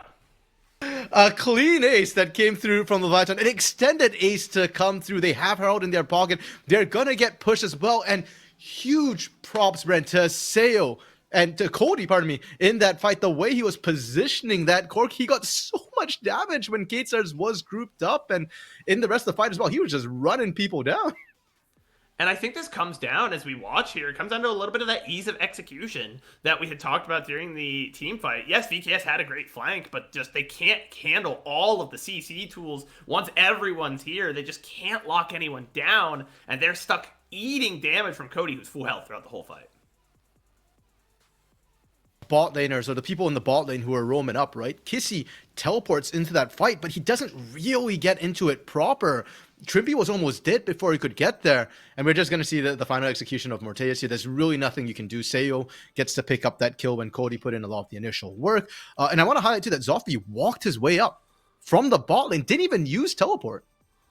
Yeah, now we have perhaps another little bit of skirmish breaking out here, but unable to lock down Pro Delta. That's the power of that Rakan, I think. More so than a lot of the other like classic engaged tank kind of champions, is Rakan is so slippery. Even if you think you got him, he's just gonna he can go over walls, he can dash teammates, he can knock you up. It's very difficult to actually lock him down. So even though they got a full stack Sejuani passive on him, it just didn't matter. He just runs away.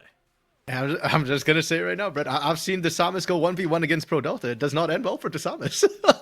Actually, before Pro Delta was on the same team as Desamis last year on Katesars, Pro Delta on Pain Gaming solo killed Desamis. I think at the time Desamis was on Fluxu, if I recall correctly. Lulu versus Lee Sin was the matchup, and Pro Delta actually soloed him. So, yeah, I don't think he can kill a Sejuani as a Rakan, but I also don't think Desamis can handle Pro Delta and have any sort of 1v1 threat. I would say, if you asked me before Pro Delta did it, I would have also said a Lulu could not kill a Lee Sin at any amount of health, but it happened. I saw it. And all of us were in shock. It was I love the clip where, especially, there's just like a bit of silence after, where everyone's just kind of looking at the screen like that did not just happen.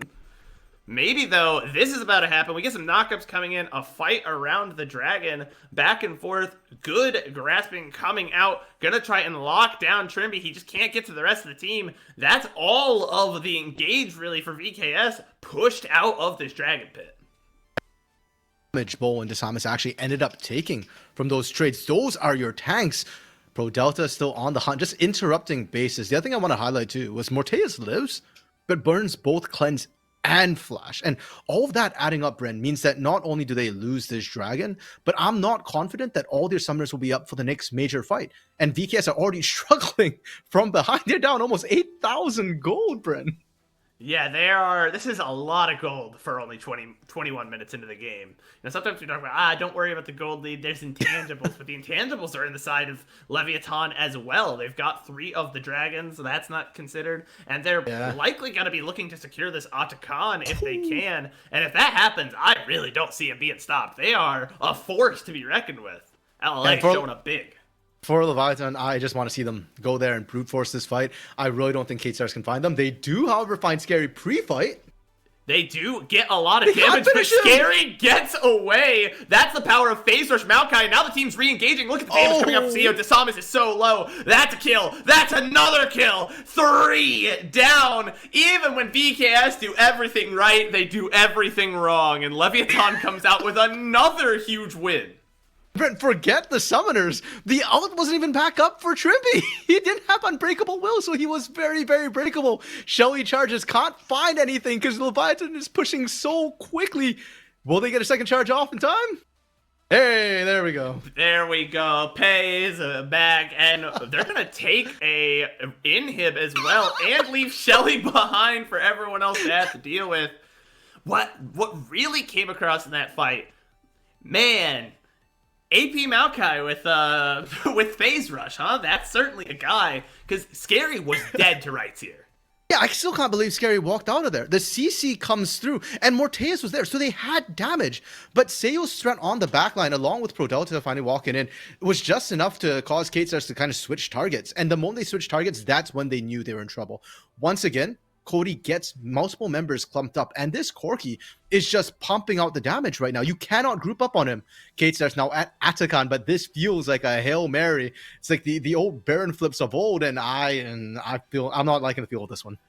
Yeah, it doesn't look too good for them. They've only been able to pick up 1 kill so far. Extra 40 gold per kill doesn't matter too much if you can't get any. Here it comes! And he's melted. The power of AP Maokai really coming through here. All across. This fight is a messy. Everyone is spread out, but Seo is in the back line. That means Morteus doesn't have long to live. Scary not even going down. Seo might give up his life, but it doesn't matter. It's a fight win for Leviathan once again. And now the Nexus turrets can't even handle the minions that are pouring into the base. And this might be a free Atakan for Leviathan. They lose 2 members, but they pick up 5 going the other way. Atakan, just a nice little sprinkle on top. Yeah, Zothby and Scary trying to swap out the damage. Now Cody tanking this one. And you know what, Brent? I'd say it's kind of risky, but there's nobody on KateStars here to even risk it. And it goes down. Wait, is that the Ruinous, or sorry, Voracious Atakan that we just saw? I believe that. Voracious is the red one, I think. I don't know. Because, wait, I forget which one is which now, the colors. So Voracious is the one that pops up when the game is too slow, and he says, please give me more kills. Yeah, that's a Voracious Atakan. That's the slow one. Boo. Yes. I thought we saw a high kill count. I mean, they had 18 kills, and this fight as well, it really was over. It felt like when KateStars got caught on Atakan, and they lost to Samus right from the get-go. Everything else after that was just icing on the cake. And Prods, be happy, man. Law of X's comes through. Seo as well on that dive into the backline. It was insanely risky. We're right back into another fight. Yeah, this has happened quite a few times today. Post 20 minutes, the league gets active. And as we have another fight, a huge ult from Zonfe. Everyone into the wall. His team trying to follow up, get the damage down, finally picks up the kill. Here comes the second one, the knockup, doing work. They end up trading a little bit of damage back, but no kills for VKS. And they lose 2 members. They just can't find anything. And even so, the respawns, I believe, is what saved. The fake deaths, I believe, is what saved Leviathan a little bit of time, a little bit of tempo. But still a big fight win for them. And a little bit of gold. Zothby, his GA got popped. He does not care. It's only, 2.5 minutes worth of GA anyways, and they get that kill. Rose asking the question, what is the law of X's? So, not X's as in cross, but X's as in former. The law of X's, when you divorce, whoever gets kicked out the team, a lot of times has a buff against their former team. And specifically ProDelta, formerly the support for KateStars, a huge part of their engage of the proactive play they had last split, is showing it now on Leviathan. He is the one going in. He's creating a lot of action for his team. And that smile right there, that's because he knows he got his former team's number. Yeah, it just seems like every time someone goes up against their former team, especially, never mind, I don't have time to talk about that. We're going back into another fight. These guys just want to skirmish, and that makes sense for Leviathan. Not only are they ahead, but they have picked up the Atakan. Multiple of their members still have the fake death GA on their backs. In addition, they get extra gold. ProDelta gets a knockup. Samus is going down. That's supposed to be a tanky champion. Doesn't look like it. ProDelta able to get back out. Seo picks up the first kill. They're going in. Here comes the Meganar. Actually, a great play from Bull to take the Gnar away from the rest of the team to try and prevent the big shove. Doesn't matter anyways. Triple kill. Seo will do it all on his own. Quadra kill. He's looking for Trimby. He's gonna get him. He's gonna get him. They know. Get him, Seo. No, I think Cody's gonna get this one. Can Seo actually pick? Oh, Seo's actually in there. No, come on, Seo. Give it to Seo. They can do it. Oh, Trimby! Oh my goodness. Trimby not willing to give up the Penta. Doesn't matter. Leviathan will take the game win instead. Just a dominant game for Leviathan. Start to finish. Yeah, super impressed with the way they played that. And we knew coming into this split with the way the meta was that it was going to be action all around. Delta playing to the camera. Unfortunately, we didn't quite get to see what exactly he was doing with the camera there. Yeah, and we expected LTA South to be spicy. This feels like the way they want to play, constant skirmishing.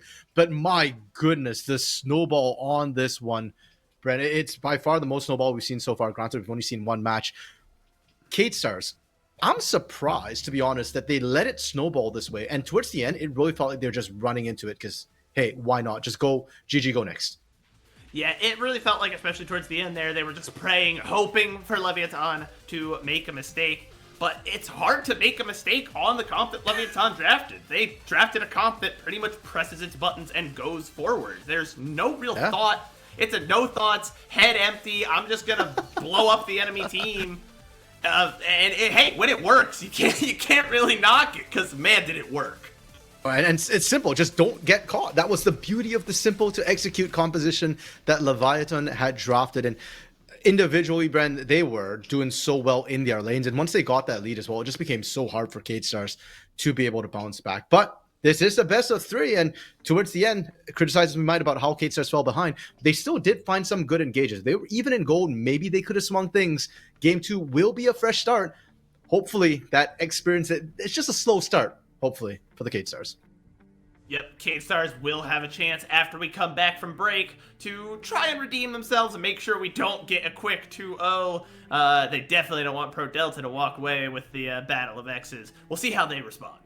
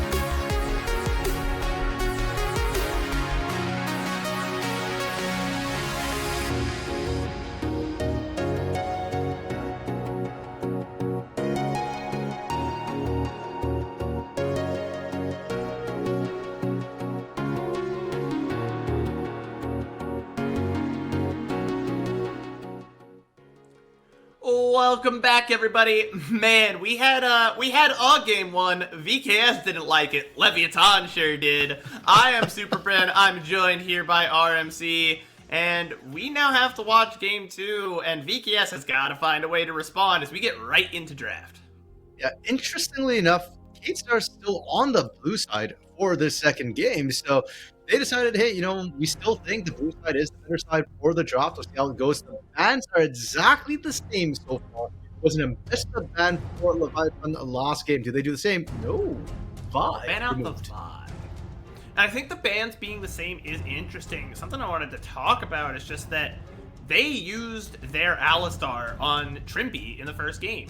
And that means they can't use it again. Also, Varus, very good pick. Okay, yes. But that means very. Pro Delta is one of the best rels like in pro play, and that guy can just lock it, and there's no counter to it now because like your best answer is gone because of Fearless. And interesting, the Aurora coming out, and that is a powerful pick. It has a lot of damage dealing capabilities, very mobile. Yep, and it is also a flex pick that can still come through, can go to either solo lane. So they're not committed to Cody or Zothby picking it up just yet. Ambessa on the table would be a champion, I think, that could actually handle the Aurora. So I almost feel like they picked it and they're daring K-Stars to blind that Ambessa and try find a counter pick for Zothby because he did such a great job last game. He applied so much pressure in the 1v1s, not just against Bull, but even against Kissy later on. Now we see they have picked up the Azir for Kissy.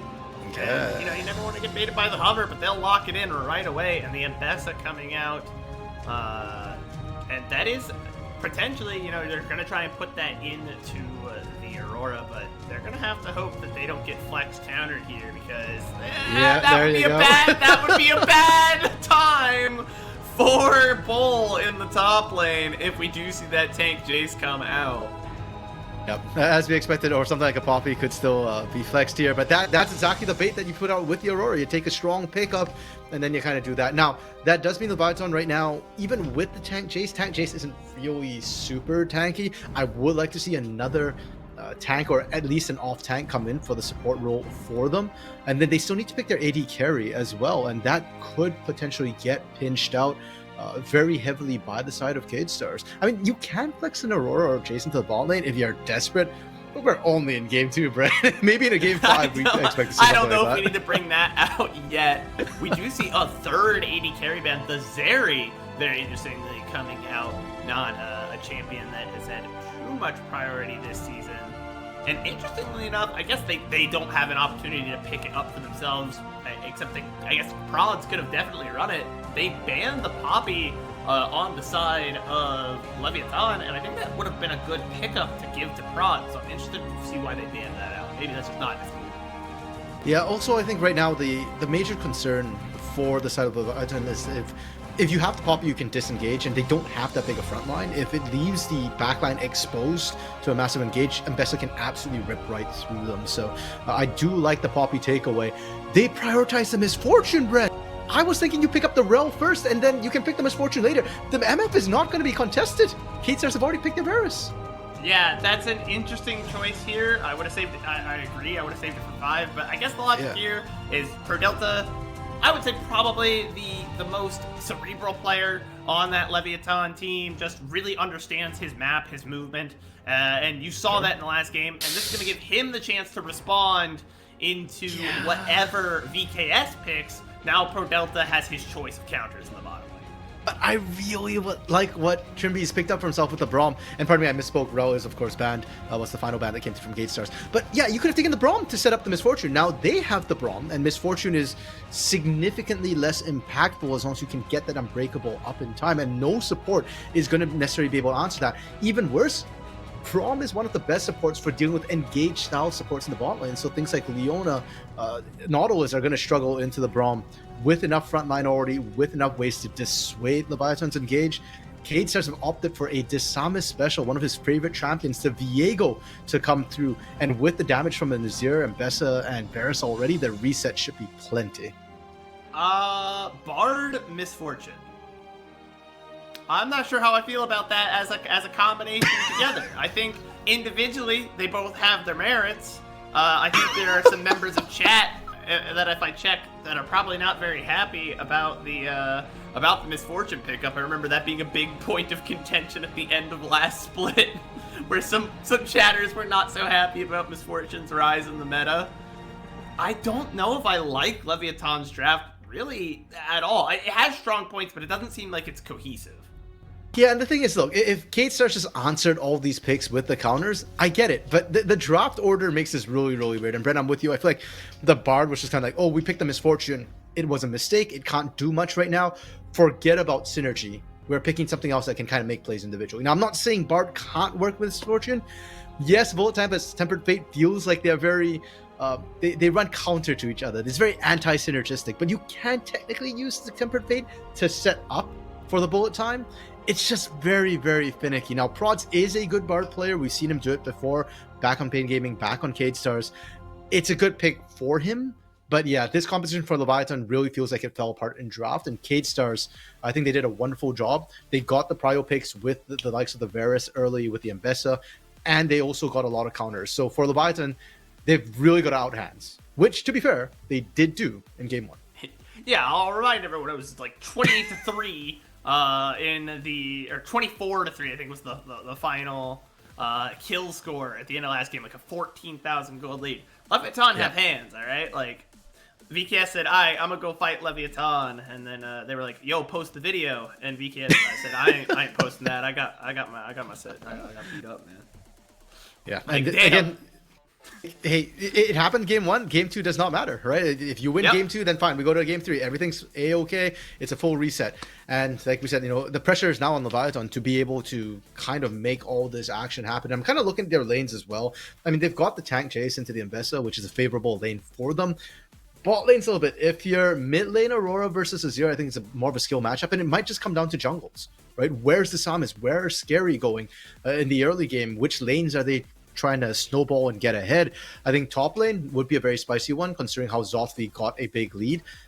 If he gets a lead with the Jace again, I think that's a rough way to kind of kick things off. But at the same time, your mid lane really wants some sort of advantage and resource. And I like this from VKS, all stacked up together, because there are very few people in the game that enjoy a level 1 fight more than a Braum.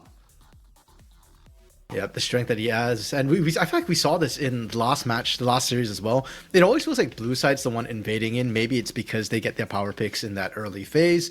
They get the wards down. That's going to be kind of big too, to be able to track potential lane swaps. And I think that's the ward that I wanted to see specifically. They want to try. I'm actually wondering if they want to try and lane swap to keep Bull away from Zothvi. Because on the other hand, Morteus and Tribute do well into Seo and Pro Delta, their picks at any rate, but they can really abuse a Jace in a 2v1 situation. Yeah, going to overall be pretty rough if they are able to correctly execute that lane swap. Leviathan, they still have some angles. I think the biggest thing they need to play through is Scary. Has very good timings. He roams around the map very well, and he's on a champion that can really take advantage of that skill set. Okay, right from the get-go, K-Stars have indeed initiated lane swap, and I like what they're doing.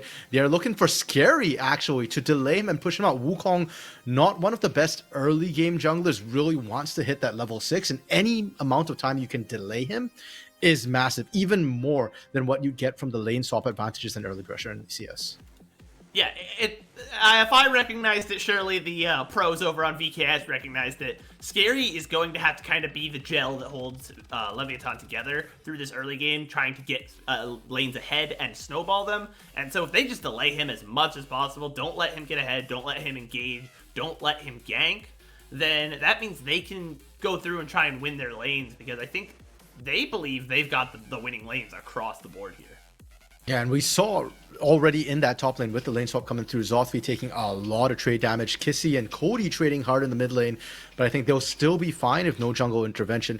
What surprises me is that Pro Delta has actually rotated to the top lane to support the Jason. Normally, that's fine, but if Scary set behind, one of the ways he could have come back in was actually diving that bot lane. Without Pro Delta there, without the numbers advantage, I don't think you can dive, and that favors K-Stars.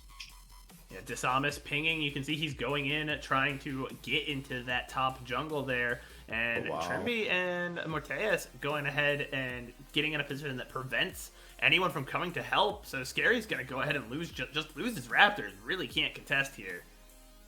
Yeah, and I love this turnaround from game one. Game one, it really felt like Leviathan was able to get advantages and run away with them, and it really felt like Trimby especially couldn't quite hit his stride. We saw Pro Delta just roaming everywhere on the map, but Trimby was nowhere to be seen. Bo actually going in trading aggressively with Seo here.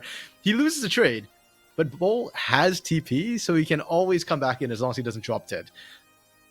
Yeah, Bolt does lose the trade, but like actually kind of not really, because yeah, not only does he have TP, he's got the shield. He ends up just being that little bit tankier. The grasp will help him heal if he goes in to make that other trade, and so he still has a bit of threat. Zothve, interesting. He flashed forward. Flashed in there. That's got to be a misinput, right? You know what? It's hard to say because Zothvi got out alive. I would say yes, but who knows what goes on the giga brains of some of these top laners. They think they could win the trade, and with all that healing, he actually didn't end up dying. He does recall, and that will likely initiate a lane swap for Seo to rejoin Pro Delta in the top lane. That does make it a little bit harder for Zothvi, though. And keep in mind, not only did Zothvi burn the flash, Zothvi is currently actually a little bit underleveled with this TP. Going to the bot lane, Bull is able to pick that up, and Bull could just look to, get back to the lane very quickly, match up, have better base timings, have better items, have better experience differentials as well. Yeah, I think it was he was trying to intimidate him. Like, he flashed, and I think the hope was genuinely like one of them will flash because they're scared. But no. Watch enough tape of Morteus and Trimby. Trimby's experienced. Trimby ain't gonna blink in that situation. And Morteus has nerves of steel. He's lived in this region full of insane AD carries. Think about, players like Brunsey. They came up through Academy. Natuno came up through Academy. I know Juliera didn't have the best time of it in CBLOL, but in Academy, he was absolutely nuts as well. And yeah, Morteus didn't blink then. He's not going to blink now. Bull actually using the TP to get back into a lane. Will not have it available for a grub fight. Yeah, and grubs are coming up very shortly, less than a minute on that timing. And once that hits, that 6-minute grub timer, we talked about it last game, and it's going to continue to be the case unless something gets changed. It's just kind of the staple of the current meta. Non-stop action from there. There will always be something on the map to play for. You can always find something to put yourself either ahead or behind, depending on how you play it. But there's always something to play for. Finally, there's an engage. Seo down to half health, taking a couple of shots from Morteus. Has to use his cleanse. Can't really distance himself. Doesn't need to take the Bard portal. Is going to finally get the heal. Disamus decides to back away. Probably pretty smart. And both junglers are now looking in this top lane. Disamus showed. Leviathan knows he's there, but Scary kind of waiting in the wings as well. One thing to note, neither jungler level 6 yet. Ult's not available, and the damage that Morteus and Trimby pumped out might just be enough to dissuade Leviathan away from these grubs. Get all 3, and that counts as a feat. Yep, that's 3 grubs is going to be the goal. I do like, thank you, Brazilian observers, or LTA South, LTA South observers, for zooming in on the double control ward push. And it looks like Leviathan's going to be able to deny one of those grubs, just as VKS did to them on the first rotation last game. And that means no more progress towards the feat. Honestly, a little surprised that they didn't try harder to get that. I think a lot of that coming in from this mid lane, Bren, a lane that we haven't touched on too much. Cody has been able to actually consistently get shoved and poke down, and look, it's really close. I think Kissy's been doing a wonderful job actually picking up the CS for the most part and making sure he's not missing experience. But whichever side has shoved, not only has Prio on the rotate, but in this case has actually the priority, a bit more of experience advantage, which is why we're seeing Cody up a level on Kissy. And Kissy knew that if he rotated, if Cody picks up one more CS, he's bringing a more dangerous person to that fight. And so they'd rather just get the 2 grubs, walk away, and then maybe we look at Dragon instead as the next major objective we contest. Yeah, I think it's smart. Try to hold Kissy, or try to hold Cody there in the lane rather, because you are correct. Not only was he up in the gold there, but he has the Dark Seal, which means if he picked up like a kill or an assist in that fight, it would get really, really hard to lane against him very quickly. And once again, Bren, we are now at the 7.5-minute mark with no kills on the board. These two teams. I don't think either of these teams are actually LTA South teams. I think they made it up. Yeah, they belong to the North Conference, guys. Can we kick them back up here, please? Bring in, I don't know, like, who we got? Bring in Lion Gaming or something, you know, somebody who's going to give us some action. Even now, we're not seeing a contest over Dragon. True, FlyQuest, yeah. Yeah, the Dragon just probably going to go over here to Leviathan. Just no real answer. I do see some pings, some movement. Trimby's thinking about it. He wants to go in. He's calling for the boys. It's almost gone. But yeah, it's too little too late. And they're just going to get pushed out, back away, give over the Dragon. Yeah, a big surprise to me. And maybe partially because Sayo hit that level 6 there. A little bit hesitant, pardon me, to actually hard commit to that. Scary is level 6 as well, has that Cyclone available. But at the same time, if you didn't contest right there when you're strong for K-Stars, they had such a strong early game, then the mid game does not get any easier. It's not like the Cyclone goes away. It's not like the bullet time goes away either. And for Leviathan, I'm just getting vibes that I got from last game where it felt like Leviathan at around the 8-minute mark started really turning the screws, and then they snowballed very heavily from there. They are kind of set for the same game plan right now. Yeah, no. What does VKS got to do to prevent that from happening? Never mind a big ult from Bull. He's going to try and give it to Zolthe if he can, but a good shove with the hammer form Jace, then into the gun form to get that movement speed. The question I was going to ask is, what does VKS need to do to prevent themselves ending up in that situation again, where they play an even early game, and then all of a sudden here comes a cracked out Leviathan? Okay, I think they need to start actually making more aggressive plays. And this is a good start. No way, he gets away, right? Scary lives with, I mean, truly has to be single-digit HP as he walks away. And aggressive plays they were looking for doesn't really get too much payout. They are certainly going to try and make this dive work. Okay, Zothie had no wards, by the way. And yeah, his top lane senses were tingling. He knew he had to back off, but he kicked in a little bit too late, and now Desamis is going to be the first one on the board with the kill on a Viego, a champion that definitely can scale up and be a threat. Brent, these kills are nice, and that's what we need to see more of, these set plays. But I'm going to be honest, these solo kills are not that important. It's about the team fights. It's about the skirmishing. The entire meta revolves around that. Bull gets Cody. Tempered. Tempered Fate coming out. Bull's going to burn the flash, but he's trapped inside, knows he's not getting away, turns around to fight, and the team's here. Emperor's Divide, bow down. Here he comes, Cody. It's over for you. You're just walking into the waiting arms of Desamis, and that is the king. He's here to lay down some dominance. He's looking for another one, a third kill. Morpheus picks that one up, and all of a sudden it's VKS in the driver's seat. We're talking about hyper carry potential for Viego. It's fully online. Desamis with the first 3 kills in pocket, and Morteus with his CB low debut, picking up the kill, having action, cutting off Sayo. I think that's going to be one of the biggest things for Leviathan in these team fights is watch for Scary, watch for Sayo. Those two need to connect, and unfortunately for Leviathan, they got cut off. They thought they had the drop in the top lane. It was a good attempt from Pro Delta, but when the pick went south, they were not ready to team fight. They were not ready for mob bodies to be showing up, and K-Stars able to find that snowball and turn the tables on Leviathan from game 1. Yeah, they had that catch out, it thought for sure. As you can see here, they get the Tempered Fate on the Bull. Bull has no idea he's being watched, but really well played to buy time here. And I can't believe Bo survived all of that. The fact that he lived, and then the heal that came in as well from Trimby really turned the tides, because Cody and Pro Delta were just way too committed at that point. The other thing too is watch where all the Leviathan members are.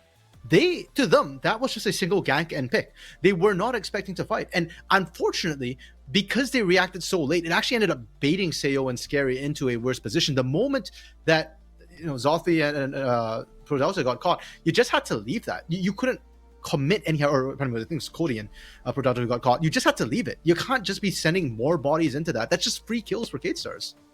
Look at the Brazilian production popping up, the gold difference here. Yeah. And, jeez. Man, it's starting to look a little dangerous. 3K at 12 minutes is quite a bit. VKS were like, hold on now. we were not supposed to be losing this one. Let's think about it for a second. And back in control, which is kind of what we expected from a Coach CL-led team, is like, macro plays, map positioning, we're going to win on those alone. And if we need to check you in a fight, we will. Hold up. Okay, we talked about the firefighter sort of profile for Scary. This Samus profile. Brother? You know what? I get why Scary needed the extinguisher. The Samus went the hot route. Yeah. Somebody needs to put out that fire, man. Desamis just showed up and they were like, hey man, you like need clothes for this, and he's like, really? I don't think I do. Let me tell you. It's hot in LTA South, man. Understandable. Yeah, it must get warm in the VKS locker room. Just saying, I don't see any complaints in chat over that. And it is interesting, too, that they did highlight Scary and Desamis, because we did say in the pregame that it might come down to junglers and what action they're able to generate in the early game. And for K-Stars, we complained that, hey, Trimby was rather invisible last game. Desamis wasn't generating the sort of picks that we are used to seeing from him. This game, Desamis is all over the place, right? 4 out of 4 kill participation, 100% kill participation. Trimby, 0-3, second highest kill participation on the map with Bull as well. They are now fully online. It was a bit of a slow start from them, but as you said, it's a Coach CL team. We're starting to see that macro come online. Yeah, and I honestly, one of the things I want to highlight as the Tempered Fate comes out, entirely whiffs, but it's not going to lead to much. One of the things I want to highlight, it all comes back to, I think, that really good macro play at level 1, like a minute into the game, of pushing Scary out of his jungle and setting him that little bit behind, because it's given Desamis as much time as he needs to get ahead and stay there. I don't know if we need to show the damage totals from that last fight. To be fair to Scary, I love that you're making that point that Scary got set behind and show like Scary did no damage. Scary wasn't in the fight for most of it, so I feel like those damage numbers are a little bit, they don't tell the full story. Scary can still come back into this, and Leviathan as a whole, they still have that threat of the Wukong Misfortune combo, the Cyclone into bullet time, but I just need to see it, Bren. We haven't seen it at all this game so far, and if that doesn't come online, I don't understand this Misfortune pick whatsoever. Yeah, it has to be their game plan. I mean, it seems so straightforward, but that means it's obvious to everyone else on the map as well, right? These guys are professionals. They know what they're doing. If you think you've got, this is a straightforward game plan. Yeah, it's straightforward. That's the problem with it. It makes it easy to execute. It also makes it, easy to game plan around. Something I actually wanted to hit, I don't know if you saw, Kissy got 250 gold out of plates. We haven't not talked about this mid lane too much, but quietly having a successful game here, just eking out that gold lead over Cody. And that's really interesting too, because when we saw the 1v1 laning against Cody, Cody was the one constantly getting small advantages, small leads. But since the rotations have started, Kissy's been able to pick up a lot of farm, a lot of CS, pick up a lot of alone time against some of these turrets. And Cody has been kind of pulled left and right to cover fires, and it hasn't worked out. Cody is starting to fall behind. Kissy as well. That topside play where he got the Emperor's Divide was beautiful. Morteus gets hit by the Tempered Fate, but it's not going to yield anything. Yeah, no one wants to commit the stun. Misses the binding arrows. Tries to get away, but it doesn't matter. Mateus hits the charged arrow right through Pro Delta. And now another Bard has hit the rift. And they're going to get the knockup. Here it comes. That's the second kill. Desamis getting active, maintaining that 100% kill participation. Cody, this is a bait. You do not want to go after him. It's so over. And we talked about this. Leviathan's got hands, but they're a collection of individuals right now. The big question we had for them was, can they come together as a team? And right now, against that question, the answer seems to be a resounding no. K-Stars picks them off individually. Cody thinks he can win the 1v1, and maybe he could have. It's not a 1v1, it's a team game. Seo sees Pro Delta going down, and instead of backing off, he overstays thinking, oh, I can handle a 1v2. But it's not a 1v2, it's a 1v3, and now Leviathan's hemorrhaging even worse. Yeah, and again, and here we are. That's a big trade. It's a lot of health for Zopfe very quickly out. You know, our producer was heckling us a little bit in between the games about we did both put Leviathan last in our tier list. It's looking a little more accurate now. Yeah, unfortunately, the game 1 is not transitioning to game 2. We're getting a replay of what happened here.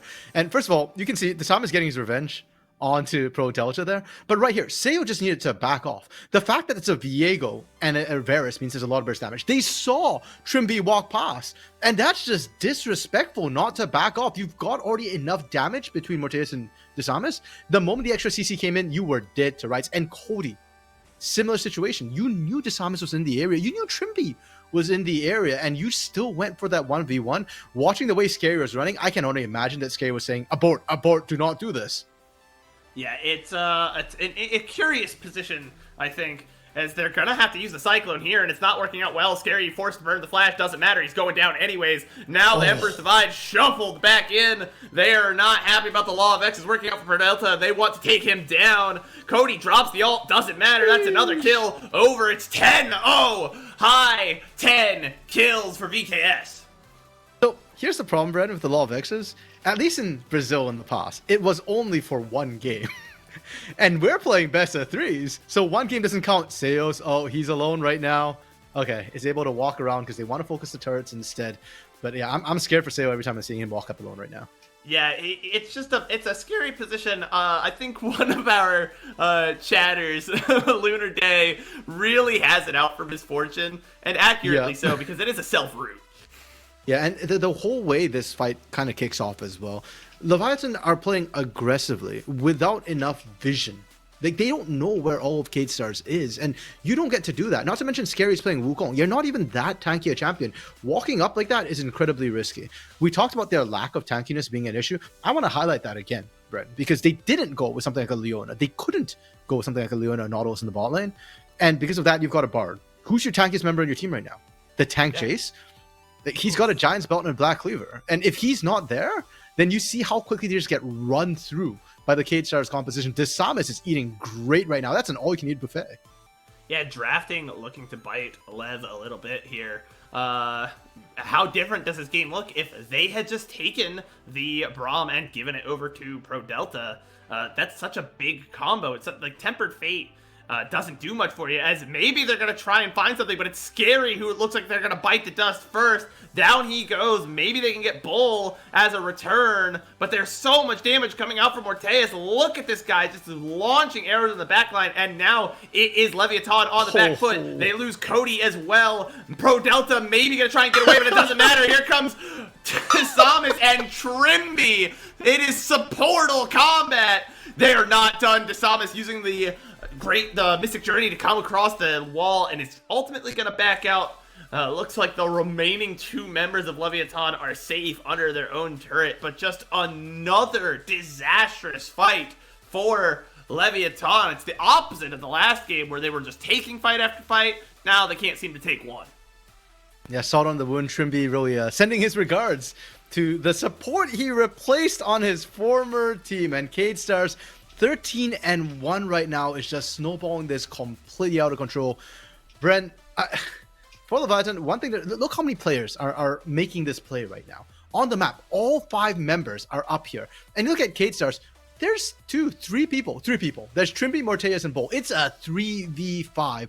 And they just absolutely slam Leviathan. Even at a 1v1, you're already at a loss. But the moment any backup shows, it's a wipe. And look how clean K-Stars are on this right now. They know exactly how much they can take. Trimby with the laughing Braum as well. It's just on the moon, mate. Yeah, just an overall well-recognized fight. They probably didn't even have to burn the Kissy teleport. That was just insurance to get to make sure they got to that fight safely. Now they have the Atakan as well in their pockets. They have the voracious Atakan, as you can see. They have the Guardian Angel passive over top. And that just encourages them to fight further, snowball more. 2.5 minutes, 150 seconds is how long that GA lasts. And for Leviathan, you basically can't fight during that period. If you do, it's almost a guaranteed loss. Zothvi just trying to hold this turret, just trying to wave clear while the rest of them are pushing into the bot lane. Seo has the bullet time ready and available. I'm going to be honest, at this time, I don't think you're using it for the combo. I don't think you're using it for the fight. That bullet time is wave clear insurance. Yeah, it is a minion in a minion farm, a little minion cull, and then you have to back out. You really can't just try and take a fight. Seo is stepping forward more than I would be comfortable with. But they do have some damage, and Morteus took a lot more than I expected, taken from that Jace, but it doesn't matter. They're getting on Seo. The Shurima Shuffle comes out. Seo's going to not go down. A huge heal, and they're able to burn one of the GAs. Arrows coming out, but they might be able to take some of this fight. Trimby's getting low, gets a double knockup. Now they're going in, and here comes the bullet time. Just not valuable enough. Bull goes in. He's going to finally pick up Seo. He's going to die to the tower, but it doesn't matter. Back to base he goes. And on a huge fight win per Delta goes down. This could be game right here. Picking up the triple on that one to clean house, and that was the problem, Brett. We just spoke about it. You can't fight during the GA. Leviathan initiated so well, too. The pick onto Kissy was huge. He didn't have teleport, so it was a 5v4. But unfortunately, even with such a great pick, even with all the right calls, all the right moves from Leviathan, the gold lead was just too massive. Last game ended, was it 24-3, I think was the final KDA, final kill score. This game right now is 17-1. And I am worried that Leviathan will not find more than one other kill. I think they end the game with no more than 2 kills. I will say, in Leviathan's overall defense here, 2 of those 3 kills did come in the fight around a Nexus at the end of the game. So it was also a 1-kill game the other way. But yeah, okay, I don't know. Fair. I don't know. They have the damage. They have the damage in spades, but they just get deleted if they step forward. Yeah, and a big part of the problem too is the way their damage comes out, right? I know that Lunar always complains that Miss Fortune is basically a melee champion because she self-roots during the ultimate and she cannot be interrupted. And we're seeing that. Seos is struggling to buy time to actually use that ultimate. We're seeing a similar issue with Zothvi as well on the Jace. He's not having time to put out the damage and he's not building damage. So that leaves Cody as their primary source of damage here. You'll notice I'm not talking about Scary because Scary goes in and he dies. He's not damaged. He's initiate and that's his job. Yeah, his job is to maybe something done. Seo gets the Tempered Fate used on him by Prodelta to buy some time, but it doesn't matter. Here they come. The whole squad's rolling up. That's 2 kills. Can they find the third one? Trimby just going forward. Doesn't care about his life anymore. He's low, but doesn't matter. Cody trying to use the towers to his advantage. He does finally take out Trimby, but it's going to trade him back instead. And now they have free reign to just fire on these towers. I think we're going to game 3, chat. Meanwhile, Zothvi was farming. Now, don't worry, Zothvi, he almost matched Bull in CS, and therefore, that's kind of a win. If you think about it. I'm thinking real hard, Bren.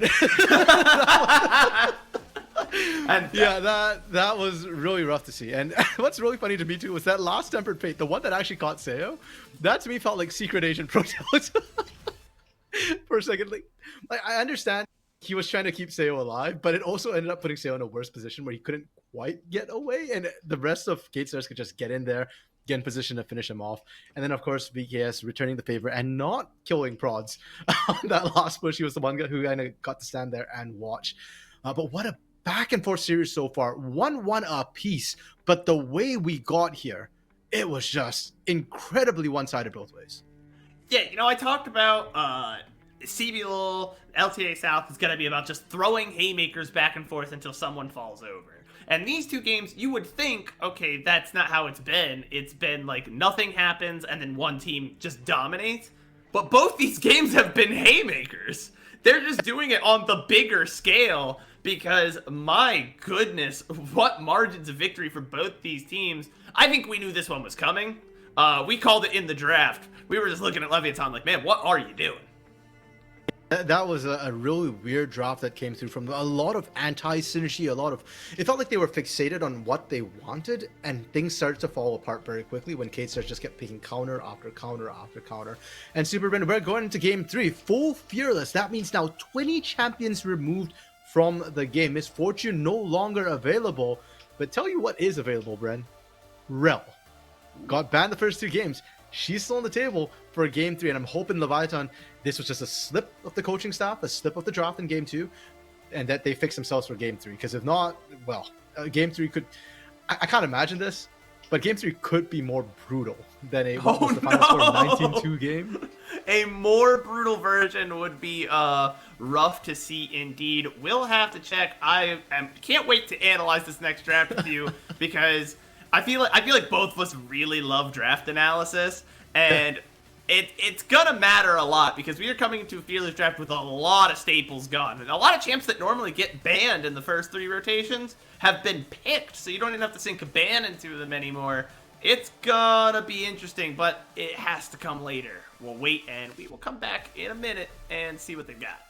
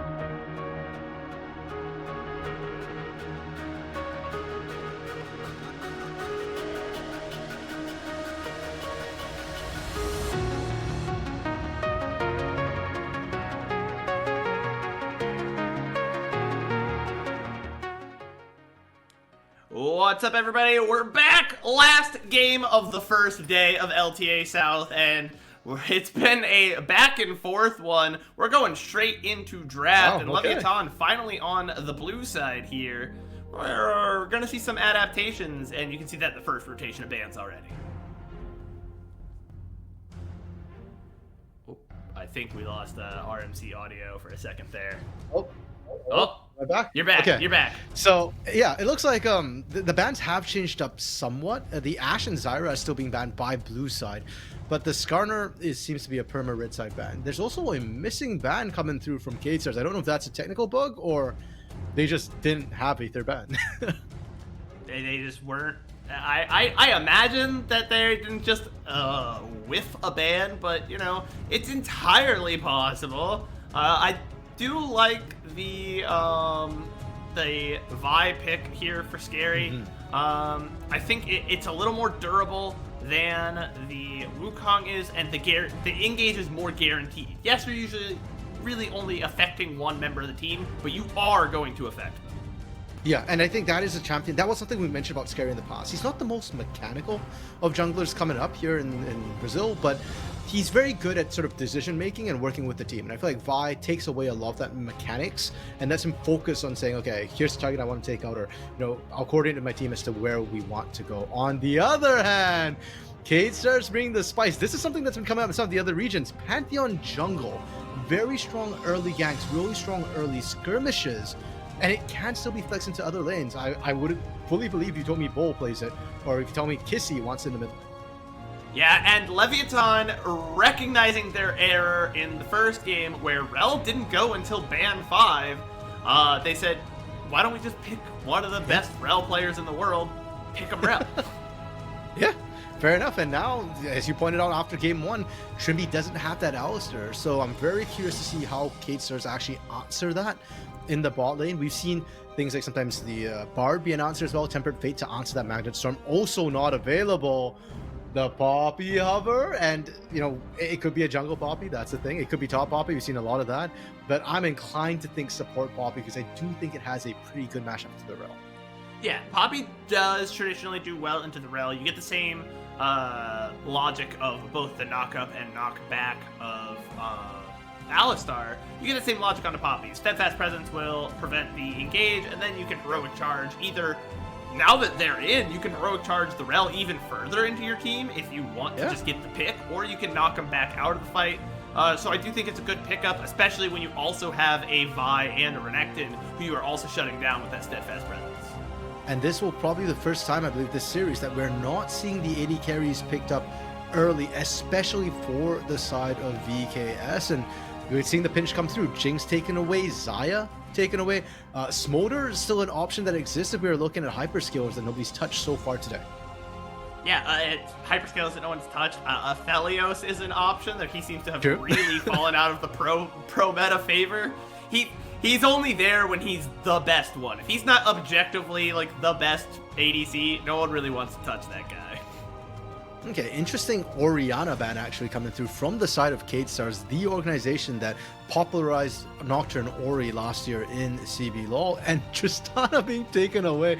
Honestly, I don't think of Tristana as a particularly meta AD carry. She's not even in my A tier for the most part, or barely in my B tier, but after watching Titan play it earlier, understandable.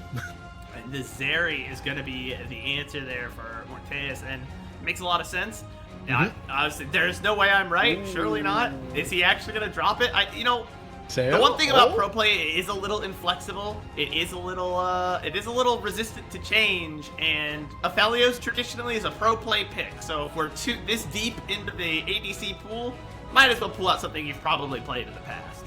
I'm gonna be honest, I'm actually quite surprised when they hovered the Twitch. I much more preferred the Twitch and being able to actually outrange the likes of the Zeri. And they are looking for a mid laner. Cody and Kiana, that's very physical damage heavy. Yeah, I think you need an actual mage, some AP damage to come through for them.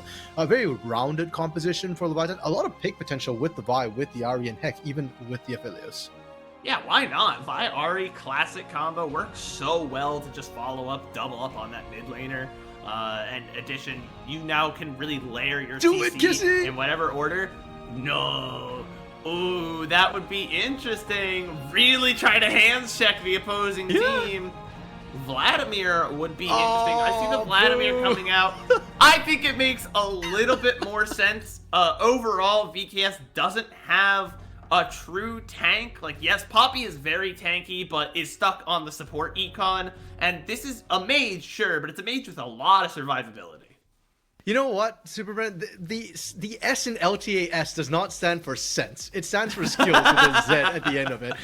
I wanted to see Kissy's Akali, pop off. He has a very nasty Akali in pocket, and it would have created a lot of skirmishing to come through, a lot of 1v1 scenarios, dueling scenarios with the likes of Leviathan. But as you pointed out, Vladimir makes a lot of sense for team fighting. There's, in a way, a bit of a lack of mobility on Leviathan, aside from that Ahri. Yes, he can slice and dice with the Renekton, but once you kind of use that up, and if he's stuck in the Sanguine pool when that happens, he is vulnerable. The multiplier combined with the Jax and with the likes of the Zeri pumping out AoE damage as well is absolutely huge. I think K-Stars, they've drafted well again, and they've done so throughout most of this series. Leviathan's dropped a lot more individual, but I think that's what worked for them in game 1, and I like this better than what they drafted in game 2. There are a lot more opportunities for them to make small picks, small plays, small duels happen. Yeah, they have a lot more options than they did in Game 2. It feels like Leviathan really limited themselves to one avenue in Game 2, and that didn't work, and it was pretty apparent pretty early that it wasn't going to work, and then they had no other options. They were up a creek without a paddle, so to speak. But now they've got quite a couple options. I think it's going to ultimately come down to who can get the other team to blow all the cooldowns, get them to engage, then get away, disengage, and then re-engage in. I don't think either team is going to really want to be the trigger puller here.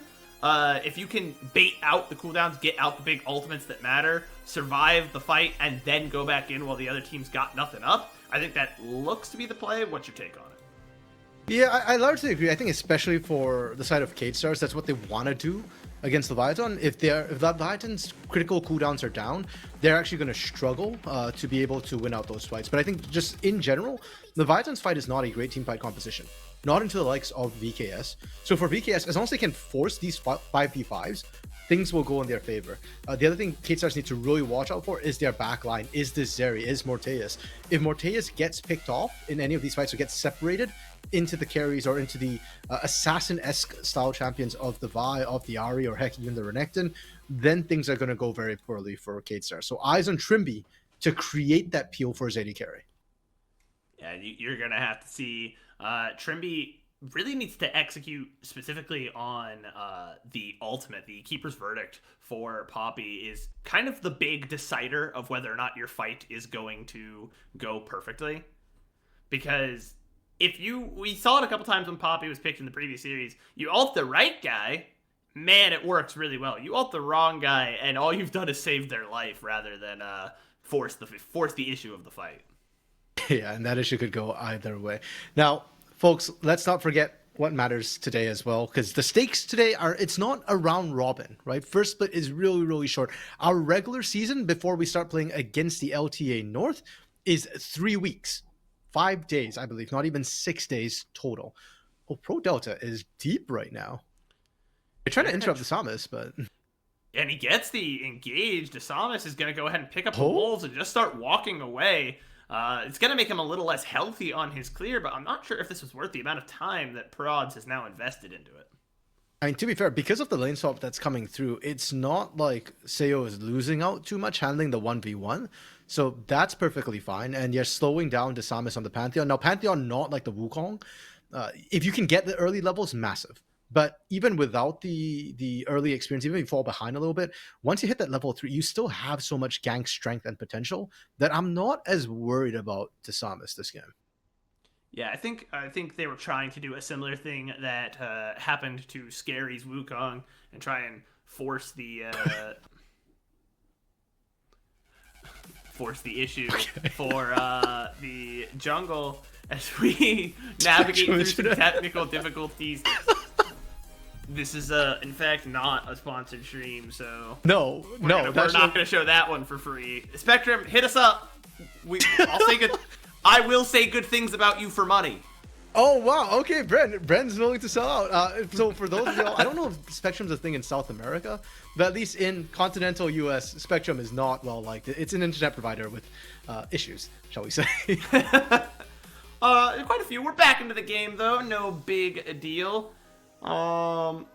Ultimately, looks like CO is handling himself fine in the bottom lane, has the range advantage. Pro Delta has come up to the top side, where Zothe is just gonna try and out-trade the enemy 2v2. I love that the lane swap meta has just entirely obfuscated what lane assignments are. What even is a top laner nowadays? Yeah, and I think it actually, in Brazil, or in LTA South especially, where we've got a lot of very strong laning AD carries, has kind of weakened their ability to show off that 2v2 strength, which was one of the hallmarks of South America for such a long time as well. Now it's more cerebral. It's about, hey, can we get the right lane assignments? Can we match up? Now, speaking about mechanics, though, Kissy in the mid lane with this Vladimir is struggling a little bit. Cody doing a wonderful job with the Ari to actually dominate the 1v1 situation. Really good play there from Scary to hold the wave and force the crash, but Bull is just going to try and get that trade down on the Ceos, who trades back a good amount of damage coming out from the little rotation combo there. And I think that mid lane comes down to, it's Ari, man. You can't mess up Ari. You know, part of me wants to agree, but I've also seen Dinkedo mess up the Ari, so I'm a bit like, yeah, no, but generally speaking, that's true. But getting a lead and dominance is another thing. The lead, however, has shrunk a lot. Now, Brent, I want to go back to what we were talking about, the stakes of this match, because the loser of this match faces Loud, who brought pain to a game 3, and the loser of that match is out. So for both these teams, I mean, Kate Stars was heavily favored by a lot of the fans coming into today. They don't want to be in a situation where they have to face Loud this early on, you know, before they've had time to come together as a team. And for Leviathan, they worked so hard. They dominated. They crushed game 1. They came in with a game plan. It would be such a waste for them to fall out here. So both these teams, not just playing for pride to move on, but also to try and avoid having to face Loud, the dynasty who, sure, they didn't win last split. Heck, they didn't even make top 3, but still, they are a very, very scary team, and we saw that earlier this morning. Yeah, if you're Bull or Zothe, do you want to have to face Robo, 7-time CB LOL champion, in round 2 of your tournament? That sounds like pretty much like a nightmare scenario. I'm not gonna lie, this side of the bracket is just terrifying. It was super fun to start the year, be able to kick off with a bang of Pain Gaming versus Loud. But that means if you win, you have to face Pain. If you lose, you have to face Loud. That sucks! Be funny, but it would absolutely suck. Pro Delta, okay, a little bit of vision, gonna catch Trimby and Desamus in the area, but there's no hard CC or even slow to kind of set up for the rest of the catch. VKS now at the Void Grubs, ready and waiting to roll. And given what we've seen from Leviathan, I don't know if they should be contesting this. Seos is in the area, or Seo, pardon me, is in the area, so they've got the numbers for it. Yeah, I think they're gonna try and at least take one. That has been the consensus. Where is VKS for this? I'm just shocked that they walked off. Yeah, they were here. They were here, right? We're not imagining that. They were here like 30 seconds ago. VKS, where'd you go, man? Yeah, they have the strength too with the Pantheon early, but walking away I think is really, really going to hurt them. Pro Delta able to stack some of those resistances as well. And from what should have been a winning position for VKS, sure, I mean, you didn't have everybody necessarily there, but TP wasn't available for Bowl, I guess, and that's why they just called it off. They gave all 3 grubs to Leviathan for free. Yeah, that's an interesting trade there, because I feel like they could have at least taken 1 and then disengaged to prevent the full 3 going over towards the progress for the feat, but they said it's not even worth it. We're not going to risk it. We're going to set up on the other side of the map and try and get Dragon. Okay, and this time they are going to be able to rotate into this. Leviathan are not ready to answer. Cody's the one with the teleport, and he already rotated to the bot lane. I say that, Bren, but I'm looking. Again, Katesers are there first, and they are just walking away. They're just leaving. I guess they have the vision. They'll know if Leviathan start it up and then can try and collapse on, but it felt, I do agree with you, it felt like they were in a really good position to maybe force the issue, make something happen, and force a fight, because, you know, I guess Desamus isn't level 6, you don't have the ult damage over top, but I don't think that matters in terms of a Pantheon team fight, and I take Pantheon right now. I think that's a great time to fight is early on. Yeah, and now Desamis kind of getting caught out. The CC's through. The CC's coming in. Here it comes, and now he's charmed. First blood over to CO. What a beautifully executed CC combo. Really well done. ProDelta recognized exactly how much damage he could take, walks in, knows he's so tanky that this early game Pantheon can't handle, and is able to just lock him in place along with Scary and Cody. Yeah, that's 2 feet to Leviathan, now 2 right feet to them as well. That's a great pickup, and all that vision that Katestar's put down, it's not facilitating a collapse. It's just them sitting there watching as that dragon gets taken away, and they lost first blood on Desamis. Look, I know Katestars have skilling with Zeri and with Vlad, but we said this in game 1 as well. You can't just be sitting back in this meta. The snowball is strong, and Leviathan especially has shown us they know how to push leads. Yeah, these guys clearly demonstrated how well they play from ahead. And you're putting yourself in a rough position because now you know that they've got a feat if they take a neutral objective. But if you force the issue to take a neutral objective, they're probably going to pick up the kills they need for the other feat. And so now it comes down to who can get the first tower. And it doesn't feel like VKS have been really winning the split push game. Yeah, it kind of feels like the towers have been fairly neutral, even with all the lane swaps coming through. Teams have been able to protect their turrets for the most part. I will say as well that compared to game 1, in game 1, Katestars had a lot of skilling and Leviathan didn't, and Leviathan snowballed. This game, with the Aphelios, Leviathan does have some skilling on their side. A lot of it will just come down to can they stop the likes of the Jax and the Vladimir from actually diving their back line, and can they find their picks as well. So if the game does go late, it's not as simple as, oh, one side has the better composition. It's really about execution at that point, and the comps wanting to do different things. Yeah, this next fight is coming up should be the Void Grubs here. I don't expect VKS is just going to roll over and give this one for free, right? So what's the setup? I don't know, man.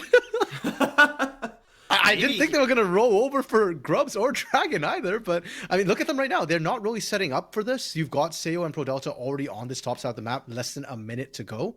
And it's not like Morteus is carrying TP, right? So Morteus is not physically moving up towards those Void Grubs. They might just surrender the second set for free.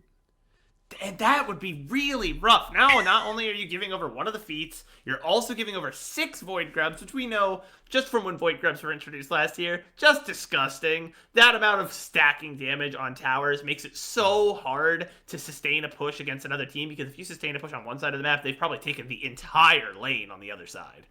Okay, Zothi has Dominus, Cody has Teleport as well to be able to cover if a dive should go down in the bot lane.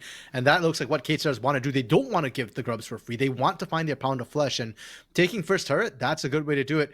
2v4, Keeper's Verdict makes it a 1v4. Great Keeper's Verdict, and that allows them to get the kill for free on his Oathfey. He pops the Dominus, It's not going to matter. A perfectly executed dive. Cody finally gets there with the teleport, but it just takes too long. And now they've got a 4v2 under a weakened tower and a teleport up to the top side for Bull. He's going to try and pick up CO. CO can't get away. Buddy, you're an Aphelios. And all of a sudden, here comes Scary to save the day. Fighting backwards against Bull, trying to make sure his ADC can get out. But a really great ultimate. Here it comes. Bull dodges it with the Counter-Strike. Is he going to pick up the kill? No, he can't. Dear God. I'm sweating, it's not over yet. Desamis over the wall with the flash. He doesn't throw the spear. He taps it, gets the melee, is able to pick up the kill. And now that means the feat goes over to VKS. We're able to pick up 2. Immediately, Cody gets one back in the mid lane. Blood finally spilled on the rift. What on earth happened? It just felt like somebody shot a starting pistol and everybody went wild across the map. The dive in the bot lane was great from Katestars, and honestly, I thought they were going to find more. With Cody showing up, they could have just repeated the 4v1 dive, but instead all the action went top lane. Instead, everybody running up there, and when all said and done, when the dust settles, it's 3 for 3 kills right now as the game goes, and a lot of that lead that Leviathan built up was completely nullified. Now, the dive bot side was great. Even with the Dominus, great flash from Zothi, it just doesn't matter. There's too many point and click spells. And Cody going down there should have been dead to rights, but instead, this happens. And watch how everybody's moving on the map as well. Because VKS is running up from the bot lane. They're not teleporting. But this whole fight, I thought, okay, great. You know, Seo played this so incredibly well. He was going to be fine. That Counter-Strike right here. He saw the Infernum flying through. And he got the perfect timing for it. which that forced CO to step forward, which turned that one pick out in the lane that Pantheon was able to pick up into 2 for Desanis and Trimby. Just really well played. I think almost perfectly executed from both teams, which was insane. Yeah, and sure, Trimby getting the kill, that's not necessarily ideal, but it's fine. You still took out the likes, Sayo, Scary. You slowed down. They weren't able to just farm up plus the kill they got. You're just nullifying any further advantages they could potentially have gotten off the back of that. And then you look at the goal now, they're dead even from that. So huge play from Kate Stars to make sure they're not out of the game and that this game, unlike the first two, is not just going to snowball. It's not going to be one-sided. Both teams are here to win it. Yeah, back in the 2 losses previously, the losing teams had a maximum of 3 kills, right? 1 kill last game, 3 kills in the first game. Both teams already have that, so it's already a more competitive game than the previous 2. I do want to point out, Leviathan was able to pick up the other 3 grubs while we were in replay, and that's going to have a lot of impact, especially on these lanes as teams split and try and go after these objectives.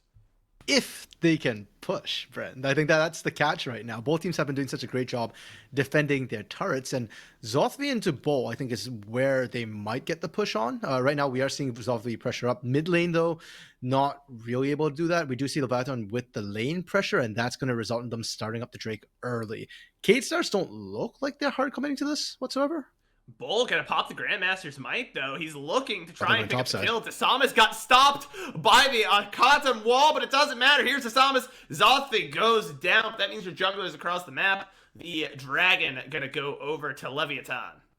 Yeah, and I appreciate that from VKS. They decided we're not going for this dragon where Leviathan was already set up. We'll make the counter map play. The problem, though, is with Desamas showing up top lane, there's a numbers advantage for Leviathan, and that's giving Sayo the space to threaten and actually use those grubs. Heck, bot side, Kissy completely pushed out. Leviathan might be able to find 2 turrets. Is this going to be first break? Yeah, it is, because Kate doesn't even find the bot lane earlier on the 4-man dive. Correct. They did not find the turret. They're going to work here and get first break. That does put the 2 feet in the favor of Leviathan. Not going to be able to pick up the kill on Kissy, even with Pro Delta down here. Like I said earlier during draft, that's a mage, but that's a pretty difficult mage to kill. Are we sure this is a Vlad? This feels like an echo right now. We've got a chrono break happening. I'm in a time loop. Guys, what's your time loop password? Have you heard of that, RMC? A time loop password? No. Oh, is that from Loki or something? I don't know where the idea originates, but the idea is that you have a word that you don't tell anyone ever. You just come up with it and it has to sit in your head. You don't write it down. You don't put it in like a Google Doc, nothing. You never tell anyone. And if you're in a time loop, if someone needs to convince you they're in a time loop, you give them their time loop password so that the next loop, they can just tell you the word and they won't have to earn your trust again. You'll just know they're in a time loop.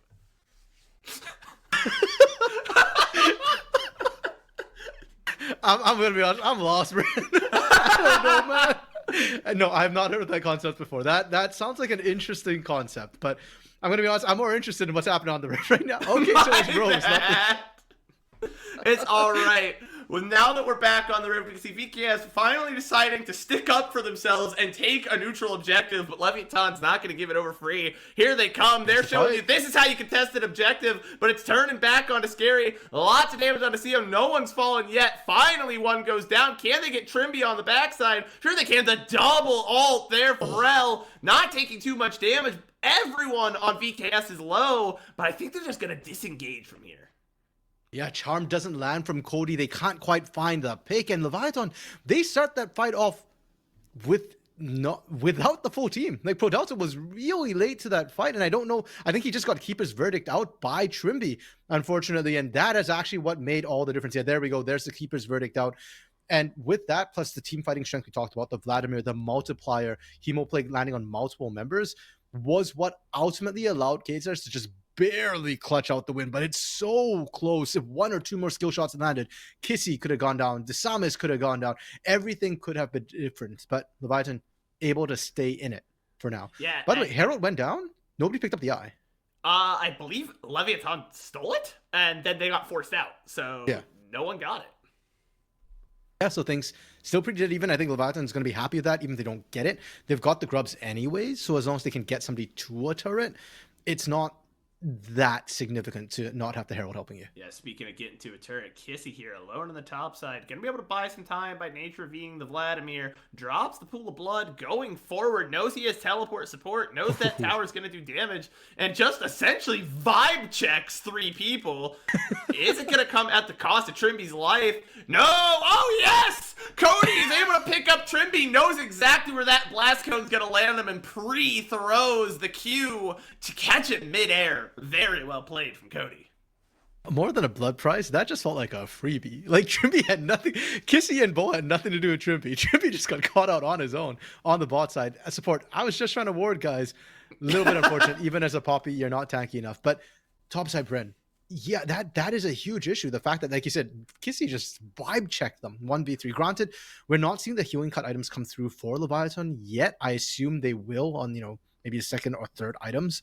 But it is a point of concern. And that does mean that later in team fights, if Scary and Cody can't burst down one of the squishier members, if Kissy is somehow still standing and in the middle of your fight, he single-handedly can split up the fight. It's not just the damage he puts out, but Sanguine Pool with the slow as well makes it really tough for Leviathan to just ignore this Vladimir, this massive vampire sat in the middle of your team. Helomancer, RMC. As the lore has taught me. My bad. That's not the Nosferatu skin. My bad. But yeah, no, you make an absolutely valid point that he just kind of splits up the fight, and even if you catch him out, he's Vladimir. He just goes into his little pool and he runs away, and now you're forced to fight on the back foot because he's just going to be kind of just an annoying presence. It's kind of his job is to just make Leviathan think about him rather than focusing down onto Morteus or Desamas. And Vladimir scales incredibly well, so it's just going to be more and more of an issue. That was the concern we had in drop, that you can't just 5v5 a team which has that Vladimir on your side, especially if you're not a massive team fight comp yourself. Cody, though, split pushing for now, going for that turret. Dragon is being looked at by Cade Stars, and frankly, the Leviathan don't care anymore. That's going to be the first Drake that Cade Stars are able to pick up with the grubs. The Leviathan can just say, okay, you take Dragon, we'll take 2 turrets. Yep, they're doing a good job of making sure they get their value across the map. I am glad to see how close this game has been, because if you remember 20 minutes in the last 2 games, it was a 5-digit gold lead either way, and now it's just over 1,000, but around at 19 minutes it was dead even, literally 0 gold.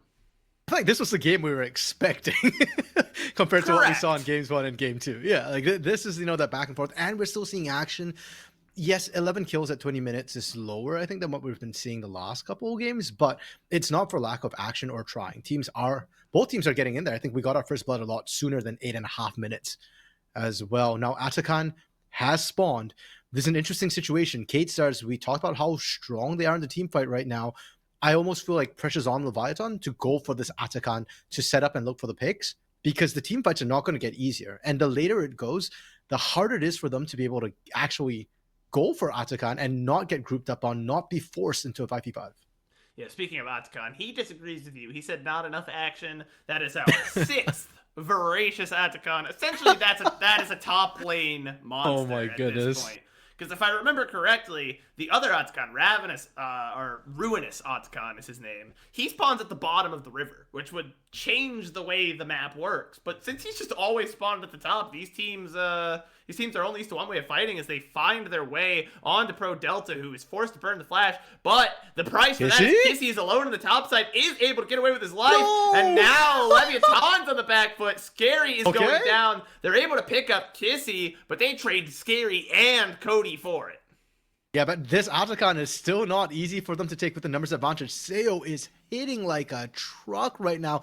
The Infernum plus Calibra means he's got the range to poke, and he's got the AoE. Cade Stars can't afford to clump out. Only Morteus there really pump out the damage. Bull a bit scared to step up right now, and understandably so, and Gage comes through. Here it comes. The engage comes through. Desama's trying to get into the backline. So is Bull. Pro Delta goes in to buy some time. It has to sacrifice his life to do so. CEO kind of free firing in the backline, but now he's got to back up. His front line is going down, and that means it's another fight win here for VKS around this Atakan. They might not have enough help to take it. No, with the reset coming through, they definitely don't. Morteus being the only damage threat now as well, because Bull unfortunately went down in that play. But I do like this call, right? We were saying that Bull was afraid to kind of step up in there. He didn't want to have to burn the Counter-Strike on Atakan, and he wanted to find a position to get on the back line. He actually got in, forced the flash out of Seo as well. Yes, Seo lives. Yes, Seo finds Bull. But having that flash down is worth the death. It means it won't be available the next time you're looking at Atakan. Or even, heck, when Baron spawns in 2 minutes, that flash won't be up yet. Yeah, a lot of price to pay there. Ultimately, it's just gonna come down to, again, this game is so close. That's all I cannot get out of my head how just just razor's edge this game is. And the team fight, you just keep thinking it should favor VKS, and it looks like it is. But it really does come down to one good fight from either team, and I think we have to just work from there. Okay, Brent, let me open this up for you a little bit. Yeah. Kissy has Riftmaker. That is He's got true. more healing. Leviathan has no heal cut. They have not purchased a single anti-heal item. That is interesting. Yeah, things are going to get real dicey for them. I do appreciate, though, this push-up to get that turret down. Getting the inner turrets, especially around the top side of the map, is going to be very helpful for them, considering how these fights have been happening. And like we said, if you team fight right now with Riftmaker up without anti-heal available, without heal cut, it took so much for them to kill Kissy the last time. It's not getting easier, it's only getting tougher. So what do? You need to get picks. And how do you do that? You take those turrets down, you get wards deep in the enemy jungle. VKS are aware of that, and that's why we're seeing them be very meticulous in clearing out the wards behind them, making sure that they have vision around key areas so they can actually walk up and contest objectives. Dragon spawning soon, 37 seconds. Atakan still on the map. Kate Stars feel a little bit split in terms of what they want to go for, and Leviathan, I think they're happy as long as they can track what Kate Stars are looking at. Yeah, I think Leviathan is looking to track and deny. They can even give over the dragon and take Atakan if they want, simply because they don't have the early stacks on the side of VKS. A bit of a skirmish coming out, but no one finding the purchase to really go in. Scary loses half his health. That could be impactful in the subsequent fights. I think a lot of that came down to what gun sales had available, unfortunately. He had Crescendum and Severum, which traditionally red-white don't fight, but nowadays it feels like it's for the Aphelios that the advice applies. You don't want to fight on that red-white a lot of times because you don't have the range to play it safe. Magnet Storm was used and doesn't find Kissy. He's got blue, purple coming up. Finally, Scary goes down. That low health bar was the price to pay, but a long-range kill coming out for CEO here. That's the power of the rifle. Here comes Baby Bull, but a great charm. Now he's stuck in place. CO free firing. Bull cannot get away. Already used the Counter-Strike. It's finally back up. Goes back in. Doesn't matter. Cody is here to save the day. And it's a 2 for 2, and both teams gonna shake hands and walk away. Once more, chaos just erupting between both these teams, and you can see how good mechanically they are to not die more in that fight. Kissy getting caught out, Prodelta burning a lot and not finding the Vladimir felt overzealous. But look at how Leviathan collapses in, and they collapse faster. They get so much damage down on key targets, and now, yes, Morteus is alive, but Morteus is afraid to step up because his front line is gone. And then look at what they do to Bull as well. Bull gets a beautiful flank, but the charm messes him up, and now with the Gravitum as well, you just run him down. Bull here turning around kind of buys space and makes sure that nobody can go for the rest of the team. And that's what ultimately gives us the 2 for 2. It's a lot of Leviathan having to massively outplay to create an even result, right? Kate Stars, they just did what they had to. Basics just running at you. We pump out damage on who we have to. We didn't have to do anything too crazy, and we're still even in the fight. Yep, now we do see Leviathan has got Scary down in the Dragon Pit, going to hopefully pick that up. But VKS says, okay, we're going to take a top side, and that means we're going to take Atakan as well. Unfortunate, the pet did not kill it. The dragon was left with 1 health. That literally delays him by like half a second. It might be the most impactful half a second we've ever seen, because he's got to get up to that top side now. We'll have to see. I mean, he's running right now, and Atakan still hasn't gone down. It is very, very low. Katesar's able to pick that up, and Baron was sat waiting, just spawned about a minute ago. Cody trying to split push bot as hard as he can. He's got the teleport, but he's got no mana. Yeah. And that means now they're gonna try and just make what they can do. They've got the split push. They've got the 6 grubs. Okay. Luckily, the rest of Leviathan is able to push VKS off of the Baron. They have to respect the double split push now. And that's tower going down. I don't think they're gonna greed for the inhibitor. They do not. They're gonna back out. And that's an overall good play. You don't like to see losing the Atakan, but if you're pushing out the waves and you're not getting fought under your own turrets, it's less impactful. Yeah, and I really appreciate that from Leviathan, recognizing that, hey, we might not be able to get in position to fight this. The team fights have not been going in our favor necessarily. Let's just go for the cross map play instead. The objectives, we got the dragon as well. That was nice. And even that last second TP from Zothvi as well, just to make sure they secure that turret, that opens up the ability to backdoor onto that inhibitor and apply pressure. K-Stars have to be aware of that. 2.5 minutes. Oh, as long as they don't fight in that 2.5 minutes, Leviathan will be fine with the Atakan trade. Yeah, they can't be baited by Trimby being low. My goodness, Trimby is back to base. That's 200 gold. Thank you very much for the donation. CEO's gonna be very happy about that. Does mean that the ult is on cooldown for any subsequent fights, but Leviathan's not looking to fight anyways, so it's not that big a deal. You'll take knocking off that GA. Yeah, and for K-Stars, almost like they need to go for the Baron while they still have this GA up. If they're taking their time, we already saw that pick come through, and we talked a lot about the Vi Ari pick potential that can happen. And Trimby, he's a support. He doesn't have enough gold to be tanky enough. He gets picked again in a 5v4 fight, even with all the GAs available. It gets a lot dicier for the K-Stars. Yeah, notice the itemization on the side of Trimby. He's got the... essentially he's got a Spellblade item, he's got an item that's a health item, it has some armor on it, and it increases your move speed. He's really not a tanky guy, especially not if he's getting caught out by Cody, who just is going to pump out so much magic damage. Yeah, and also still no heal cut, by the way.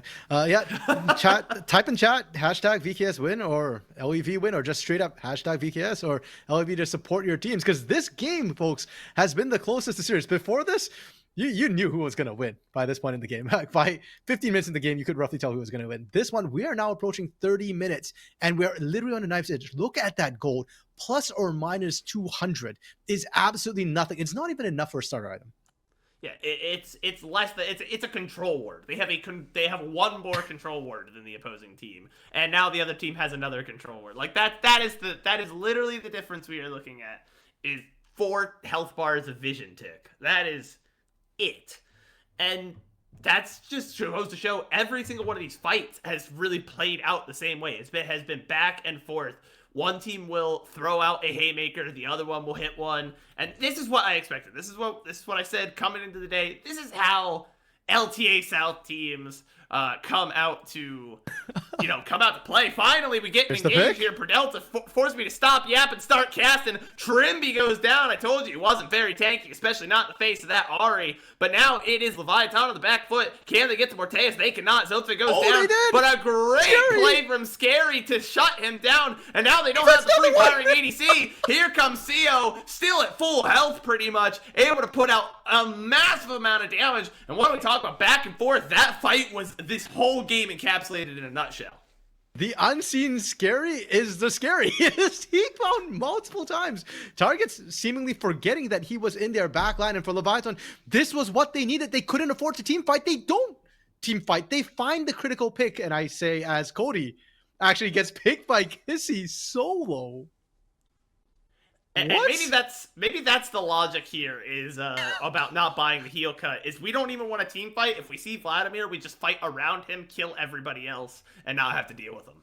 Yeah, and they actually did manage to do that in this fight. The engage that comes through from Leviathan is great. By the time Kissy gets there, watch who the Hemoplague hits, because it lands and he gets Pro Delta. That's it. Oh, okay. No, he did get Cody as well. Cody doesn't take any other damage.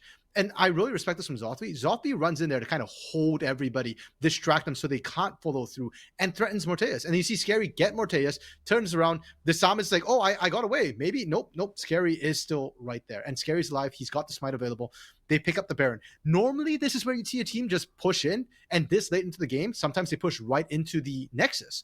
But ironically, Kissy gets the pick, Bull gets a turret, and K-Stars are actually up ahead after that Baron play. Yeah, interesting. They're able to get all onto the map, and that evens up the Dragons. It's a soul point for both teams. soul's gonna come out. It is a Chemtech soul, which, you know, it's helpful. It's very helpful for Kissy. Kissy's gonna like that a lot. Zalthe, probably a pretty big fan. But other than that, no one else is super happy to see that one out on the Rift.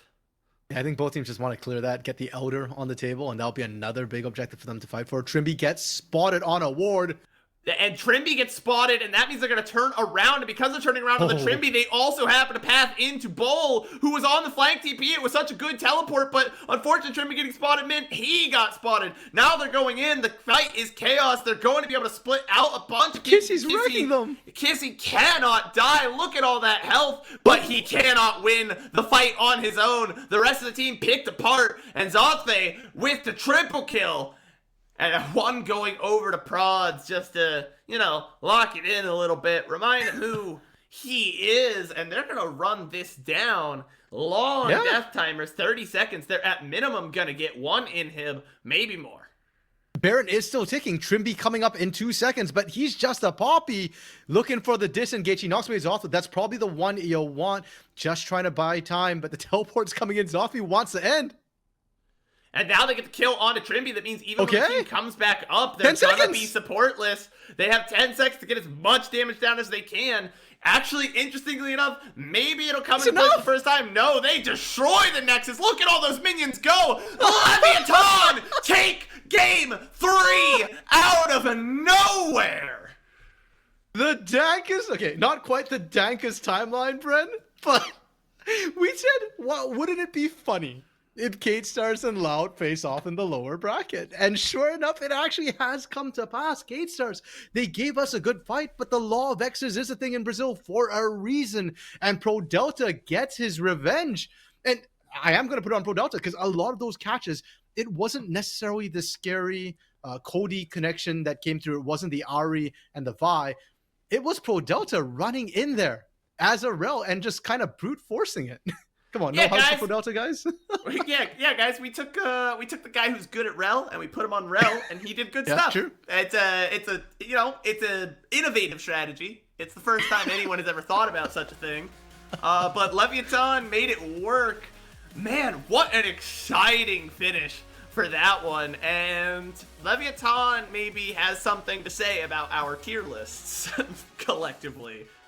Fair enough. And you know what? I think a lot of the LOA fans will be happy about this. It feels like the LA kind of got a bit of the short end of the stick with the whole LTA North, LTA South. Their teams got split up, and just because of that, a lot of times the fan votes tended to favor, you know, say the North American teams or the Brazilian teams because they're not as familiar with LLA. Well, in the first LA performance of the LTA, not just of the South, but of the North as well, Leviathan gets to show people, hey, don't sleep on the rest of Latin America, man. Like Zothie, Cody, Seo, these guys are really, really good. They showed us the hands. They got the win, and they'll be facing up against the reigning champs of Brazil next week.